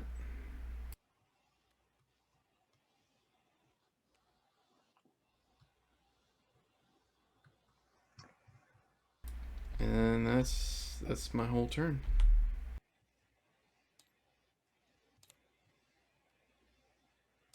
Play a prefect.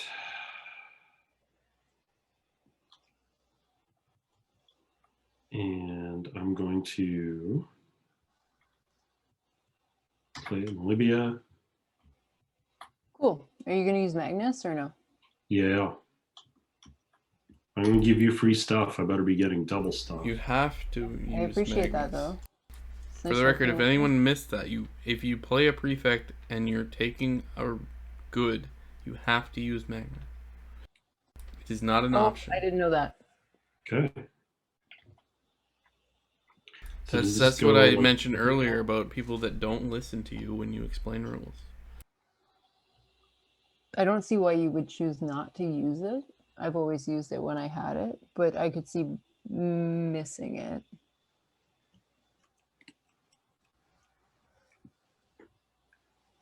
Sorry, and I hate to ask again. What you? Sorry, what was that?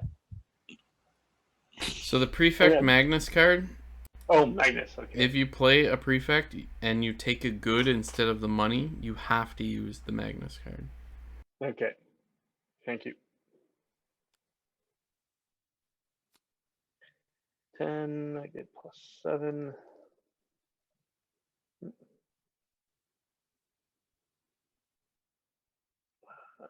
I'll just do this.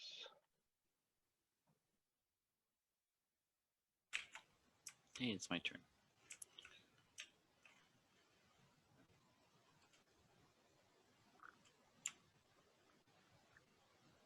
I'm going to play an architect. Move your colonists and build in cities adjacent to your colonists.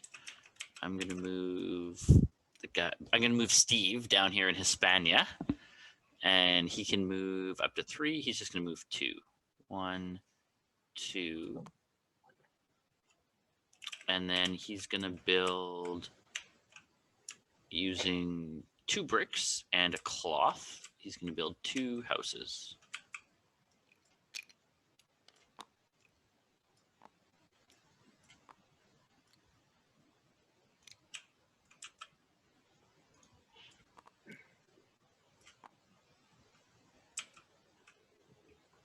Oh, and sorry, the cost associated with that is 5, 6, 7, because there's already a house there.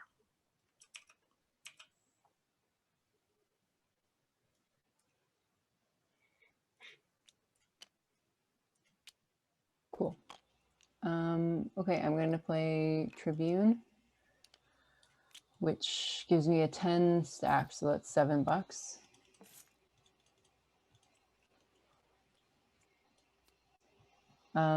I get to take back all my cards and gain money, and then I can put a colonist in Rome with resources I don't have. So again, I won't use that feature. I'm not playing this smart. Colonists are overrated. I want to know, so we've talked a lot of Canadian content tonight. I would like to know if OnKeg is comfortable sharing whether they're Canadian or not. I would assume not. But only because the population of Canada is dwarfed by the population of the rest of the world.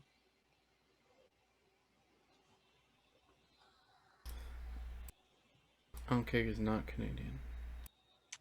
Not Canadian. Okay, thanks for letting us know. Hopefully it's sort of interesting to understand how our weird little country works. Or doesn't work. I took 3 money from my Mercator. Ugh, all these guys do is talk about Canada. I know.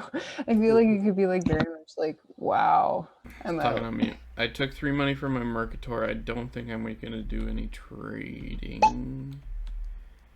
Ooh, he's opened up a new bottle. He's committed now. He knows we're not going to end anytime soon. What is that? It's a Belgian Oudgers, or however you pronounce that. What percentage is that? I don't think this one's too high.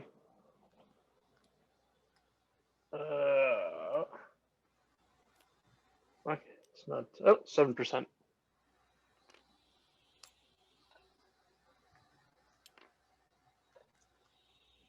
Only got 2 farms.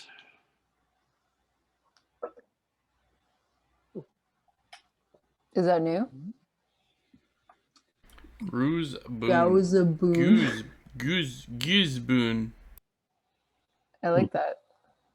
Sounds awful. I don't think anything in Belgium is really new anymore. I think everything that comes from there is usually like a 50 to 250-year-old brewery minimum. Yeah, This was brewed in 1568. Yeah. I think I only like Stella from Belgium. I don't like doubles. I don't like triples. Well, I mean, I suppose that's fair, but Belgians are like my favorite style of beer.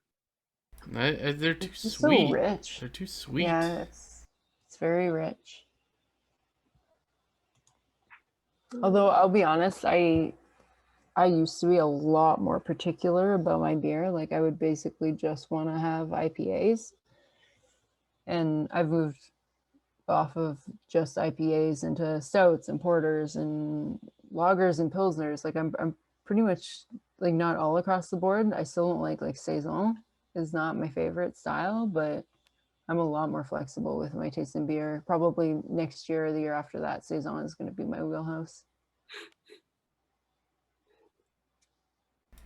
I've never managed to get myself into doubles or triples. I just can't. Like I'll like a porter. I'll like a stout. I'll like a pilsner. Not usually though. I think you're more particular. No, I'm definitely more particular, but like I'll enjoy a single porter, like or a stout. Like I go to a bar and they got Murphy's on tap. I'll do a Murphy's. I love Murphy's, but yeah, I'm definitely like I'll start wide at the beginning of the night, and then it's definitely narrow focus to give me all of the hops you have. Sorry about that, you guys. I had to feed my cat and also change my drink. It's been your turn for like 2 seconds, so no worries. Perfect. 200 seconds. No. Yeah, I like the hops are getting like I like IPAs. They're great, but it's just every single new beer is always an IPA now. Yep. And I'm so like I like to drink with like I really like drinking with the seasons. Like I feel like that at certain times of the year you should just like I just have a desire to go and drink like darker beers and like in the springtime I want to go and drink I don't know like malty beers and like same thing with the fall like maybe malty spiced beers. It's just it I feels do feel like there were a lot of sours this summer. but sours are becoming like really popular now is the thing like sours are kind of falling into the same category as IPAs where Yeah. they're like The they're a trendy lot one. yeah But for me, sour is definitely still a seasonal thing. Like It's I seasonal. would love to drink a sour in summer, but Yeah. we were out recently and it's like fall, it's getting cold. I didn't want sours when we were out recently. Like Mhm. I You know, really like I'm sours. with you. I think drinking seasonally makes a lot of sense. Like I haven't really had a lot of beer lately, but if I were to have a beer, I would want to have like a porter or a stout. Like I'd want to have something that's like a little bit, but I also like I want to have eggnog right now. Like I want things that are richer and like comfort food. So Okay, I'm going to use an architect, and I'm going to move my second colonist, whose name is George. And he's going to go 1, 2, 3. You can't Nope. go. can't be on Oh, the I same can't go there. No. Fine, I'm going to go up here. That was my plan all along. To go up here. E when I flipped Hellas did you grab a wine? Sorry I forgot to mention. I did not. Thank Oh, you. sorry that was on me. I should have said No, it louder. thank you for mentioning it now. I appreciate that. 5, 6. Okay, so because there's already some houses there, the cost is doubled, so I have to pay. I'm going to build a house on each, so I pay 6, 2 wheat, and 1 brick.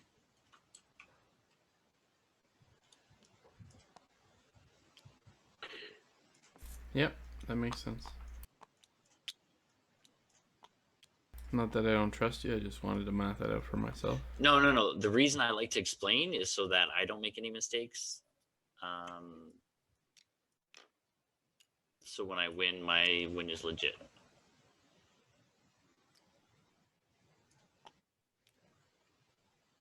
I still don't know how points are calculated in this game yet, though. Oh man, I don't. Either I don't think we're gonna finish this game tonight, or I don't think we're gonna have a good time calculating points. You know, I'm looking at some of the place names on here, and like we were talking about how V is actually U for our purposes. I wonder if C is not really pronounced as C in some cases, right? Like we know that Dacia is Dacia. Also, I just noticed the C in Byzantium, right? Or it looks like it's Bycantium. Where? Oh, in the Byzantium. city name. City name. Constantinople. I Yeah. was looking for like the region name. I'm like, what? Yeah, no, I did take a Dagia, Latin class Byzantium. many years ago, and I don't remember what the rules are about C's. I think there are specific rules and how they pair with other letters as well. So like the CH in whatever this is called in LS, like holy shit, that's a lot of weird letters. But that CH is probably a K. Or maybe it's CCH is a K and CH is a Ch. But like there's a lot of, yeah, you're right, that I would not have expected that Byzantium would have been spelled with a C. Yeah. So anyway. Speaking of Latin, I don't know if you guys, I haven't watched the series. Has anybody watched the Barbarians series on Netflix? No. I watched the trailer for it, and it looks like it's a German production that, like, I guess it's mostly about like a German, like a Frank who was like captured by the Romans and raised as like a Roman soldier, and then he like defects and goes back to the Franks, and it's sort of like it's retelling the beginning of Gladiator, but from the perspective of the Germans. So instead of being, you know, horrible, violent barbarians, they are like indigenous people defending themselves against, you know, a colonizing empire. So they're clearly cast as like the good guys. And one of the things I thought was cool about it was that it seems like all of the lines of the Franks are delivered in German, and all of the Roman lines are actually delivered in Latin. That seems tough, but like that's impressive. Yeah. Okay, so sorry. I played a diplomat. I have abused David's architect. I'm going to. I moved this guy 4 spaces over up into friggin' the UK. Nice. Whoa. What are you doing? What are you doing up here? I am building a winery, sir. I'm pretty sure that I have the monopoly on wine. Well, not a monopoly, but like, yeah, actually not even close. Never mind. Build away. And that's what I did. That's BS. End my turn.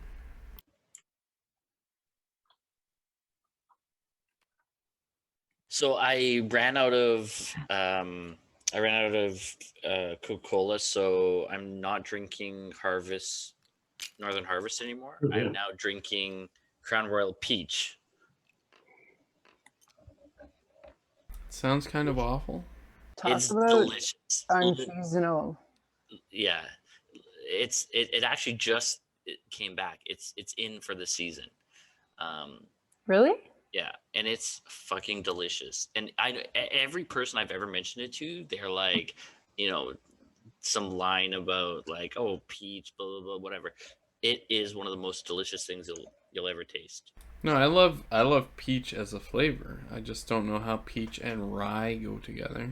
It is delicious, surprisingly. Mixed with Coke. No, because I ran out of Coke, so I'm actually mixing it with peace tea. Okay. So it's like peach on peach iced tea, and it's delicious. It's like a Okay, peach right on, that Long makes Island iced tea. Fair enough.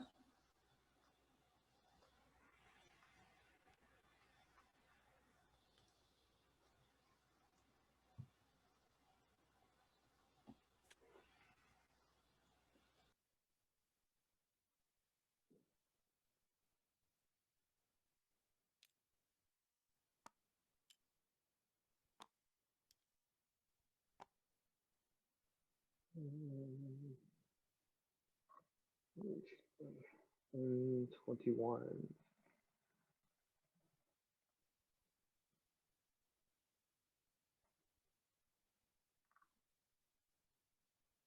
Is it true we only have 2 cards left in the Concordia deck? That is correct. Interesting. I see 21. No, it's a pipe. Yeah. And I was making a joke. Yeah, I get it. It's not good. Hilarious. Sorry.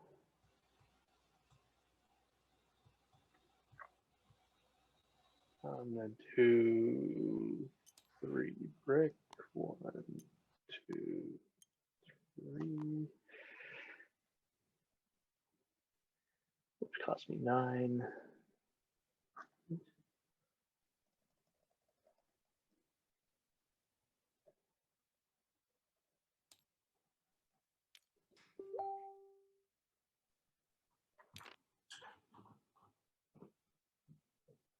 On the board, a Smith. Look at that.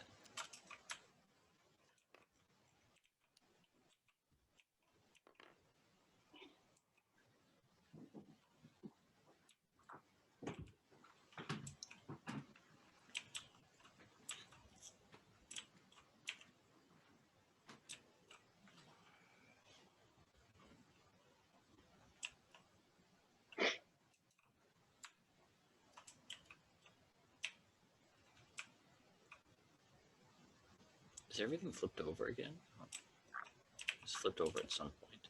It was tripped over a few turns ago, I think. Okay, I'm going to use a prefect, and I'm going to flip over Hispania. So Nathan, you can grab yourself a wheat. Wheat. I grab myself a cloth for flipping it, and then a cloth, a tool, and a food for the other stuff. And that's it. Looks like you went to the washroom.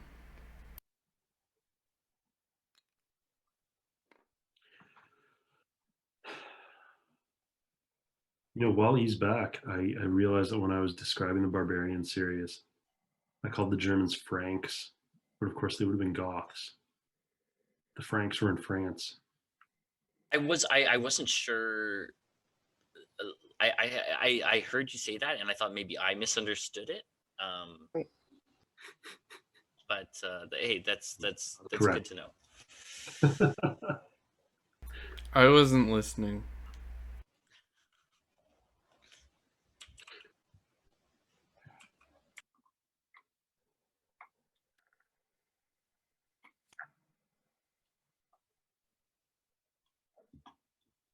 Okay, I'm playing a Mercator card. $5, trade up to 2 types of goods.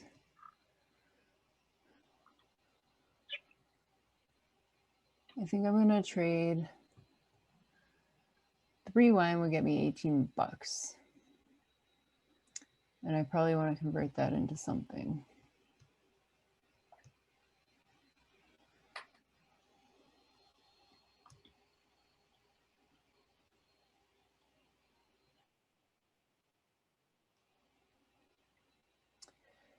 But I can only convert it into one thing. So I could try to take my 12 and convert it into 2 different things.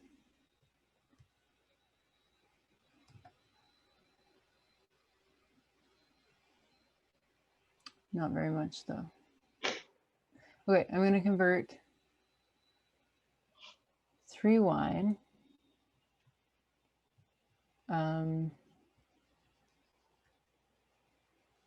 into, could I do 3 wine is 18, so that's 2 tools and 2 wheat. Perfect. No, I can't do that. I can't do that. Nope. No, you cannot. 3 wine. I will do 3 wine converted into 2 tools and $8. Did the math.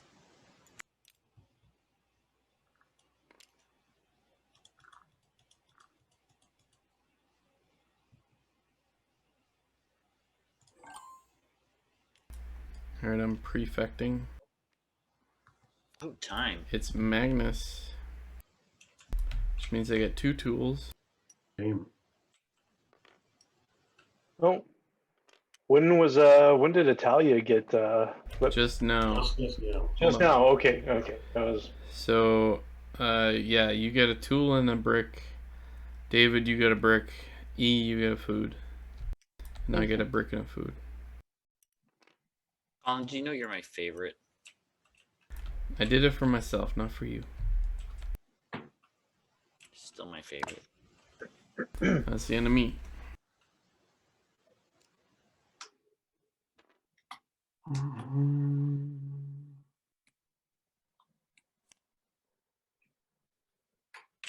Then a senator. And I'm going to spend 1 wine and 2 food.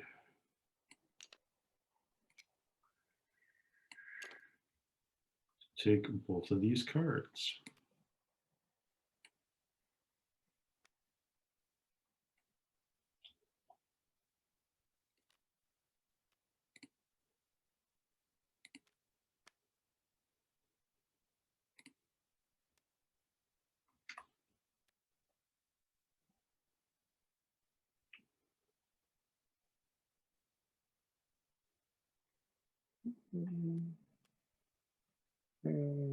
sorry.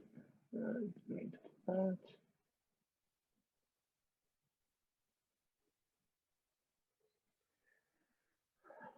Just want to see.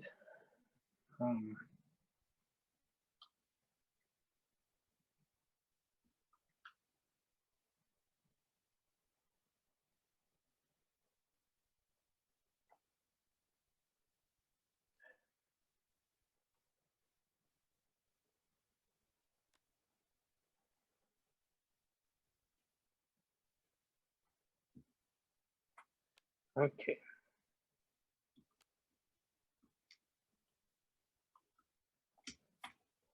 Do a diplomat to copy that Mercator card. 1, 2, 3, 4, 5.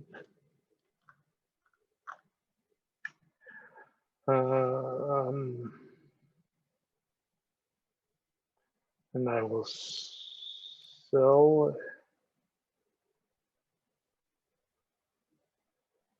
a brick. 3 to buy 2 foods.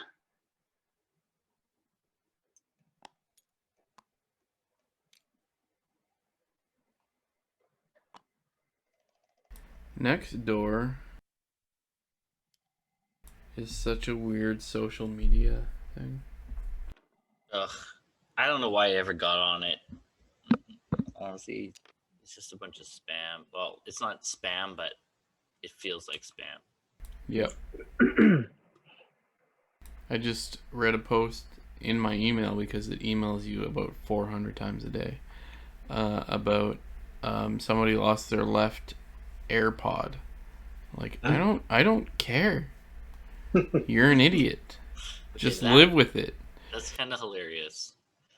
I get like 1 email a day. What is it? Nextdoor is like a social media app that we had to sign up for. They gave us a little card in the mailbox. Like our neighborhood news? Yeah. I didn't. And I signed up for like a moron. Yeah. So I played Diplomat and I copied Elizabeth's Mercantile. So I grabbed 5 coins. It's called Mercator. Mercantile, yeah. There's no N. Mercantile. And I'm going to sell these cloths and sell this tool. So that is 19. So I'll take 2 of these and I'll put 1 back. Because I can math.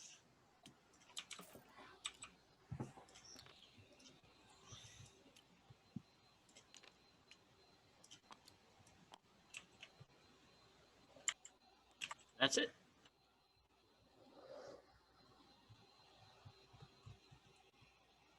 Okay, does anybody have a prefect flipped up? Yes, Nope. I do. I'll use diplomat to copy that prefect and flip Germania, which gives me food and brick. You're the only one in Germany. So far, yes. Germania. Somebody is like sneaking into it, but I don't know. That's me, but I haven't built anything. Yeah, you're just like you're a tourist. It's fine. You do what you want. I've always wanted to see Germania. Prefect, yeah, cool. I'm done. Hey, speaking of tourists, this might not be interesting to anyone but me, but there was like this on my TV. I have like an LG, right? And so when it can't get a signal, sometimes it shows like a screensaver that is like one of 4 like super idyllic images. And one of them was this like beautiful town on the edge of this like crystal lake with these giant mountains. Clearly looks European. And Tara and I were watching this YouTube video, like Rick Steves, who's like a travel guy, says all these videos about like places in Europe. And he went to that village, and we were like, holy shit, like that's it. It's this town in Austria that like predates the Roman Empire. And it's beautiful, gorgeous town. Doesn't even look real. And he's like going around town showing like, the little like bed and breakfasts with like flowers in the windows, and it's really fucking cute. Where is it? Huh? Where is it? It's in Austria, Okay. like right in the mountains, right in the Alps. Nice. Sorry, not the Alps. No, it could be. I think the Alps extend Austria. Yes. There's the Alps, right? Yes. Yeah, I Getting my think you're mountain correct. range is confused. Yes. Anyways, when I looked it up on Wikipedia, that video that I watched was nearly a decade old. And in the years since then, they explained that like this town had been plagued by over tourism, like tour buses coming in. So the rate of tourists has shot up 7,000% in one decade. Do you think it's related to this, like maybe not this particular shot, but this style of promoting? Right, this like based on like the Instagrammability of a place. Absolutely. So tour buses come in, tourists wander in, like get their shots, and then leave. And then like nobody's staying at the adorable bed and breakfasts, right? Nobody's like actually putting money into the economy. They're all just there for the shot, there for the gram, and then they move on. That's awful. Just terrible. The whole thing has been like ruined. I went to Santorini back in 2008, I think. And Santorini was still like what you picture when you think of Santorini, right? Like it's all white walls, blue roofs, beautiful ocean. And then apparently like a few years after that, they put in malls and massive hotels that like blocked out part of the beaches, and like it's basically been completely overrun by tourism, and Santorini isn't what you picture as Santorini anymore. Like it's just tourism. It's just a second. The town that I'm talking about is the very first image on this blog post that I just shared in the chat. Is this the new town or the existing town? No, this is the town. This is the place where everybody goes. Oh, that's beautiful. It's so Yeah. nice. I need to go there for my Instagram. No, I'd literally go there. Like, if travel were a thing and E and I were still going to the EU, we would like book a bed and breakfast for a couple nights and probably stay there. Stop. For sure, man. We should go on a European trip. We want to go back to Europe too once shit is cleaned up. We'd travel with you guys. Let's go on a couple. It was so fun. We had such a good trip plan. Well, like not obviously planned, but like we were fantasizing about a trip in the Yeah. fall of 2020. If COVID didn't happen, we were gonna go to basically Germany and then take trains. Right on, man. So related to that, like there was that movie in Bruges. It's a A good couple movie. of Great movie. great movie. But we went to Bruges in Belgium a couple of years ago, not long after that, and apparently the tourism that erupted because of that, like, was on the process of like completely demolishing the town because the town's been like it's all cobblestone and stuff like that. So the tourism was destroying the streets and all this stuff. And the streets were it's like the town was so small you could walk across it in like maybe like less than 10 minutes for sure. But the streets were just like we were there for 2 days and I guess we were there for like 2 off days. And then the third day it was just absolutely packed with people. Like it went from like the streets were deserted to just jam packed. And apparently they had to go and make a law that said like buses and stuff aren't even allowed to Yeah. come into the town anymore because of how much damage it was doing. Two things really quick. Number one, David, did you take you get a brick? Because I Oh, thank you. I did not. produced in I Martinique. appreciate that though. And the other thing that I just thought was funny was that the reason that Hallstatt, that scenic town, preceded the Roman Empire is because it is an ancient salt mine. Salt. Okay. No, so like so in where was I fucking in? Somewhere in Europe. Wow. It's just been a a tiny while. place. Like you can never tell where you are. Yeah, exactly. Where did I go to that salt mine? There's like an underground salt mine that they've like turned like there's like whole rooms that are like sculpted out of the salt mine. Oh my I god. remember looking at that. We were looking at places to go, and that was one of the. I can't remember where it was either, but It's in Poland, and I can't remember. Oh my god, it's one of my favorite places in Poland.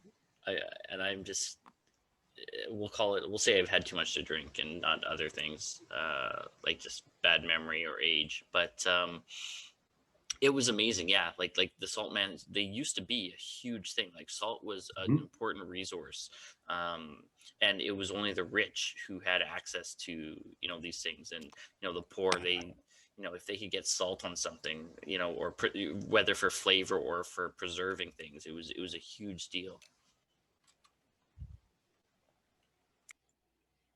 After my turn, I'll look up where it is because I feel like a fucking idiot now. But no, I remember researching it too when we were going to Poland, and I can't remember. We definitely didn't go to a salt mine when we were in Poland. Oh yeah, we went to the salt mine in Poland. Sorry, that was amazing. you remember where it was? Whew. Nobody has any memory of Poland. It just It was about maybe 90 minutes outside of Krakow. But, it's Krakow. Yes. No. Okay. Thank you. But essentially, it was. Yeah, it wasn't in Krakow, but that's where it was. That's where I visited. Yes, that's exactly the one I'm talking about. Yeah, that's like that. That's just completely like it blows your mind that all exists below, like that far below the surface of the country. Yeah, it was pretty amazing. That's for sure. so like, how far underground did you go? Oh, you take like this elevator deep into the mine. Like you don't just walk down. It's like this like. Yeah, it's a few hundred meters below. Man, can't remember off the top of my head what it is. But like the elevator coming out of the mine was, I like you could really feel it. Like you walk downstairs to go down, but coming out, it was like that was the real realization. And they have this gigantic, carved out like ballroom area towards the end of the tour, and they rent it out to people, and it's like absolutely mind blowing, like to see it. It's almost like if you've ever been in like a giant cathedral, right? Like a church. It's like that, but you're underground and it's carved out of the salt. Like it is fucking amazing. I'm sorry, did you say it was mind blowing? Mind blowing.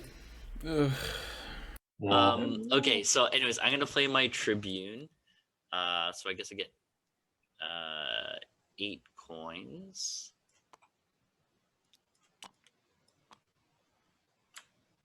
And then I'm going to spend a food and a tool.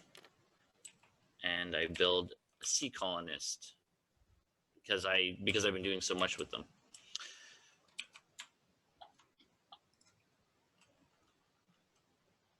Cool. I'm going to spend my colonists and make new colonists. Wheat and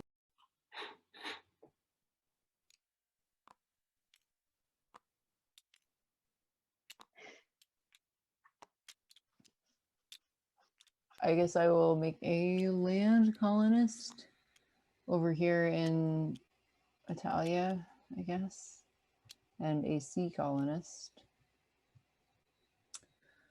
in Zeren. Do we know what that is based on now? Is it still a place?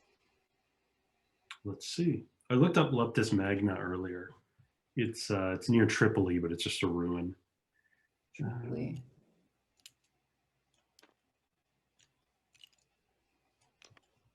But anyway, that's my turn. I only have Tribune left. That means I get 8 money.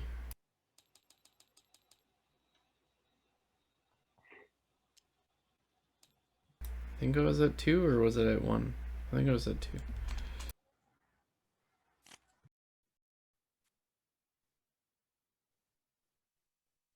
And I have no more colonists to place, so I'm done. Cyrene was an ancient Greek and later Roman city near present-day Shahat, Libya. It was the oldest and most important of the 5 Greek cities in the region. It is nothing. Because wine.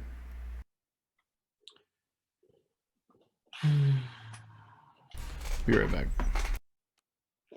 Play a colonist.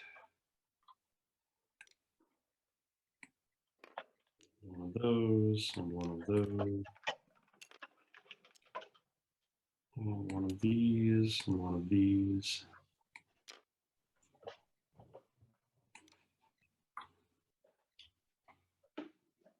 And I don't know how to turn my colonists back right side up again. So that's how that guy's going to stay, I guess.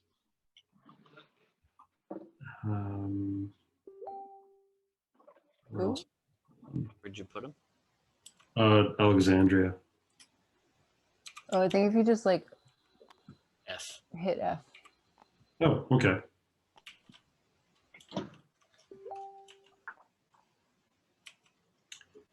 And my other one. Yeah, Krakow, when I did my Europe trip, it was one of my favorite places. I almost didn't go there, but I met a couple of Scottish guys in Prague, and they're like, oh, like we partied for a few nights. They're like, hey, we're heading to Krakow. You should come. And I was like, I don't know. I wasn't really planning on going that far east. And they're like, no, you should come. And literally, it was one of my, I think it was like top 3 favorite places in Europe.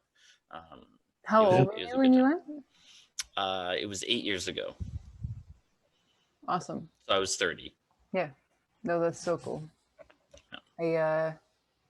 I sometimes wonder now, like some of my favorite times have been traveling like sort of without an agenda, right? Like the way that you're describing, where you're like, I was just over there and you could make up your choices.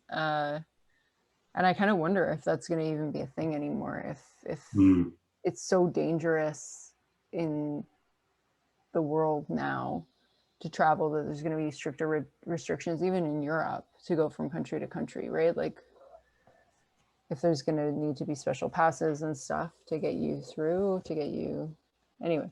Well, I guess it's definitely a valid point, but think of like New Zealand, for instance. If at one point New Zealand was letting people in, they have kept things so tightly under control that I feel like you know, they're one of the places where if you visited, it would be no different than it was 5-10 years ago, you know, like once a place gets things under control and has proper safeguards, like, you know, testing before you come in and that kind of stuff, I think you will be able to still experience things the way you want. But yes, there's a lot of places, you know, United States definitely being one of them, where it's not going to be the same. But yeah, I think moving between countries, like getting a Eurail pass and just freely moving from country to country, I think is going to be fundamentally different, or it might be. No, you know what? You're absolutely right. I wasn't even thinking about moving between countries. I was just thinking going to visit one place, but that you're absolutely correct.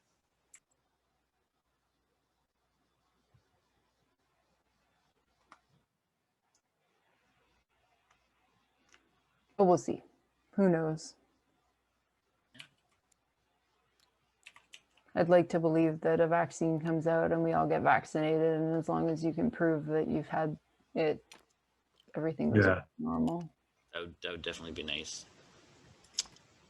I'm prefecting, and I'm going to flip Gallia. Nathan, get yourself a tool. Oh. What? What just happened?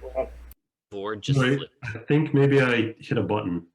Yeah, you hit the resize button on the board. Not too bad. Like, we can fix that easy. Oh shit! No, someone 100% flipped it. it. No, someone flipped it entirely. Oh. Okay, well then I will do. Who's doing that? How do you manage to do that? Hit F on it again. F or. Like it literally needs to be 100% flipped. Okay, hold on. I think I have a way of fixing this. Rotate. Wait. Not rotate. Not rotate. Flipped. No. We can fix this by rotating it. No, this is not the same map. Yeah. Flip the board. Oh, it's actually a different board. One second. There we go. State. No? Oh, now it's fucked. Undo. Hold on. Okay. There is a undo command, Colin. No one touched anything other than Colin.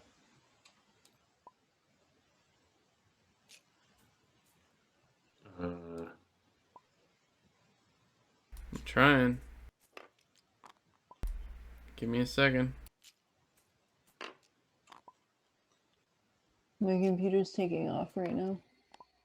Yeah, it has to reload the board state every time someone did something, so it's going to take a minute. I didn't realize there were different boards. I didn't realize no one should have been able to do that in the first place. Okay. I don't know how someone managed to do that, but no one, like, this should be locked. It is locked. Yeah, I don't know how anyone managed to do that. Black magic. Oh, so its state was in state 5. That's the board that we're on is state 5. That's somebody flipped its state to 2. Well, nobody touch anything. How about that? Okay, I think we've got it. What was I doing? Oh yes, I was doing my prefect. I was flipping Gallia. Okay. Uh-oh. What? Okay. Whew. For a second, I thought I might have fucked it all up again. Okay. You're just grabbing a tool.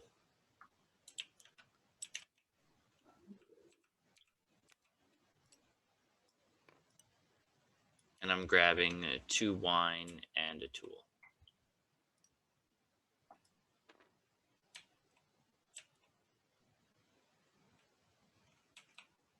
Hey, Greg, I'll throw you into the breakout room. We're still playing a board game. All right, thanks. Here you go, E.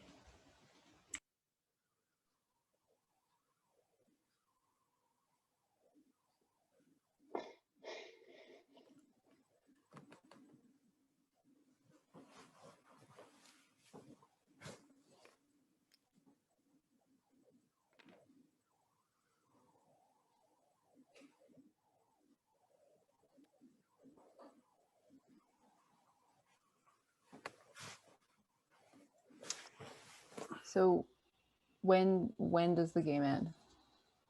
When either somebody has placed 15 cities on the map or all 30 of the personality cards are purchased. And So there's still only 7 left. Okay, so just what's on the board is left. Or we can leave. We can just end. It's fine. No. I don't have any cloth. I'm trying to figure out if it ends now that there's no more in the deck, or No, it ends when the last 7 cards here are bought. Yeah, Okay. there's still some more turns. okay, cool. We're getting there though. We're definitely close. getting there. Yeah, I know. Everybody's like, it's been a while. It's been a long game. Scoring this is also going to be a nightmare for the record. Was there bonuses for having a full province? Yeah, right? No. No? Yes, there are. Aren't there? No. Okay. The bonus that you would achieve would be to have houses built in cities that have different production results, like tools versus wine versus food versus bricks, and houses built in different provinces. Oh, is that what the Saturn one is? I don't fucking know. Oh. Well, I played this wrong. Yeah. Okay, I'm gonna play a Mercator card. I'll take $3. And I will Mercantile, the trade. L is silent. Hmm?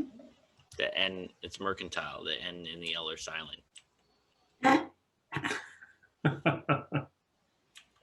And the non-existent R is loud. Okay, whatever. Okay. Good job. I am going to sell some things, trade some things. I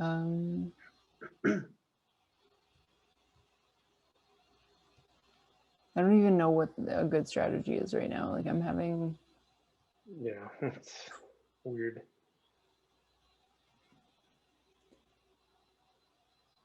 I will trade... So the cities? The city tiles, like what city is a food and what is a brick, is also different apparently per game. Oh, is it? Yeah. Oh, okay. That makes sense. It makes sense. I just assumed because they were part of the board that they didn't change. No, they look like part of the board, but they're not. So like Syria being brick central is not a normal thing. That's cool. And that makes sense considering that, like, if we added on the salsa expansion, which adds salt, we replace 4 of these cities with salt cities. Oh, never mind.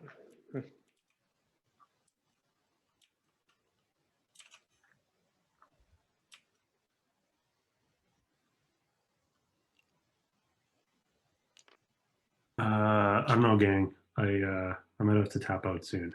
Yeah, no, I'm down with saving the game and leaving. Jesus Christ, I've been that way for an hour. I did not expect this game to take this fucking long.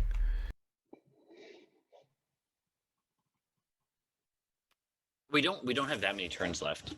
We have many turns left. If people buy cards. We have I get 12 money.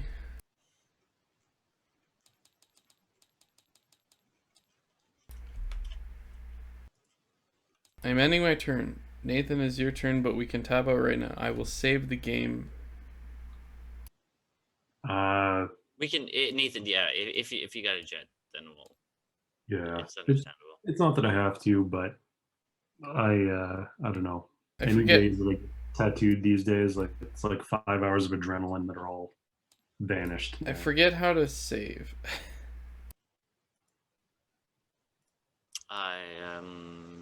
It's at the top. You have it, I think. I'm not sure who do. Is it games? Yeah. It's a save game.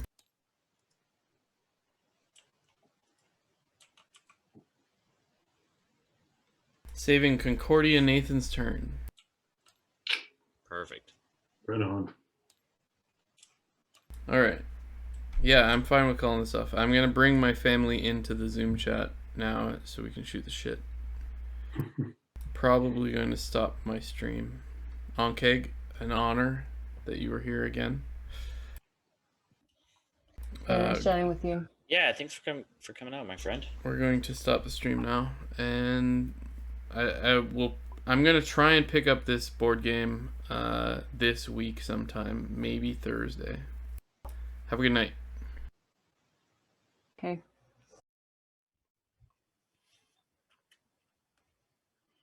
Okay. It looks like it's my turn. It looks like it saved everything else properly, so I'm going to assume that's actually accurate.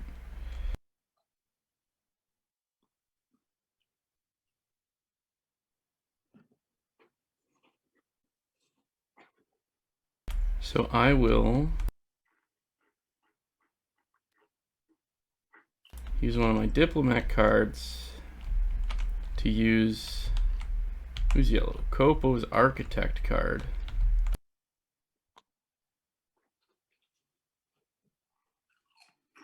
I don't remember how I got so many colonists out. I've got like a land colonist all the way over here. But colonists all start in Rome, don't they? No. No. You can Not if spawn you have a colonist card.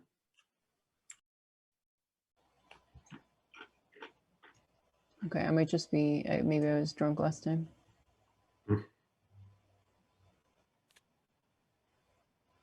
Oh, you're right. Yeah, okay, sorry. I interrupted your turn, Colin. Okay, so I have 6 colonists out, so the maximum colonists out, which means 6 moves. I'm gonna move this guy 2, 3.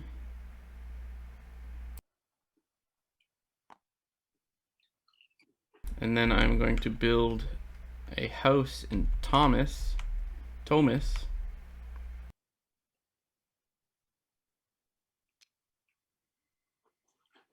which costs me 3 money, tools, and brick.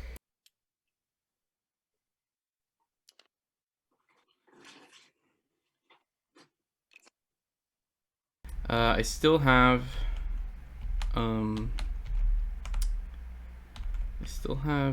3 movement left. So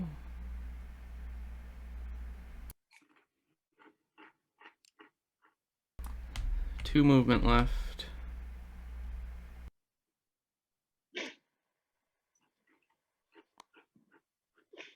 One movement, or 0 movement left. I'm good. I'm done. Okay.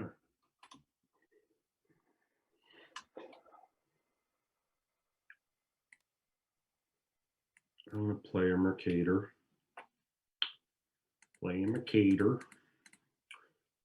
Take some money. And I'm going to trade. Do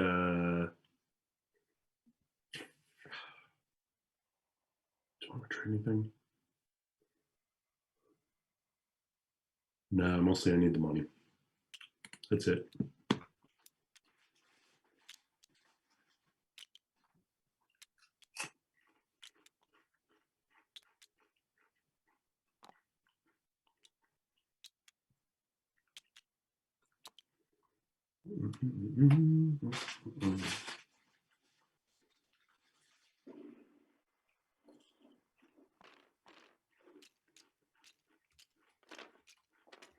Okay, I'm going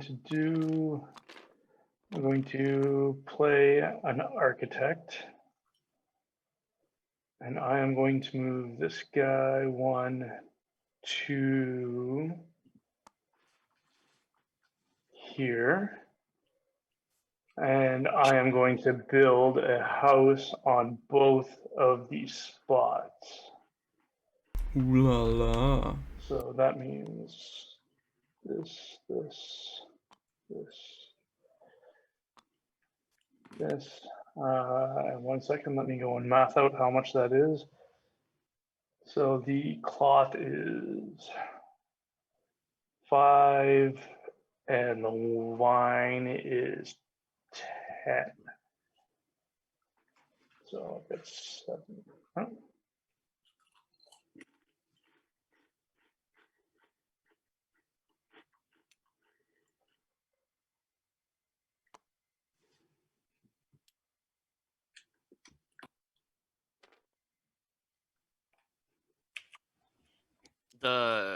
The wine was only 8, right? Wait, what? To build the wine one. Why would it? It's time. Oh, yeah. Sorry. So, Yeah. yeah, you're right. I see. I'm thinking of the salt. Yeah. Yeah. Thank you. No problem. No, I just want to make. I started thinking maybe I was doing it wrong, and I was like, oh, he probably just looked at the bottom one instead. Yeah. Thanks. You saved me $2.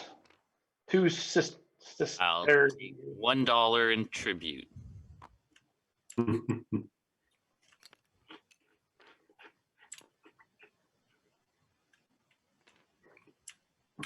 So I was thinking of maybe watching my first non-Colin Twitch streaming tomorrow, because my favorite politician is doing a stream again,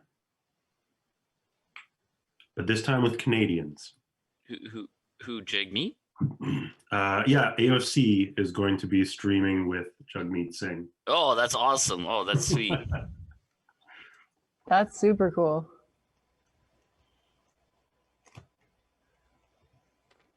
Okay, so I'm playing a architect. One of the streamers that Colin watches is a Canadian dude. He said he's been back and forth with Jagmeet, just seeing if they might do something together. Oh, That right was on. pretty cool. I wonder if he's on that stream. What's the person's name? Northern Lion. Yes, he is. Really? Yeah.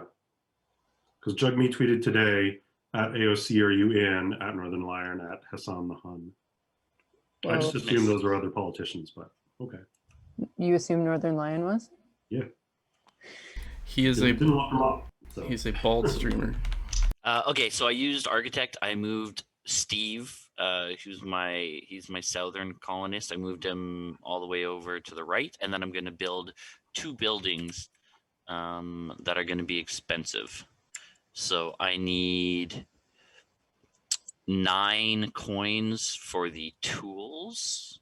Damn. And I need 18 coins. So I need 17 coins. And I have it. But how do we know you have it? Because I don't know what those coins mean. Well, that's really just your own fault.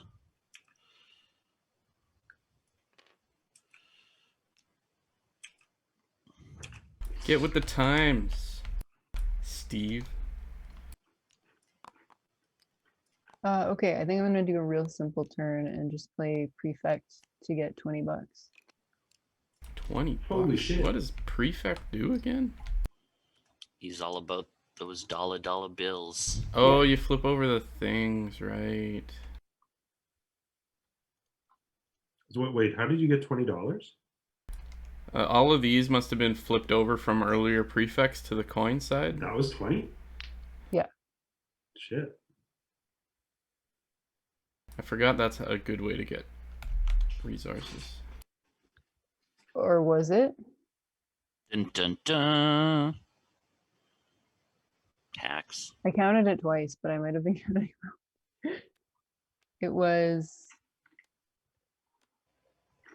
like those maybe? 2, 4, 6, 8, 10, 12. It's 12, not 20. Yeah. Wow. So Cheating. Oof. I mean, if I was really trying to cheat, I wouldn't have recounted publicly. Now I'm just embarrassed. That would have been a very poor play on my part. Okay. I'm going to diplomat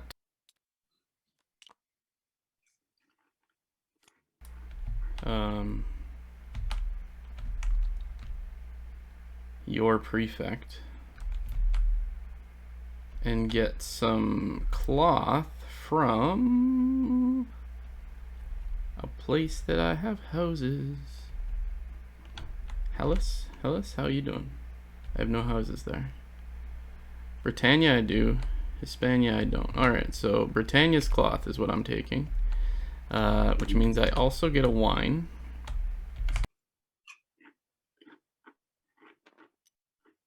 And Copo gets cloth. Sweet. Where did you take? I took Britannia. Britannia? Yeah. Just hanging out in the UK, yo. So that was, I think, my whole turn. There's nothing else I can do on that prefect card, right? Turn over one active province tile, I'll take the production bonus, then the province produces. So, yep, I'm done. Only got one card to play, so I will play it.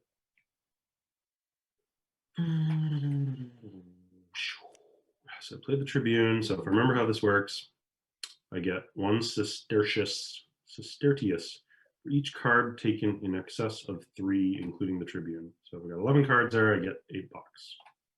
That is correct. Then you can also build colonists. Except you can't. Whoops. There we go. Take them all back. Yeah, no, I can't build any colonists. So. Oop. Okay, I am going to use my diplomat on E's prefect, and I'm going to flip over Hellas to get me 2 cloth and a wine, and that gets E a wine as well. Boo! Nice. I see how it is. Hey, okay. So one of the ending criteria for the game is buying up all these cards, and these are literally the last 7, so I think we're I'm going to close-ish. use a prefect. The other end And scenario what am I going to flip over? Oh, I have so much stuff and so many territories. is houses, and David here is close to being out of houses, so that could also end the game. So I think we're within like half an hour, 45 minutes. Let's do Hispania. So I get 2 cloth, and 1 from my city and 1 from Hispania, and 1 tool and 1 food, and then Nathan also gets 1 food. Yep.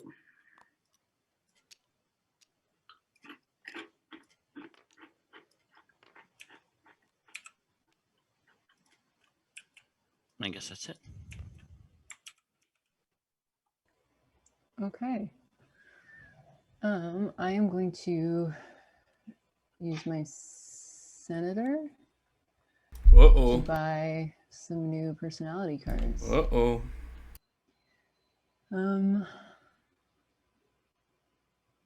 Can you explain the scoring again for these gods?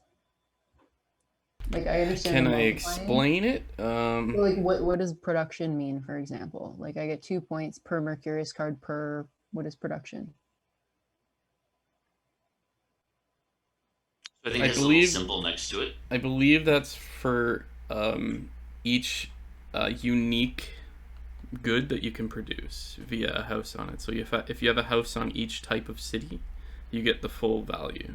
So I think it's like 2 points per city, and then times however many Mercurius cards you have in your deck. And then province. Oh, that's that means. If you own an entire province? No, that's for each different province that you have a house in. And colonist is for just like the more colonists you have out. Minerva is different for each one. Oh, I don't think Minerva's in this one. Minerva must. I got a Minerva. Oh, do you? Well, then shit. I have no idea what Minerva does. I think every single card explains how it scores. Oh, I see. Okay. Okay, so I want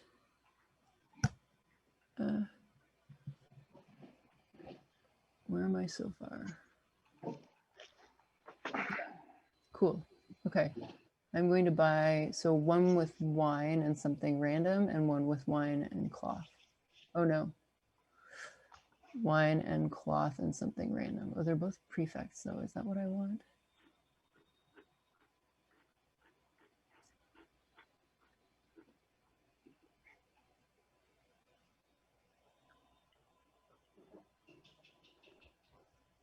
I definitely want this one.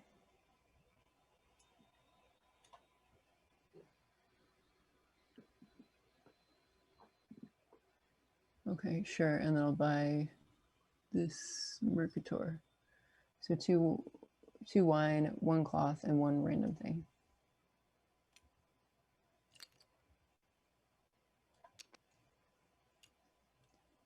And I guess the random thing will be brick. Okay, that's me.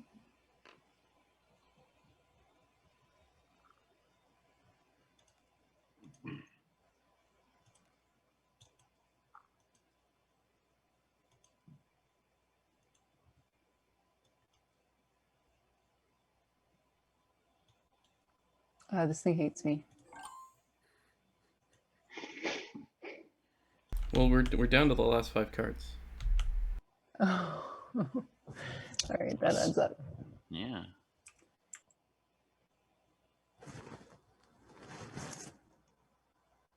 So now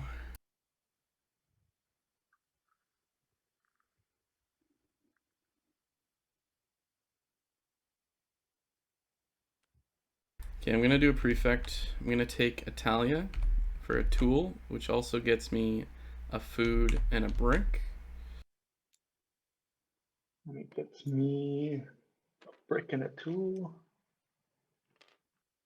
Yeah, brick and a tool for Copo. And I get a brick. Brick for David and food for E.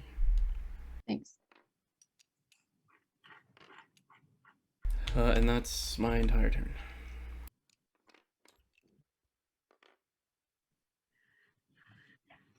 Hmm. Mm-mm. All right. How much these cost? Let's see.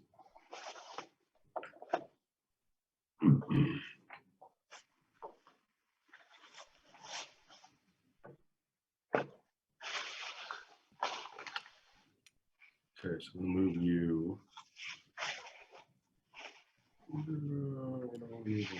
I have.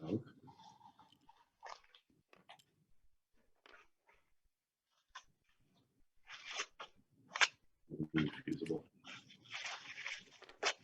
1, 2.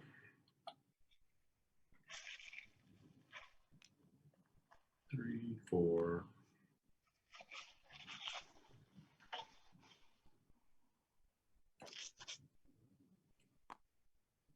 5. Okay. And I'm going to buy something in Memphis. And I was walking in Memphis. Okay, so I'm going to spend one of these.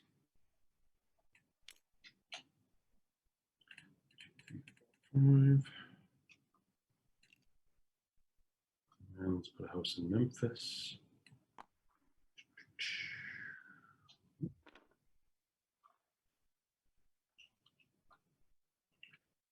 Okay, so we got that.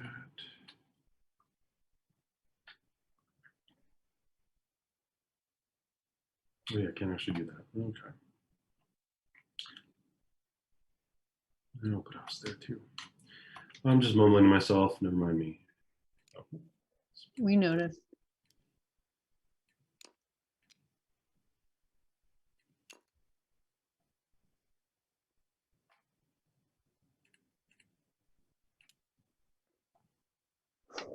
Oh, that's not what I gotta do. Wrong piece. I'm very distracted today. Done.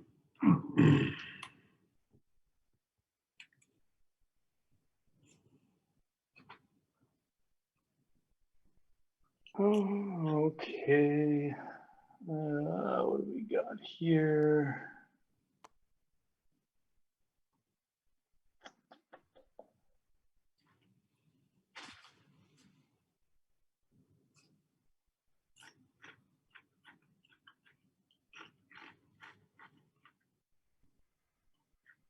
Give me 1 second. All right, I'm gonna play a senator. Wow. That is discouraging.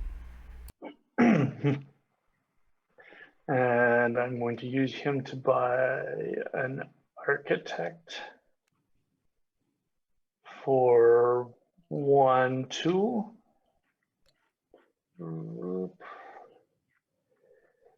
And my other one, I am going to buy a prefect for a wine and a cloth.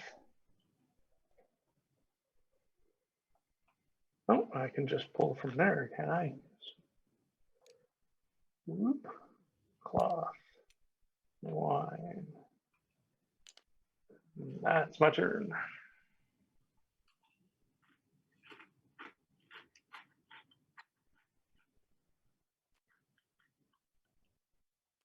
Okay, I'm gonna play a diplomat, and I'm gonna use it on Nathan's architect. So I'm going to move George up in northern Dacia, or however we decided to say it. 1, 2, 3.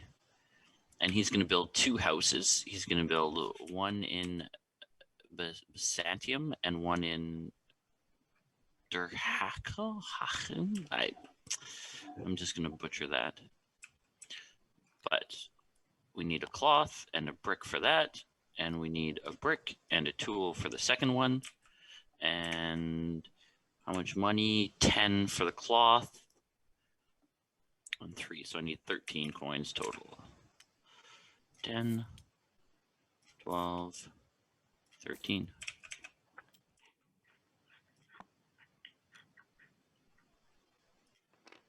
It's the end of my turn.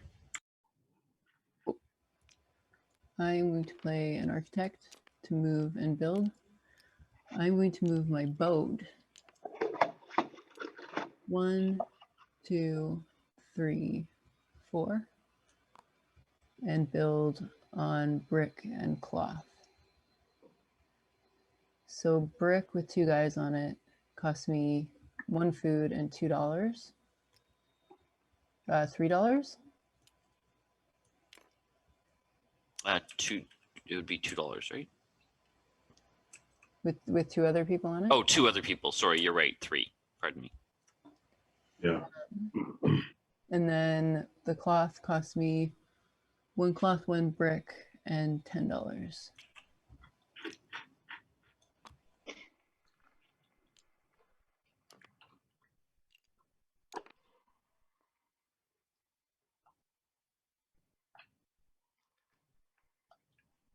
Cool.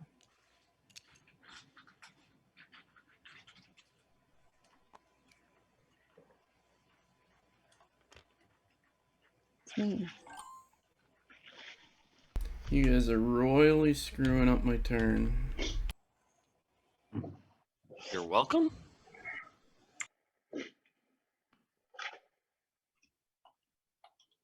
So I'm gonna architect.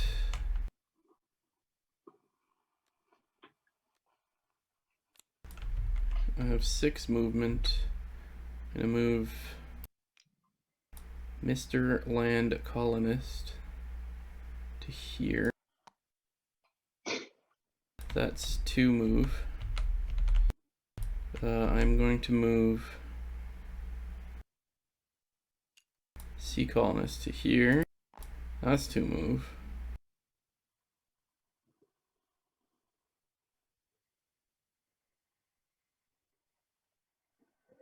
I'm gonna move Last log colonist here. That's 2 move. So I am going to spend an exorbitant amount of money to build a cloth city in Durakium, I think.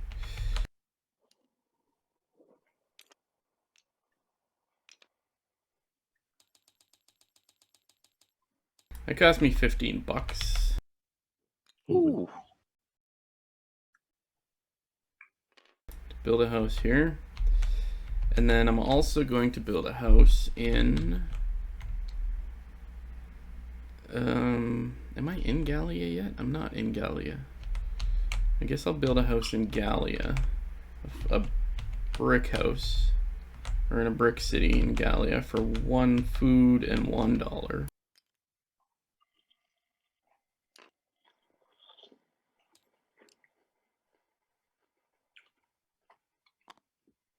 We're on the board in Gallia.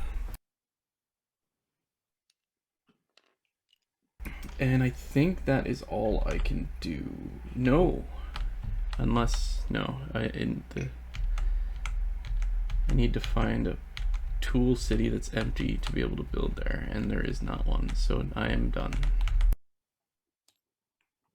I feel like the game is just about done now. It's getting there. I'm going to lose, but that's okay. It's a learning experience. I'm going to produce in Egypt. I'm there. I get a tool.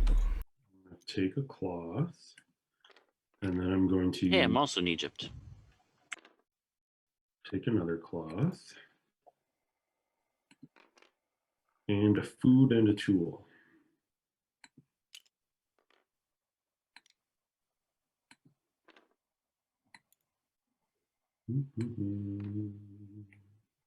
That's it.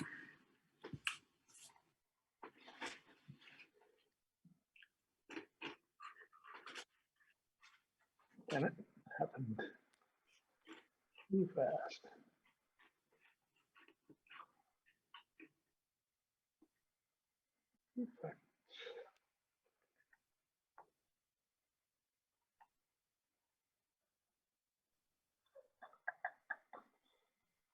Sorry, 1 second.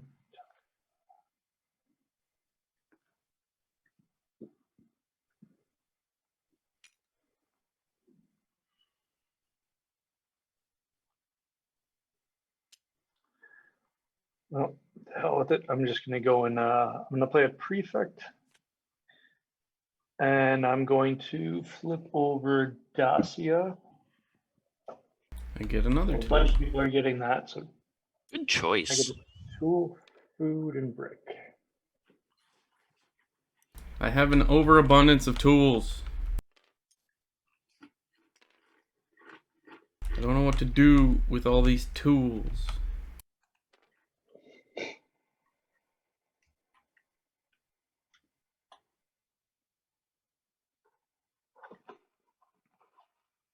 Okay. I think that allows me to end the game here now. Are you building your last house?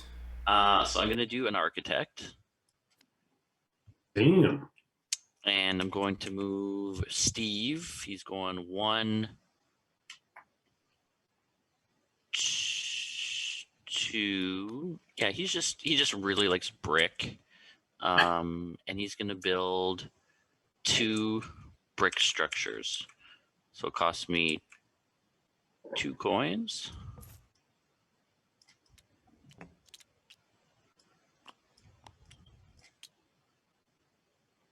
And 2 food. I think that's it. I'm gonna go like this. I'm gonna go like this. Affordable. I'm gonna take the Concordia card because I was the first to build 15 cities. And I'm done. Now all players now take their last turn. Oh.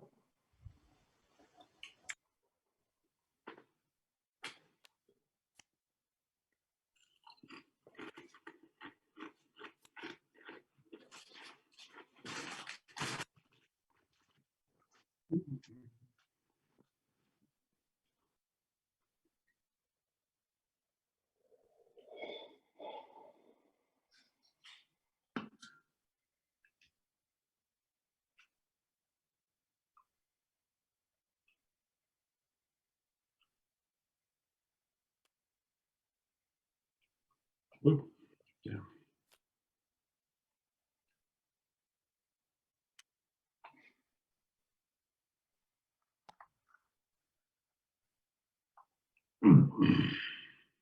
Okay, yeah, we all get one more turn. Except for David.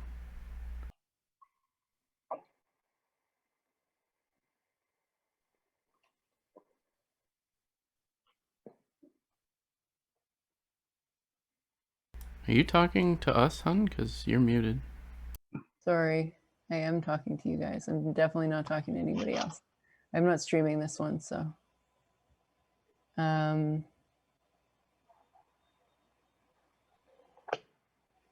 I was saying I'm playing my prefect card. I'm passing the prefectus thing, not knowing that anything in particular scores. I'm going to assume that like having goods gets me points. That's a good assumption. Or it's an assumption. That's definitely an assumption. And when I use Perfectus Magnus, do I score twice for the actual like cities? Yes, goods do count. They count for the first one as money. Sorry, what was the question? So when I do Perfectus Magnus, do I score obviously the tile twice? Do I score the cities twice as well? No, you only get double from whatever tile you choose. And then the cities produce normally. Does it stay at me or does it skip me? No, I think it's it just ends on you. So I guess I'll flip Germania. So the whatever one you choose, you want the highest value good. It's based on the warehouse. Oh, okay, I see. So yeah, figure it out. But it's based on the warehouse cost of the good. Like you basically liquidate your goods to money based on the warehouse cost. Right. Okay, we'll do Libya then.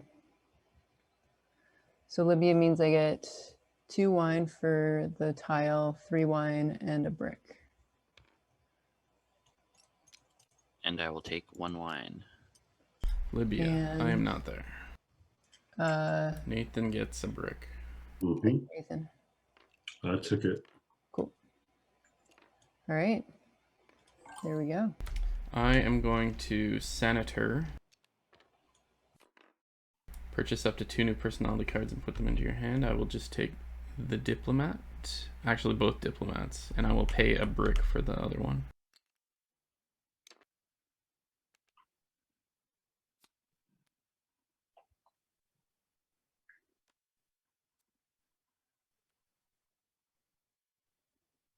Yoink.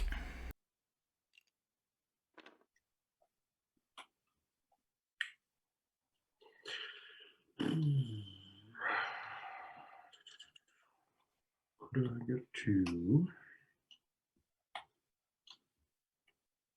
Not enough money to do that. I feel like it's probably just one shot for you, David. No, I don't think I'm winning this. It's the cards. The cards are what's like the gods is what's gonna come down to, and I purchased the least of everybody. I'm pretty sure. I feel like I purchased 4 cards this whole game. Like I really missed the boat on that. Yeah, I think I'm pretty much in the same boat there. Yeah, but having like 15 houses out is its own thing too. Like I don't think anyone else is even close to that. Yeah, most people have like 7 left. Like you doubled house production. We'll see how it goes once we actually score it up. So either way, I'm doing at least 1 shot.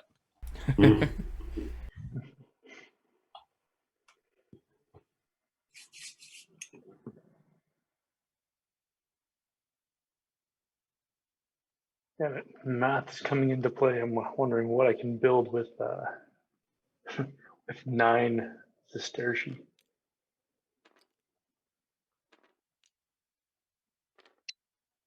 It's not much. Yeah, it becomes like pretty prohibitive once people start throwing houses out.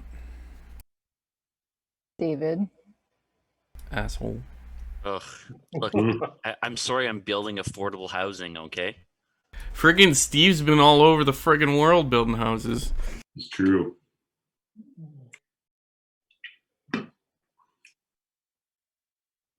What's that? Fuck balls.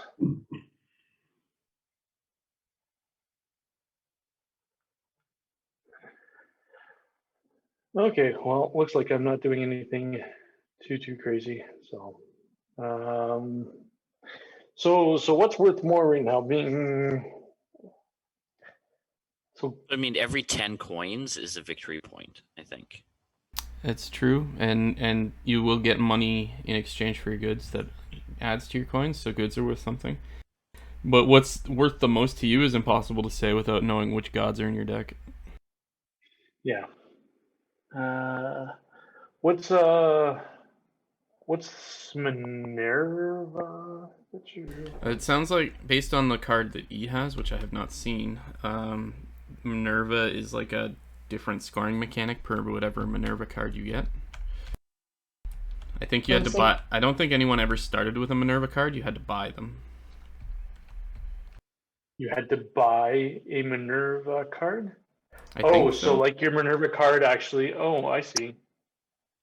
So it looks to Yeah, I me don't like have my one. Minerva card gives me 4 points for every wine region I own. Ooh.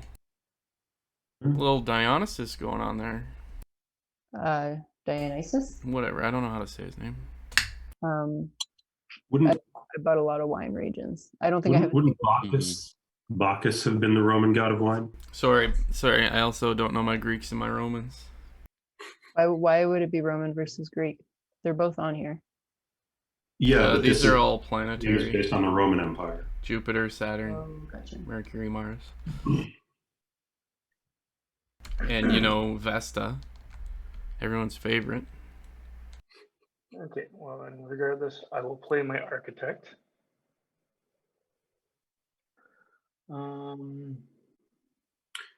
Vesta's priests are all virgins, right? You're asking this group? Yeah, the Vestal virgins. All the people playing a 5-hour-long board game on a Thursday night? This seems like exactly the group of people based on that. Vestal virgin. Let's see. Yes, so the priests of Vesta cultivated the sacred fire that was not allowed to go out. Vestals were freed from the usual social obligations to marry and bear children and took a 30-year vow of chastity in order to devote themselves to the study and correct observance of state rituals that were forbidden to the colleges of male priests. Olden times were also weird. More you know. Da-na-na-na. Mm-hmm.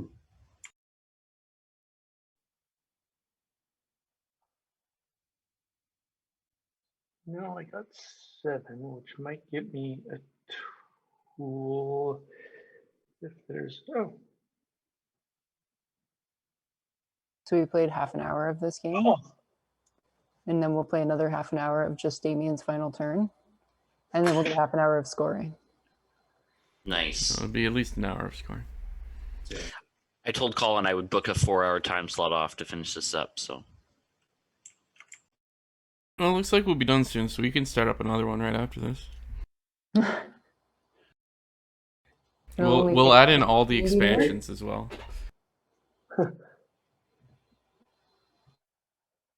Get that cocaine.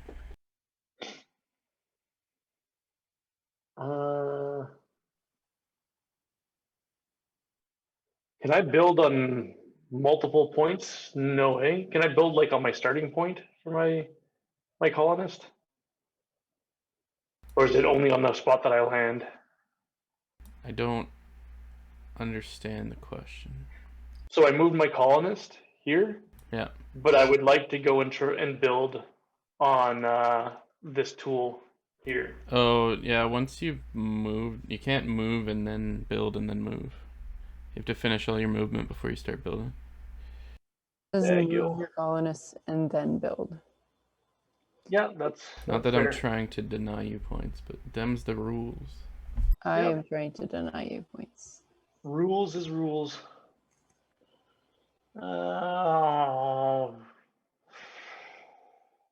All right. If it weren't for this fucking dude here.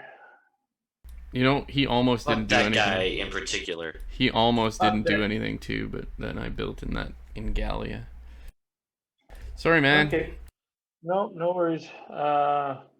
That's all I can really do. So I am just going to move this dude here and this dude here to pretend like I'm actually doing something productive and end my turn. Oh,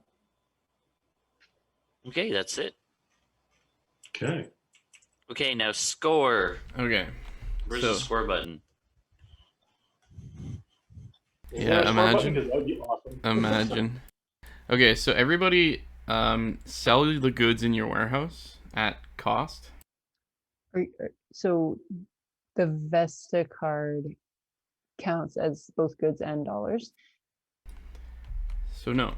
So you sell the goods in your warehouse at cost. So you sell goods, get money. Oh shit, son! I didn't know that was going to be the case. I probably would have played something else if that was the case. All right. I did mention that like literally 2 turns before your turn. I Yeah. can vote. You But did. I don't really listen. I just would- didn't, I knew that they would be converted. I just didn't know that the Vesta card would count against like the goods that you'd sold. Best is for as money. well as- Okay. So once everybody's got their math totaled up, we will go through one by one, starting with E, I guess, because she's on top of the pile.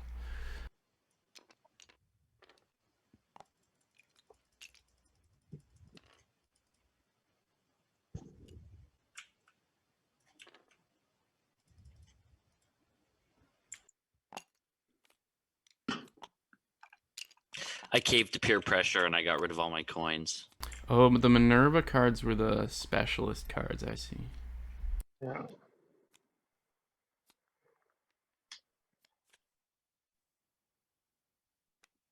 So what are we doing right now? Sorry. So once you're Totaling done, up. yeah, once you're done selling, just make sure you have all the money tabulated on your thing from selling. And then we'll go through each person one by one. Okay. Can we pick up all of our cards that were Yeah, dropped? hold all of your cards in your hand, basically.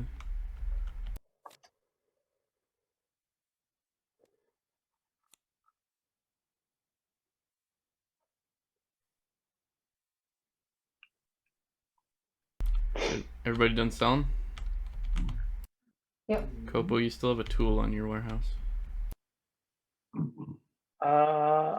Sorry, that just didn't get thrown away. Okay, starting with you, honey. You have 38 money Mm-hmm. and 1 Vesta card. Yeah. So that's 3 points. Great. Every 10 money, you get a point per Vesta card you have. Next person in line looks to be Nathan. How many Vesta cards? Wait, what's Vesta card? Oh, that's the one that Purple. says At the bottom. I got 1.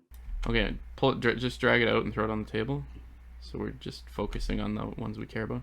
So you also get 3 points. If I had 40, would I have gotten 4 points? You would have, yes. Well, fuck.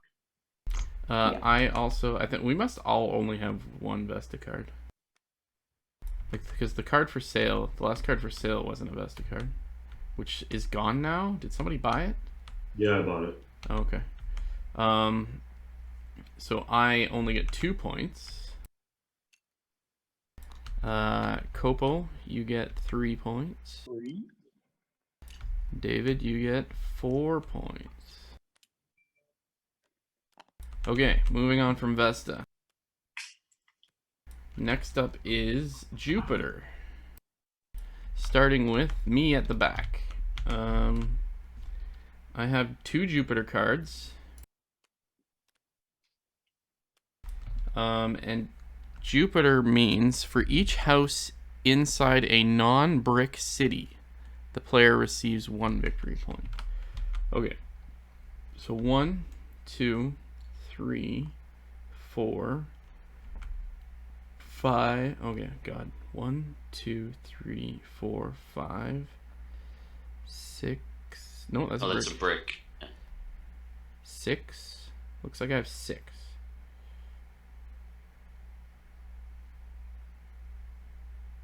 6. So, for each house inside a non-brick city, the player receives 1 victory point times the number of Jupiter cards you have, which is 2. So I get 12 victory points here, bringing me up to 14. All right, Kopo. What's the pantheon? Like the gods. So what's the this 3, 4, 5? I think that's how many cards are in the deck for the personality types, based on player count. Oh, okay. Okay, cool. Oh, okay. So Kopo has fucking 5 Jupiter cards. Jesus. Yeah, and I got 1, 2, 3, 4, 5, 6, 7. Oh, shit. 7 times 5 is 35. Okay. Nathan, how many Jupiter cards do you have?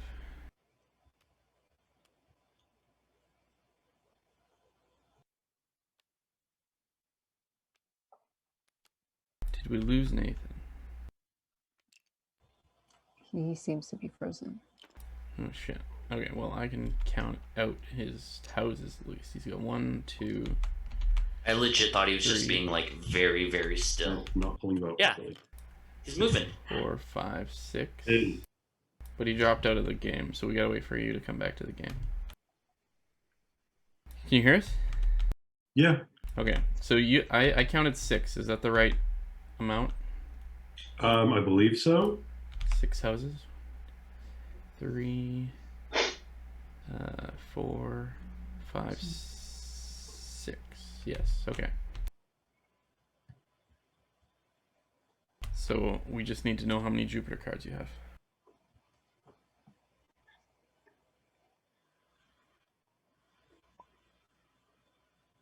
And he dropped out again.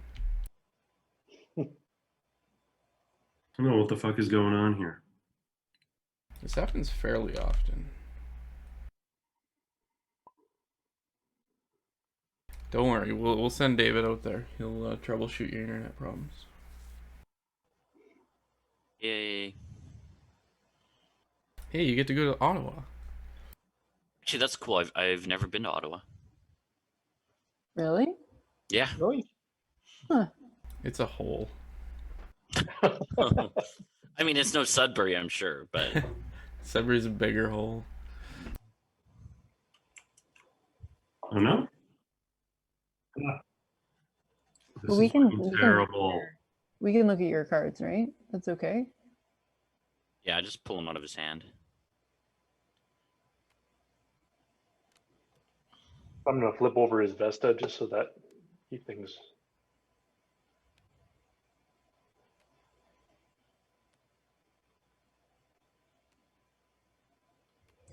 Can we just pull them all out and sort them?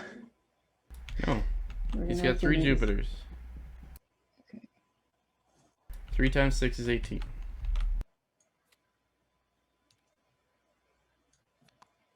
And then you, honey. I have 3 Jupiters and 5 cities.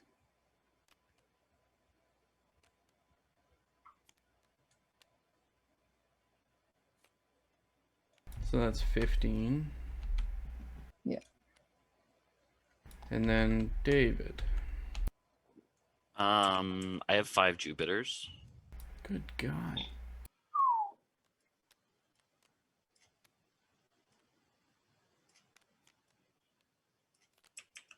Okay, so how many cities? Let's start Holy somewhere. Christ. Let's go 1, 2, 3, 4, 5 brick, 6, 7, brick, 8, 9, 10. Yeah. Oh, I think- missed one. 10? Yeah, you have 5 brick cities, which means 10. Oh, 10 that non-brick makes sense cities. then. Yeah. So 5. That's 50 points. That seems decent. Can I flip the table now? The game's not over yet. I have very few other cards. That would stand to reason. Okay, so the next person we're marking is me because I'm still behind in score. The next one is Saturn.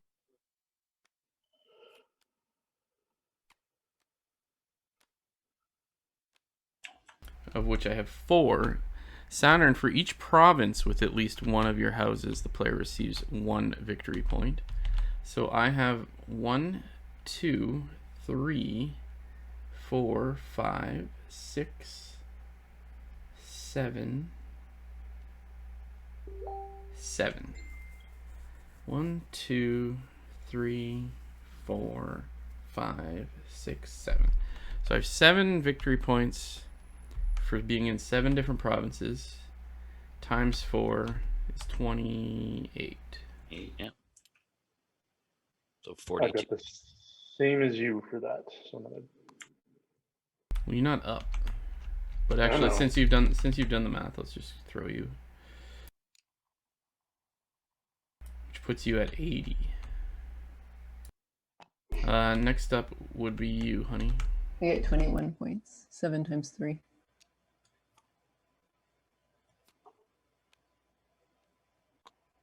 Next up would be Nathan's. He has got 2 Saturnus, and he's got 1, 2, 3, 4, 5. 3 times 5 is 15.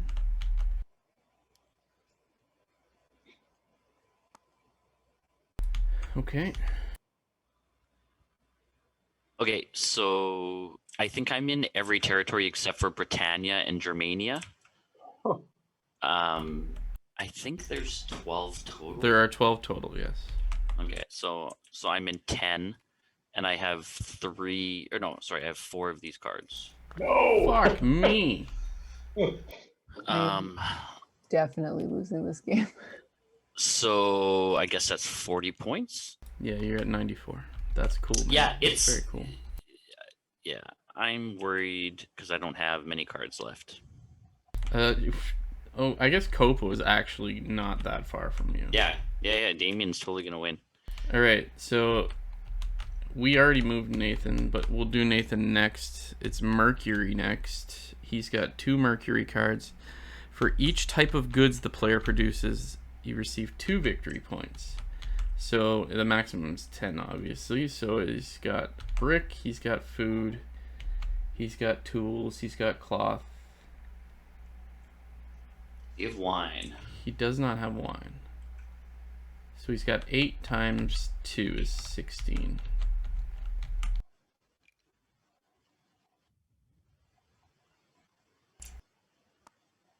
Next is you, honey.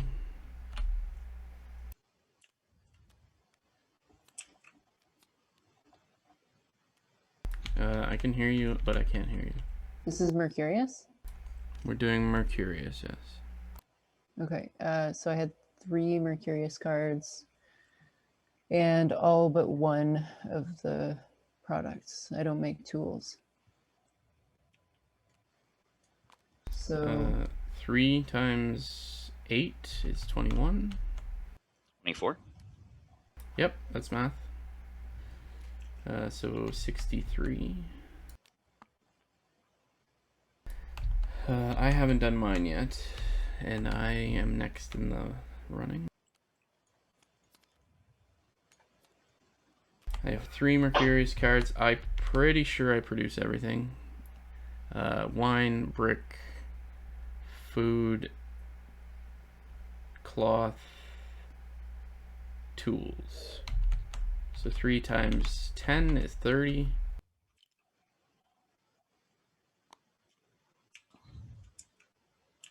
Oh, these cards are sneaky. And then I guess Kobo. I've got one of everything, and I've got 1 card, so 10. That's 10. And then I also have 1 of everything, and I have 1 card. It's 10. You're back to 4 points. You lose. Aha. No. Now I just need the next 2 of you to wrap around that corner. All right. Next is Mars. Who's behind? Nathan is behind. Nathan has 2 Mars cards. Mars is for each of your colonists on the board. It looks like Nathan is missing 1, so he's got 5.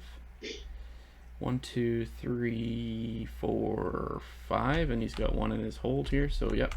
So that's 10 points times 2 is 20 points.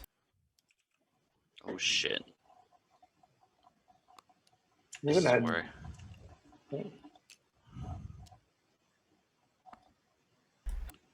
Next up is you, honey. I have 4 colonists out and 2 Mars cards. So that's 8 times 2 is 16. I have 3 Mars cards and all of my colonists out, so 12 times 3 is 36. Yeah, exactly. That's huge. Oh, Wow, I did that's not so buy enough sneaky. cards. Now I'm out of cards, though. We've already done Nathan, right? Did we do Nathan? Yeah, we did do Nathan.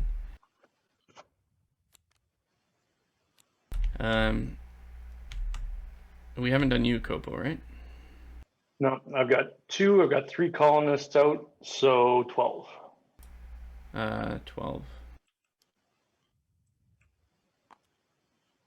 And we didn't do you, David. I have 1 card and I have 4 colonists out, so that's what, 8? Yep. Okay, and then Minerva. No. It's 2 per colonist, though, right? Yes, he's got 4 so out and only 1 card. longer. Now, Minerva, I think, is my time to shine. Okay, so Minerva will Yeah. do Nathan first. Yeah, I'm fucked. What? Oh my god, those things are huge! So Holy crap, I did not realize. Wow. 3 points for every tool and 3 points for every food. So for Nathan, he gets 3, 6, 9, 12, 15. Nathan gets 15.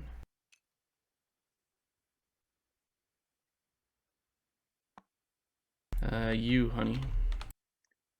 I have 4 points for every wine, and I've got 3 wines out. 12 points. Yeah.